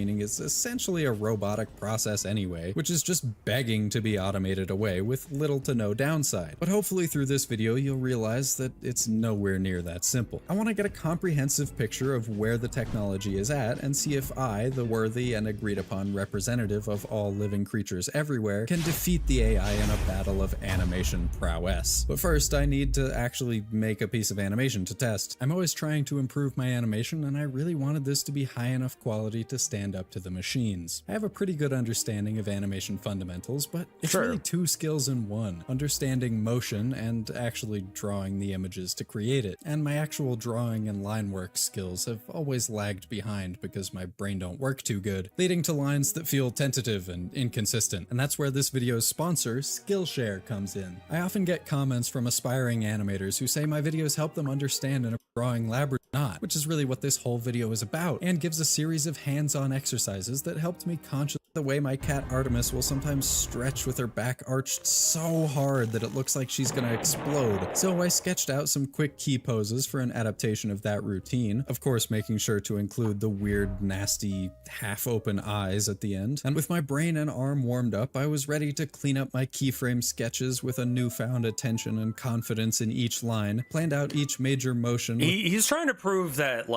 AI is not going to be coming for our jobs. So he can use AI in this way. Why? Because he is training it on his own shit. If an artist wants to use AI, which is not going to have that much of I think it's an armadillo of some sort. The modified version. My two things that I've always had an issue with are, where's the sourcing for the shit? And hopefully it doesn't use up all the power in the world. So this being locally generated on his computer, probably not going to use much electricity. And AI, it's being trained on his own data. Okay.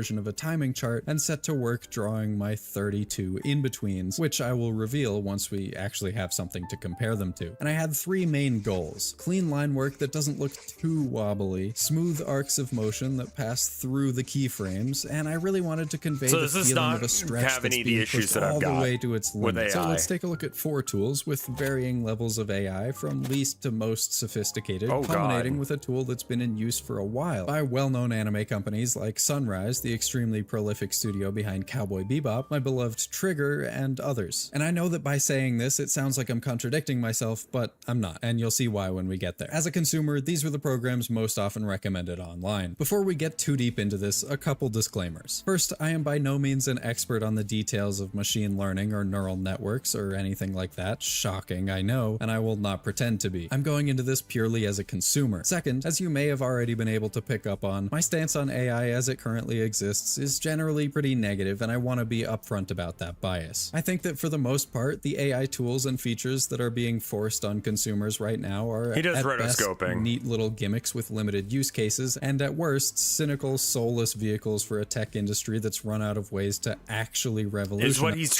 he's training it on the two images before and after. So like, yeah, would be trained on his own shit. Things to continue a zombified hype cycle and keep raking in venture capital hand over fist before people realize it's all bullshit, with little regard for the well-being of society or its continued existence on this planet, or whether the product that they're pushing is solving a problem that even exists in the first place. However, that certainly doesn't mean that there can't be nuance, and I do want to go into this with an open mind. I tried to be charitable in the process and give the benefit of the doubt as much as possible. I'm not a huge fan of it, like, taking jobs from animators, but I know that that's where this is going regardless. More tools than just these and picked only the best ones, ran a few tests with each one, except the last one, you'll see why, and picked the best results I could get from each. I'm also going to be ignoring some pretty obvious issues along the way, like random cropping, weird changes in timing, color inconsistencies, and general degradation of video quality, because these are particular issues and limitations of particular software that could presumably be solved in an actual professional tool built specifically for this purpose. There are also, of course, major ethical and environmental concerns with many of these tools, but for this video I want to focus primarily on the underrated question of, but is it like any good? Does it actually that's a good point. if I try to fit it into an actual... Luckily, yeah, most AI coded games are ass, and games that feature AI as like a thing is like they're not good, man. Like, that's the whole bit, is that they have AI in it, which you need to fund with tokens or whatever. Like, half the time they don't fucking work right. The other half of the time it's just weird. Animation workflow, and is it actually any better than the other tools that we already have? Tools for automated in-betweening, or tweening as it's sometimes called in digital animation, have been around for more than 2 decades at this point. The very first animation software I ever used was a humble program called Macromedia Flash, which would later become Adobe Flash and then Adobe Animate. In 1998, Macromedia Flash introduced a feature called Shape Morph, which by the time I was using it would be renamed to Shape Tween, and allowed users to draw a vector shape on one frame, a different one on a second frame, and watch as the software made its best guess at which parts of the shape should match up with which and morph from one. Tweening, yeah, I used that for a bit. It does an okay job of, like, as long as the frames aren't too far apart, then it'll work. It just looks really bad. Frame to the other. Pretty neat. If this was invented today, I'm sure it would be branded as AI. A few years later, digital software had come a long way and people were starting to experiment with frame interpolation through a concept called optical flow with live action footage. This is a similar process as Flash's motion tween, but using pixels instead of vectors. To simplify a lot, a complicated algorithm analyzes a piece of video, tries to figure out how each individual pixel moves from one frame to the next, and over the years the technology has been integrated directly into various video editing software and even TVs for some unknown reason. It can work fairly well for simple live action footage, but quickly falls apart when faced with complex motion or too big of a jump between frames. And that's where AI comes in. Our first contender is an AI-based frame interpolation software called Flow Frames. It's not technically meant for generating in-betweens, it's just meant to increase frame rates, but when you think about it, that's really just adding even more in-betweens between the in-betweens, so maybe it'll work as a first step. It actually lets you choose from a handful of different AI models, and the one that I found so this wouldn't best be was trained on his own stuff, and is probably using a big trainer. Oh, hey! I'm glad work is almost over. Can I do anything for you for when you do get home? Make your day a little easier? Love, wife? Rife. While these are all primarily built for live action video, Rife did have a version intended for 2D animation. To be super charitable, let's just use the optical flow built into Premiere as a baseline. I compiled my hand-drawn keyframes into a video file at 24 frames per second and plugged it into Flow Frames. So here's the version interpolated with optical flow in Premiere, and here's the Flow Frames version. Not looking too great so far. This is what technology is for. Thank God. Both are jumbled messes. The Flow Frames version looks better at first glance, but when you put the still frames side by side, it becomes clear that it's making all the same mistakes. It's mainly just better at blurring and smoothing its output so that the mess is slightly less abrasive to look at. I did also try taking my full animation and removing every other frame to simulate a more realistic use case where I just draw half as many in-betweens instead of none at all. Yeah, that didn't work either. It can almost handle the absolute simplest parts of the frames, but it falls apart almost immediately with anything more than just nudging a straight line by a couple centimeters. To try to get a broader view of AI's efficacy in the anime industry, I also tested each tool with 2 bits of actual S-tier professional key animation. From this unforgettable sequence from Freerun Beyond Journey's End, I've taken this. Freerun is of course one of the best looking 2D animated shows in recent memory, but I wanted something as simple as possible. A best case scenario for the AI. In fact, it's so simple that even Optical Flow in Premiere gets at least a little bit of it right. So I had high hopes that maybe Flow Frames could actually handle it.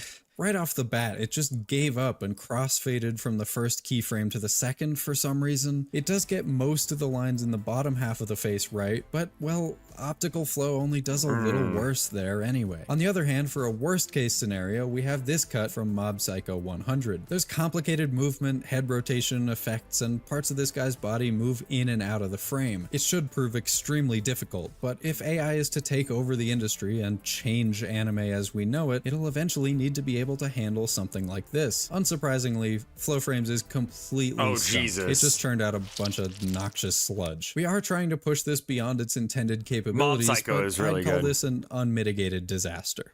One of the programs that I've seen recommended for AI in-betweening the most, and which has probably spawned the most YouTube videos. Does this guy not realize the engines are designed for photorealism? Animation forever is ToonCraft. I mean, and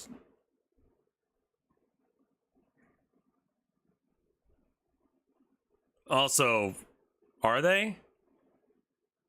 Also, Supernaut Scriddle, are you the AI guy?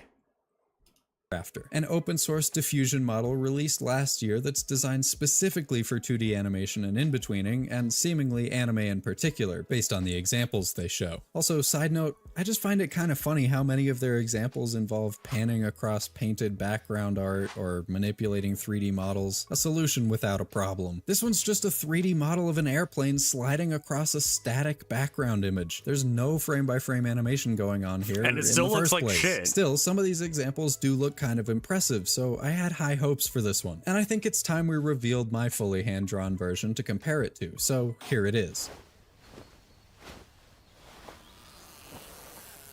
And here's just the raw animation without the embellishments. There's still definitely a few things I could have done better, but I'm pretty proud of the head rotation, the arcs of the paws and the tail, and the natural feeling of the frame spacing and timing. I also added some extra little details, like a blink, a ridge of fur standing up on the spine, and a tail twitch at the end, but I won't be docking points for the AI not adding those details. That was just for fun. So how does ToonCrafter do? Well, first it kind of wiggles around for a bit, then decides to put only one terrible frame between this pose and this one, takes a little break again, and then just dissolves into complete nightmare fuel. Oh god. All while blurring and blending and gradually fading into the background. This is actually way worse than I expected. This is what technology is for.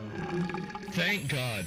It's probably trained mostly on finished anime though, so it does do a little bit better, at least with the Freerun clip. By the way, it may seem unfair that I'm using mostly fully finished frames for the anime tests instead of raw key animation, but that's actually another example of me intentionally making this as easy on the AI you want it to be as good as possible to see if it actually works. With both versions, but they almost always performed better with the final footage than with the raw frames. I assume that's because this is what the models have been trained on, which actually poses a major hurdle to implementing this in the real world when you think about it. Normally you would draw all the in-betweens first, then paint all the frames, and you could train a model on unpainted frames, but there's way less of that stuff available compared to the unbearable quantity of anime episodes to scrape from the internet, so that likely wouldn't be possible unless you could get every single studio to save and compile all their production materials into a database of some kind. Which, why would they do that? You'd need to commit the cardinal sin of AI, which is to, you know, ask for permission to use the training data. You could also change your workflow, but then that would mean you'd have to know accurately which shots would work well with the AI and which wouldn't ahead of time, so that Training the the model on already finished anime already shows that there is a misunderstanding. Well, no, I think it's what he was just saying is that they can't steal that information. So they have to use the other stuff. that need manual in-betweens could be done first before getting passed on to be colored. Not to mention, it's just way harder to correct a fully colored image than raw line art. Anyway, this version is still marred by morphing and blending lines, and there's still very little consistency. Most of the frame is completely unusable, but it does at least do pretty well with sliding the bottom half of the face upward, though again, even optical flow can sort of handle that. And for the Mob Psycho cut, it's a slight improvement over flow frames, but it's still pretty rough. Complete nonsense, and it once again does this weird thing where the video fades and the highlights get more and more blown out over time. I really don't get what's going on there. With the results from the best case scenario, maybe this is the first glimmer of hope for the machines, but I'm still very far from convinced. I didn't go into this project with very high hopes, but having seen so many glowing endorsements and assertions that this would change the animation industry forever, I was actually a bit surprised with how far this still was from being anywhere near usable from an actual animation perspective. Okay, up next is the most well-known on this list, Runway ML. They do also have a frame interpolation tool, which I did test and got similar results to flow frames, but the best result I could get was from their video generation, Gen 3, which allows you to upload 3 images as keyframes. I did have to do it in chunks, but starting with the best case scenario this time, this is immediately a pretty big step forward. Lines are still melting in and out of each other, and it doesn't get that the shadows on the eyebrows should match up with the shadows on the rest of the face. There's this weird thing where the pupils snap upward while the irises move smoothly. The motion feels weird and floaty, and it added some extra overshoot at the end that wasn't supposed to be there for some reason. But yeah, that's because overshoot and like random frames are like bread and butter of AI animation. It doesn't know what the fuck it's looking at, and it's doing its best. But to make it look better, it likes to slow things down. You'll notice that AI videos usually are at like half speed for no fucking reason. I'd say this is actually at the point where if you retimed it manually and had someone come in and redraw over all the errors, it might actually take less time than it would have to just draw all the frames manually, and you'd actually have something usable. Not good, but usable. Personally, I think the idea of I think that this is probably good enough to actually fuck up the industry, at least on this simple one. I don't like it, but, you know, if your goal is to save money and not to do good things, a lot of AI is marketing. Should I sub? If you want. We're talking about really shitty AI. And we're just looking at random shit. Yeah, that was a pretty bad burp. Whose only job is to fix the AI's mistakes, which is of course less skilled labor, and so you could pay them less, is pretty bleak, but what do I know? Besides, we've still only seen the best case scenario. So let's take a look at the worst.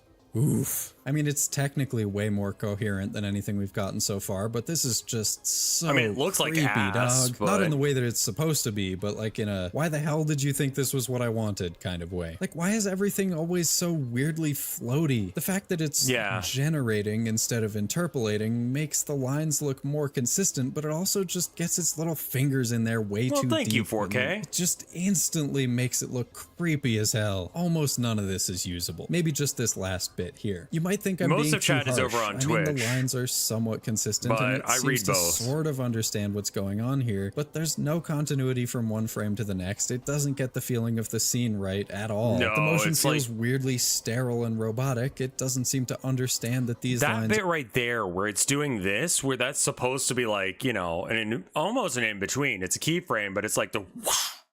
You know? That's fine. But the thing is that it just sticks on that. They're speed lines and should disappear after a frame, and when you look closer, the lines are actually pretty nebulous and blurry. Not to mention, his nose turns into his teeth, his jacket morphs into his hand, which then morphs into his head, and it just completely gave up at one point and cut straight from one frame to the next. I didn't do that. Runway did. It also added a bunch of camera shake for some reason, even though I clicked the button that's specifically supposed to keep the camera still. I don't know. Okay, what about Artemis? It doesn't know what it's doing. Oh. Hey, it even added in a blink just like I did. Or tried to, at least. and a free leg for my trouble. Once again, this last bit is almost usable, except for some jacked up whiskers and an ear that flips around and changes color. It really doesn't seem to understand when lines intersect, but leggy, do I need to leggy. explain why the rest of this is bad? Do you get it? What is going on with the tail? You Oh probably my get god. This is what technology. Alright, I'll see you later, man. You have a good one. Well, it was a promising start, but if I was planning I was out so an distracted by the animation project, steppies that I didn't see what was absolutely going would on with the not rely back on this leg to and save the me time on in-betweens. tail. And finally, the tool that actually gave me a run for my money, and which is apparently already being used by a handful of anime studios, Kakani. This is an entire full-on vector-based animation software with automatic in-betweening capability, and Yeah, here he's comes the mocking twist, Asmon. with no AI involved at all. In fact, remember the shape tween from Macromedia Flash? This is literally just a more sophisticated version of that. You import your rough keyframes and clean them up directly in the software, making sure to draw each line in the same stroke order in every single frame. That way the software knows which line is which, and it can do some simple calculations to morph them from one place to another, and some extra bells and whistles like custom frame spacing and the ability to hide lines behind other sections of the drawing help with the details. And a place it did surprisingly well was the rotation of the head. There's even a bone system where you can rig a piece of the drawing with a set of bones and tell the program the arc you want it to move in. So you end up with something that's sort of a hybrid between puppet animation and traditional frame by frame. I really struggled with this software. No, what just happened? No, and it didn't move my line art. Either it or I got real tripped up with the tip of the tail overlapping itself. I ended up trying to clean it up by manually moving the vectors around, but only managed to get it looking bad rather than atrocious. Okay. And it ended up taking me almost as long to figure out So wait, and this fix is the all big the bad issues it evil created as it AI did that they're to using? Because simply this is draw just all the in-between. this is just tweening. We've had that shit forever. If that's all it is, then that's not really AI. They're just calling it AI. So that video I made wasn't even accurate about like what kind of AI they were using. So the chud who messaged me defending like AI being like, well, they're using it so you can stop watching One Piece now?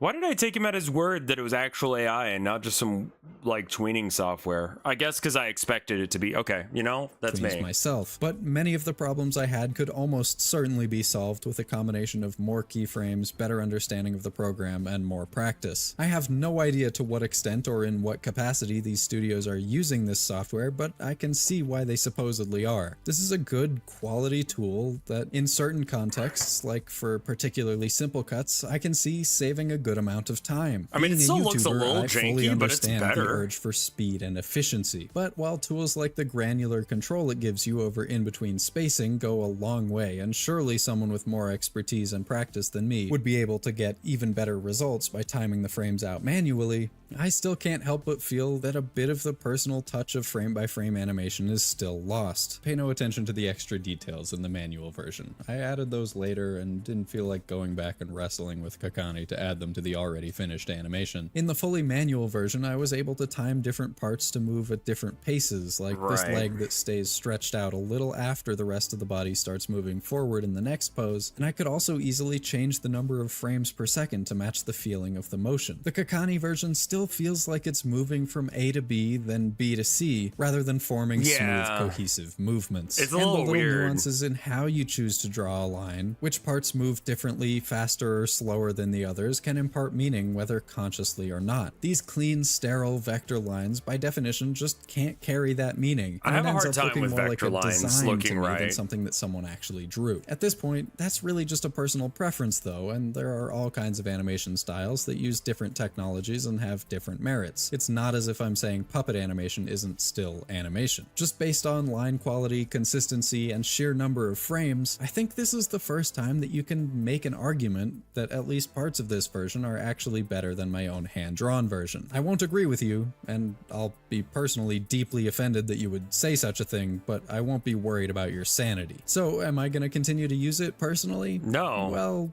Probably not. It forces me to change my workflow too much in a way that I feel can easily stifle creativity. It costs $500 for a perpetual license, and all I have to pay with are stones and pebbles polished smooth by the desert wind, and boy did they take some convincing to let me pay for the 30-day license with those. And above all, I just don't really feel like I need super smooth 20 FPS motion all the time. If I'm short on time, which I always am, I can simply use fewer frames. In fact, my version of Artemis has by far the fewest frames of any of these, but I actually managed to use that to my advantage in some places. Anime, which uses 20 relatively FPS is few kind of frames, normal is generally for, like, lower frame rate is normal in animation because you actually have to draw that shit, and it doesn't matter if you have... He probably meant 24, yeah.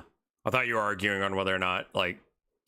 made with at least 8 frames per second, aka animated on it's fleas, not as anything below that can quickly subscription, start to look like a slideshow. And I mostly alternated between 2s and 3s, but for this last ease into the final pose, I intentionally dropped all the way down to 4s, or 6 frames per second. You know that creaky feeling in your joints when you stretch out as hard as you can and hold it for a second? I wanted to replicate that feeling toward the end of this motion, and using fewer frames actually achieves that goal better than if I had I'm drawn not huge more. on, also, like... Kokani crashed. I don't know a lot of animation stuff. So there's that. But I will say, if I were to keep using any of these, it would 100% be this one. And if money were no object, I probably would even keep it on hand to help out with certain limited use cases. Not because I have a personal vendetta against AI, but because this is just clearly the best tool I've tested here. In fact, it's really the only one that feels like a tool at all. I definitely only scratched the surface in terms of expertise with this software, so that's probably why it felt so clunky to me. But once I started to understand how to control it, the potential immediately became clear. You have to put in a little more effort up front to control how the software interprets your instructions, but at the end of the day, even with the automation, you're still making the choices about what your art is going to look and feel like. And personally, I would take that over drawing some frames, tossing them into a magic box, hoping for the best, and having to fix the inevitable mistakes that the magic box actively tries to trick you into thinking aren't there any day of the week.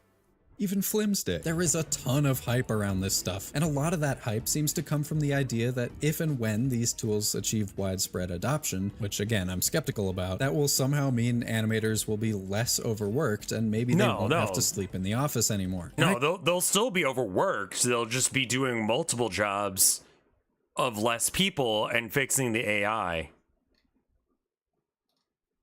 I can understand why, if you don't know a whole lot about the process of animation and in-betweening, that would seem like a good idea, and it would look like these tools are just on the cusp of getting there. Of course, there's also the moral question of whether it's good or bad to automate things and increase productivity while destroying jobs, which is outside the scope of this video, but questions of morality and artistic integrity aside, this type of widespread automation that people are pushing for would likely also materially damage animation industries, particularly in the specific case of the anime industry, because of the way it's currently structured. See, the anime industry is already suffering from a severe lack of trained, skilled talent for a number of reasons. One of the major ones being increasing reliance on outsourcing in-between work to other cheaper countries. Many of the greatest animators got their start doing in-betweens, honing their skills while learning from the key animators above them. But with an increasingly fractured industry where much of that work is done overseas, that career path is blocked for the majority of people. That means fewer new key animators are entering the workforce, and a higher share of the ones who do are jumping straight in without having cut their teeth on in-betweens, which leads to more mistakes that need to be corrected, which ultimately means more work just keeps getting concentrated on the desks of the more experienced animators and directors. I'll link an article about this problem in the description if you want to learn more. That's an interesting thing, and I also think the overworking is probably an issue as well. Might lead to less outsourcing, but would only make this problem even worse. And those Japanese animators you rightfully want to not have to sleep at the office as much, while those are generally key animators, not in-between animators, which means their heads will only become even more acquainted with the surface of their desks as their predecessors retire and they try to pick up the slack while fewer and fewer fresh faces file in to replace them. I got a lot of comments on my last video that was somewhat about AI, and I'm sure there'll be more in the comments to this one too, along the lines of, it'll get there, you're just being Human a hater. supremacist cope?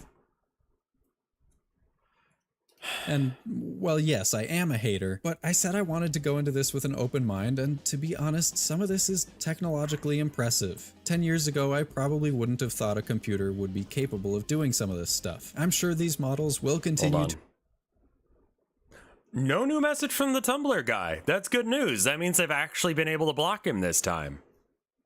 To improve, at least for a little while, at the task of interpolating the midpoint between two frames with fewer glaring errors that need to be corrected by hand. I was figuring he was probably watching and getting upset as I was doing this. Creating an I mean, I entire blocked series him, of frames but that I can't immediately it's tell never were stuck automatically before. generated. But unfortunately, the last critical step into making something that's actually good is not one that can be taken with just one more round of training data scraped from real artists. What it requires is an actual understanding of how the process of drawing a line imparts meaning into the piece as a whole. And I'm not saying that that's not maybe theoretically possible for a machine to do at some point, but that's something that our current conception of AI, machines that are very good at making educated guesses but have no reasoning capability, are fundamentally incapable of. And I'm not just talking about vague notions of human touch and intention like in the look back video either. I'm talking about the actual literal quality of the animation. And besides, we already have automation tools that allow us to do the same thing. I mean, this automation tool seems fine. It's a little janky looking, but you could fix it whatsoever. I wish I could end this video by saying confidently but the rest of it looks that this real stuff will bad. never catch on.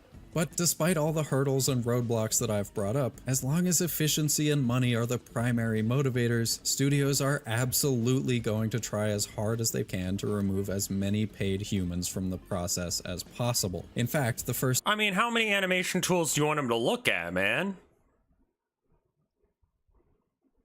Like, there's only so many he can do in a fucking 30-minute video. so-called AI anime was just released a month ago. It looks like shit, and it's unclear how much the AI actually aided in the process. I would wager it's a lot less than they'd have you believe for reasons that maybe I'll go into in another video, but it does exist. What will decide if it takes over the industry and changes animation as we know it is whether people, whether you, care if there was actual thought put into the images on your screen, or if you're just content with a vague average of what things like this tend to look like. But for now, no, I will not be incorporating any of this into my workflow. I'm happy with my version. Even Blim's Day, even Crim's Day, even Queer's Day, Blur's Day, Smork Day, Drimp Day, Plard Day. Okay, one of those will work. Thanks so much for watching all the way to the end. If you liked this video, you might also like this one that's about to pop up on the screen. And remember to check out Skillshare if you want. Thanks so much to my beautiful patrons who really know how to grab life by the horns. You know what I'm saying? Smackintosh, Scorpio. Okay. He made another video on AI and animation. I'm good? I'm good.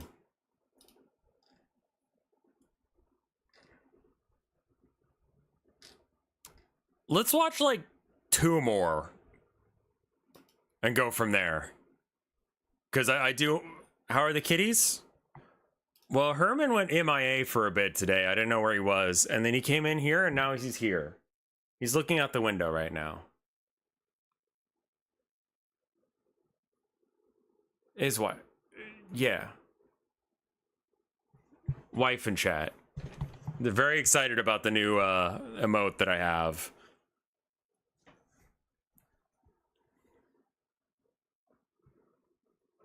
Abby was using the chair earlier. Wife in chat? I think I might, yeah, I might bounce after this one. Can Herman do a backflip? No. Not as far as I'm aware. Open 24 hours a day. What a stupid idea. Who wants a Krabby Patty at 3 in the morning?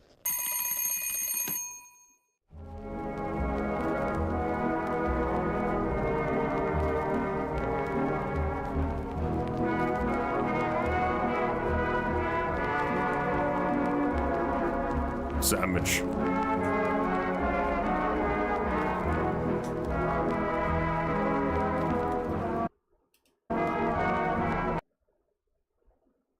All right. Yeah, when he was a kitten, he could do backflips. I forgot about that.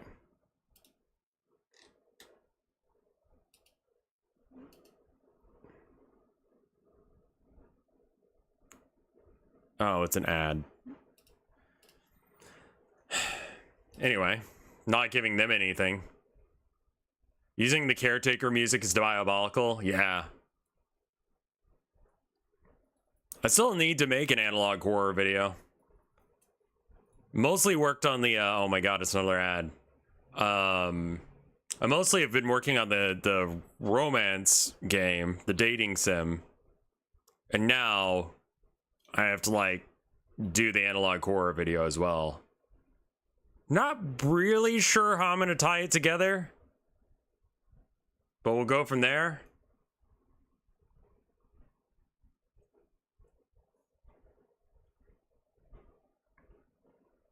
Yeah, I'm going to combine the analog horror video with or perhaps this picture. I'm sorry, how long? Okay, or 21. Maybe even this picture. Perhaps you have not. They were made by a man in the late Victorian era by the name of Lewis William Wayne, and he was tremendous. He drew quite literally thousands of pictures of cats. That's not an exaggeration. He drew a great many cats, and in doing so, he not only raised the social status of cats, but also brought simple pleasure to entire generations. And while he was once a household name, he is now, well, I wouldn't say completely forgotten. There was an Amazon Prime movie made about him. He is the artist with schizophrenia. However, I would say he is so much more than that. So much more. But before that, let's briefly introduce Lewis Wayne. Lewis Wayne was I'm really only aware of trade him who drew a great many pictures of cats frolicking, getting up to mischief, and as being the artist with little people schizophrenia, in yeah. their own little world. And they were immensely popular. They were everywhere. His mirror shades are a little postcards, distracting, not gonna lie, because I'm like newspapers, books, on the walls. he's of got like a home script in nurseries, front of him down everywhere. low. Why, even H.G. Wells said of Wayne on the radio, he has made the cat his own. He invented a cat style, a cat society, a whole cat world. English cats that do not look or live like Lewis Wayne cats are ashamed of themselves. Cats would be very nearly everything he drew, though earlier in his career he was quite diverse in his drawings and especially focused on dogs, and later in his career he did draw landscapes, birds, fish, as well as cats. And despite his success and his far-reaching fame, he led a very difficult life. Around 1925-ish, he was It's also that in institutionalized at the Bethlehem Hospital. And while there, he drew a picture. pacing. Well, he drew many pictures, but we're going to focus on one in particular. I am happy because everyone loves me. And this picture resonated with me. With my passing knowledge of the schizophrenic artist Wayne, it was very sad. And I've found that it resonates with a bunch of people, especially online. There's something about this that really hits you emotionally. However, having looked much deeper into Wayne, knowing Wayne the man, knowing his character, knowing what he did during his life, I can truly say that he was happy because everyone loved him. And so today, I wish to discuss Lewis Wayne the character, the man, rather than the schizophrenic artist. Because when discussing him, most people tend to focus solely on that, the schizophrenic artist Wayne, rarely, if at all, mentioning his character. And I think that does him a disservice. Welcome back, 4K. Because he was so much more than the schizophrenic artist. And now Decided to speed it up a bit because it's like not a bad video, but like version of Lewis Wayne's life. His Lewis William pacing Wayne was is born bad. in 1860 at Clerkwell, London. He was the first child, an only lad among 5 younger sisters, and he had a rather hard childhood, being born with a cleft lip, which Oof. caused his peers to make fun of him. Yeah. Later in life, he'd grow a mustache to hide it, and along with that, he was rather sickly. Oh. Jumping ahead, his schooling led him to become an That's artist. why he's got that and he weird drew no mustache. I cats thought at that this was time. just because he's old-timey. However, that would change when in 1884, Wayne married Emily Marie Richardson, his sister's governess and 10 years his senior. His family did not approve of the wedding, but he cared not. Anyways, here's the important bit. Lewis and Emily took in a cat, and sources conflict on whether it was a stray or a gift. But in any case, they christened him Peter, and he was a beloved part of the family. Amazing. They were happy for a short time, until Emily began suffering from carcinoma of the breast. She was eventually bedridden, and Peter became her constant companion. Wayne wrote, "With my wife invalid to the house, Peter never suffered through inattention, loneliness, or thoughtlessness. His was the genius which gilded many a sorrowful hour and lightened Katie. many a burden. Yeah. To him properly belongs the foundation of my career." Louis began teaching Peter tricks and drew pictures of him to amuse Emily, and she pressed him to offer the drawings of Peter to his editors. Now, Wayne didn't think they'd be interested. We'll get into reasons for that later. However, after a small success in illustrating a children's book named Madame Tabby's Establishment, Wayne decided to approach Sir William Ingran of the Illustrated London News and asked him for a Christmas commission. Sir William recognized Wayne's talents and agreed. Wayne worked for 11 days on 11 panels, which contained 150 unique cats. Jesus. And his appearance in the Illustrated London News made him practically famous overnight. He claimed that after that, he hadn't any need for work because the commissions kept coming in. That's great. Emily was very, very happy for her husband, for really all she wanted was to see her Louis succeed. However, her disease worsened, and after only 3 years of marriage, in 1887, Emily Wayne died of exhaustion. That's fucking rough. Wayne's father died in 1880, and his mother and 5 sisters, none of which married, repaired their relationship with Wayne after his wife's death. Now, he had to support all of them. Money was always very tight, despite his fame at the time. And that's something I left because I had to go to work and I kept fucking up my lifts because I was remembering, no. What you gotta do is you gotta do some... Kick, you pills, but vibrate. That vibe shaking. Feel your belly. Feel your balls shaking.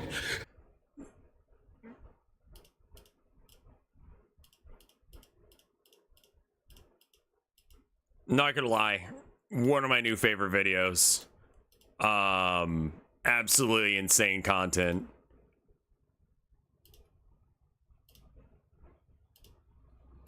we'll also get back into later. In any case, his career progressed and kind of stagnated, and by the time World War I came around, Wayne was relatively forgotten and low on work. Deterioration of his mind began to set in, and he became suspicious and violent towards his sisters. And on Monday, June 16th, 1924, Louis Wayne was certified random pink flame or frame, like you guys were mentioning. We're having literally the I need to update my ad blocker because YouTube started noticing that I have one. The ads are so bad and they're scams, dude. There's so many fucking scams on YouTube now. Is this the only group that you can get to do ads?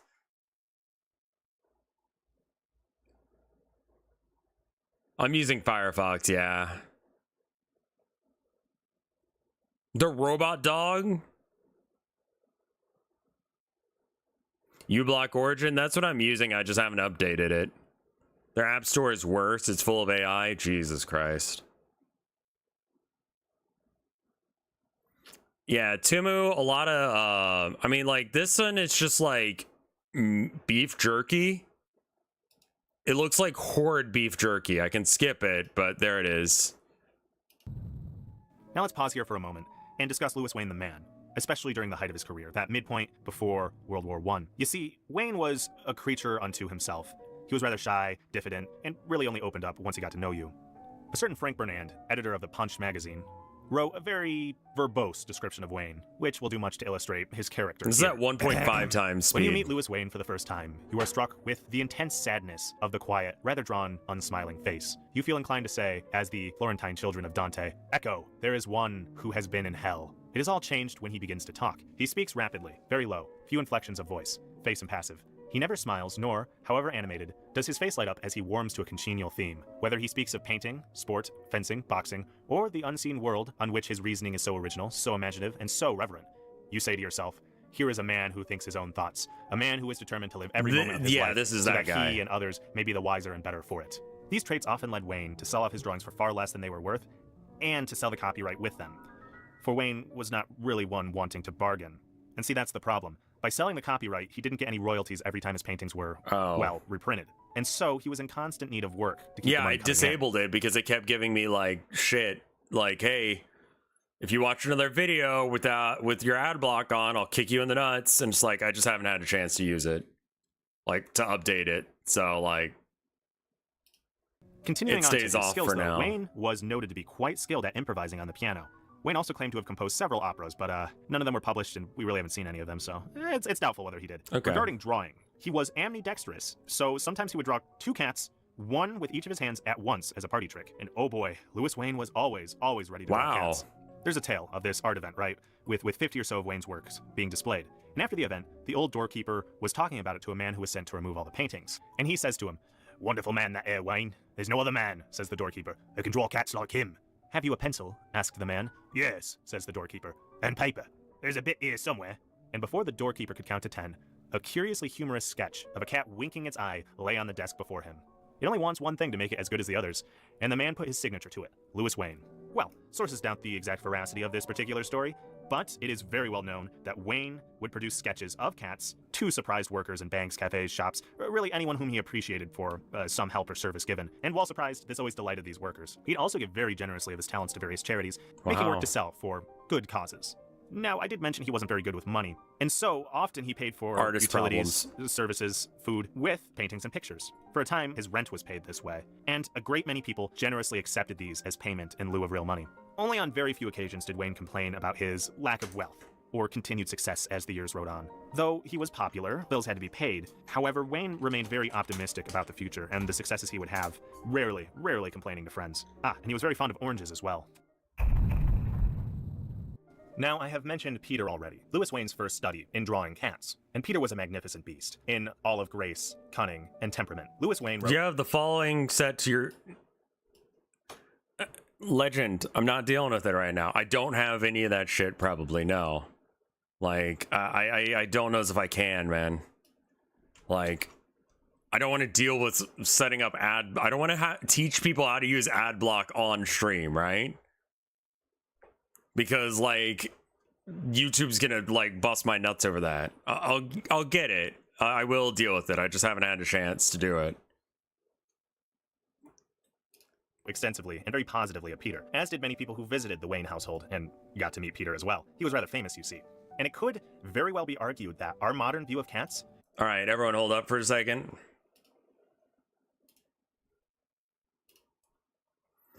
My filters...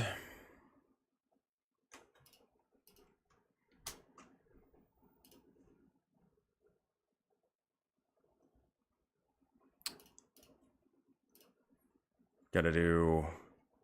Feel your balls shaking. Okay, cool. I think I got it.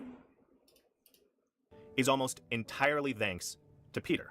Wayne, of course, but Peter especially. You see, Rare streamer? Cats were hated. Let me explain. The Victorian era did something very unique with pets, you see. Before that time, it was considered to be frivolous to own a pet and care for it. There were better things to save money for. However, the Victorians loved their pets, whether they were canaries, the odd chimpanzee, but especially dogs. Oh boy, the Victorians loved their dogs. You know the girls on dating apps who are like, yeah, if my dog doesn't like you, this isn't gonna work out. That was essentially Victorian men at the time. Dogs had qualities that the Victorians appreciated. They were intelligent, they were loyal, steadfast, brave, and because of that, they were seen as an ideal companion to have. Cats, on the other hand, oh no, cats snuck about. They had a nature that was calculating, malignantly cunning, ambushing their prey rather than facing them, in an honorable one-on-one duel. They were sly. They were even seen as witches familiars, so they had literal connections to the devil. And because of that, they were reviled at worst as pests.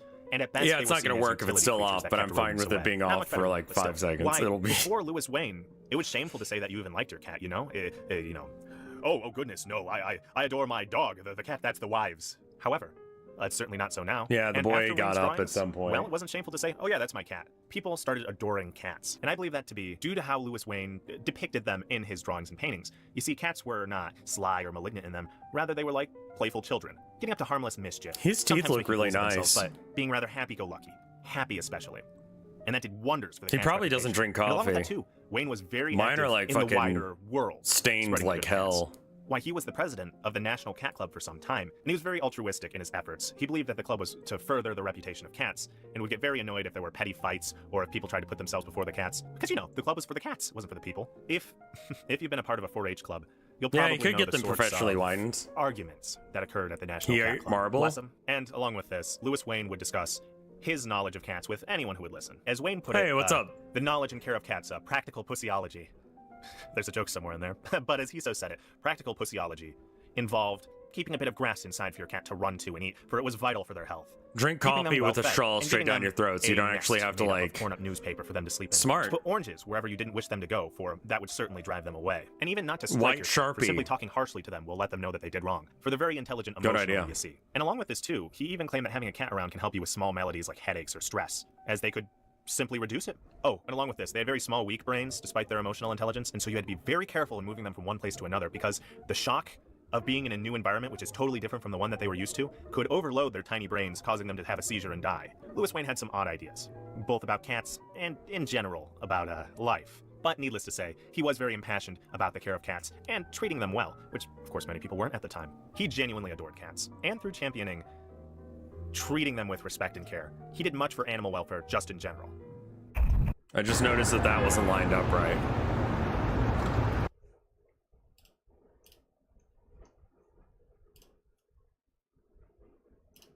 Life. But needless to say, he was very impassioned about the care of cats. I was hoping and we could get treating through the them whole well, video which, without of course, hitting many another people weren't at ad, the but time. here we are. He genuinely adored cats, and through championing treating them with respect and care, he did much for animal welfare just in general. At 1.5 times speed, so with all it this being still said about feels his very character, sluggish. we do need to discuss it He because does need to cut out some of well, these, like, let's loop back now to Wayne's schizophrenia. bits. Now, he had You're not allowed to breathe. If you're a YouTuber or a streamer, you're not allowed to breathe. You just need to be ready all the time. Thank you, Legend. Or some very similar. Sorry if I was snippy about it. I was. I'm sorry for being I've read snippy. points to schizophrenia. Now, there are some people nowadays who try to argue that it was not schizophrenia, it was something else, and they're very impassioned about it. I just say, go with the diagnosis, because having read more about his life, he certainly seemed to, at the very least, suffer hallucinations, which he very much believed were real. And many people from the time who knew Wayne were also inclined to believe his diagnosis. There were hallucinations where Wayne believed it was raining, when it was certainly not. Or seeing sea serpents, out on the shoreline, which no one else could see. Or believing that it was frighteningly cold outside and that they needed to bundle up when it was the middle of summer. Of course, that final one was much later in his life, where he had deteriorated quite a bit. I will say, his... Why does he have glitchy effects? He's using motion tween to be animation? Artistic talent did not diminish with the advancement of his illness. His paintings were generally, artistically, pretty dang good still. But beyond this little ramble about his schizophrenia, that isn't the major part of this video. All you need to know regarding it is that it made life he's rather using difficult for him transition mentally, features and shit. So with that, let us resume our history of Wayne and his time in the, as it was so put, Pauper's Asylum. Returning now to where we left off, Louis Wayne, certified insane, was sent to Springfield, a pauper's hospital and asylum, and he was noted to be very deluded at the time, but his sisters kept bringing him materials to draw with, and he kept drawing. Fairly well, actually. Very well, actually. In any case, I'll quote directly from the book, Louis Wayne, The Man Who Drew Cats, for this next bit. This fellow by the name of Dan Ryder, a notable person at the time, recounted how he found Wayne at Springfield. I was on a committee that had to make a number of visits to asylums. During one of these visits, I was passing up and down a corridor when I noticed a quiet little man drawing cats. I went up to inspect his work. "Good Lord, man, you draw like Louis Wayne." "I am Louis Wayne," replied the patient. "You're not, you know," I exclaimed. "But I am," said the artist, and he was. Ryder was rather surprised and disturbed by Wayne's state. Why, being in a pauper's hospital with little money to him, not very comfortable either. So he decided to help. And with the help of many, many influential people, So it's not Ryder set up Apocrypha, a it's fund real. for Wayne and later his family. And people responded en masse. So many adults who grew up with Wayne's pictures wanted to show their gratitude for the man who gave them, well, much pleasure and much delight with his art. Why, even the Prime Minister at the time, Ramsay MacDonald, got don't involved even worry about it, and honey. We can, transferred like, Lewis to Bethlehem order Hospital. something or we can After heat that, something there was a up. second round I of love donations, even you. more money I'll was see you raised. soon. Let us return to this drawing, the drawing that he produced during his time at Bethlehem. I am happy because everyone loves me. Now, as I've said, Louis Wayne had a very tough life. He was physically and mentally weak. His wife died very early in their marriage, and his father also died early in his life, leaving him to support his mother and sisters. He had constant financial worries. And yet, he rarely complained and kept a positive outlook on life.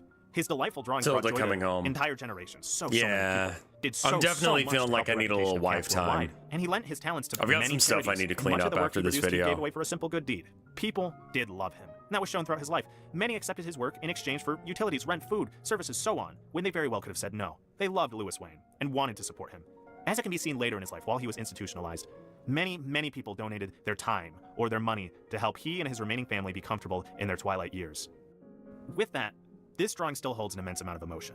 However, rather than sadness, At least, it's not mostly sadness anymore. It's more about joy given and joy received by Lewis Wayne. I lack the proper words, so hopefully this video expresses how I feel. And with it, Lewis Wayne hopefully will become at least somewhat better known. I believe him to be a man worth remembering. A man who did much to help people and cats, despite his very difficult circumstances. He truly was a man who was happy because everyone loved him. Yeah, I mean, like, that was a conclusion thing, but yeah.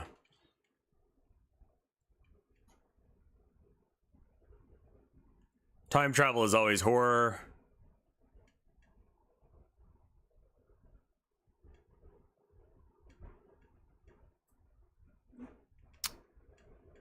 Toby Fox's best kept secret.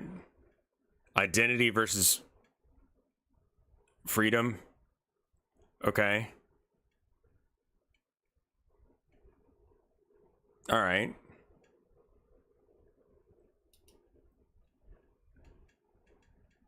Yeah, I mean, like, oh my god, the ads that'll get you banned.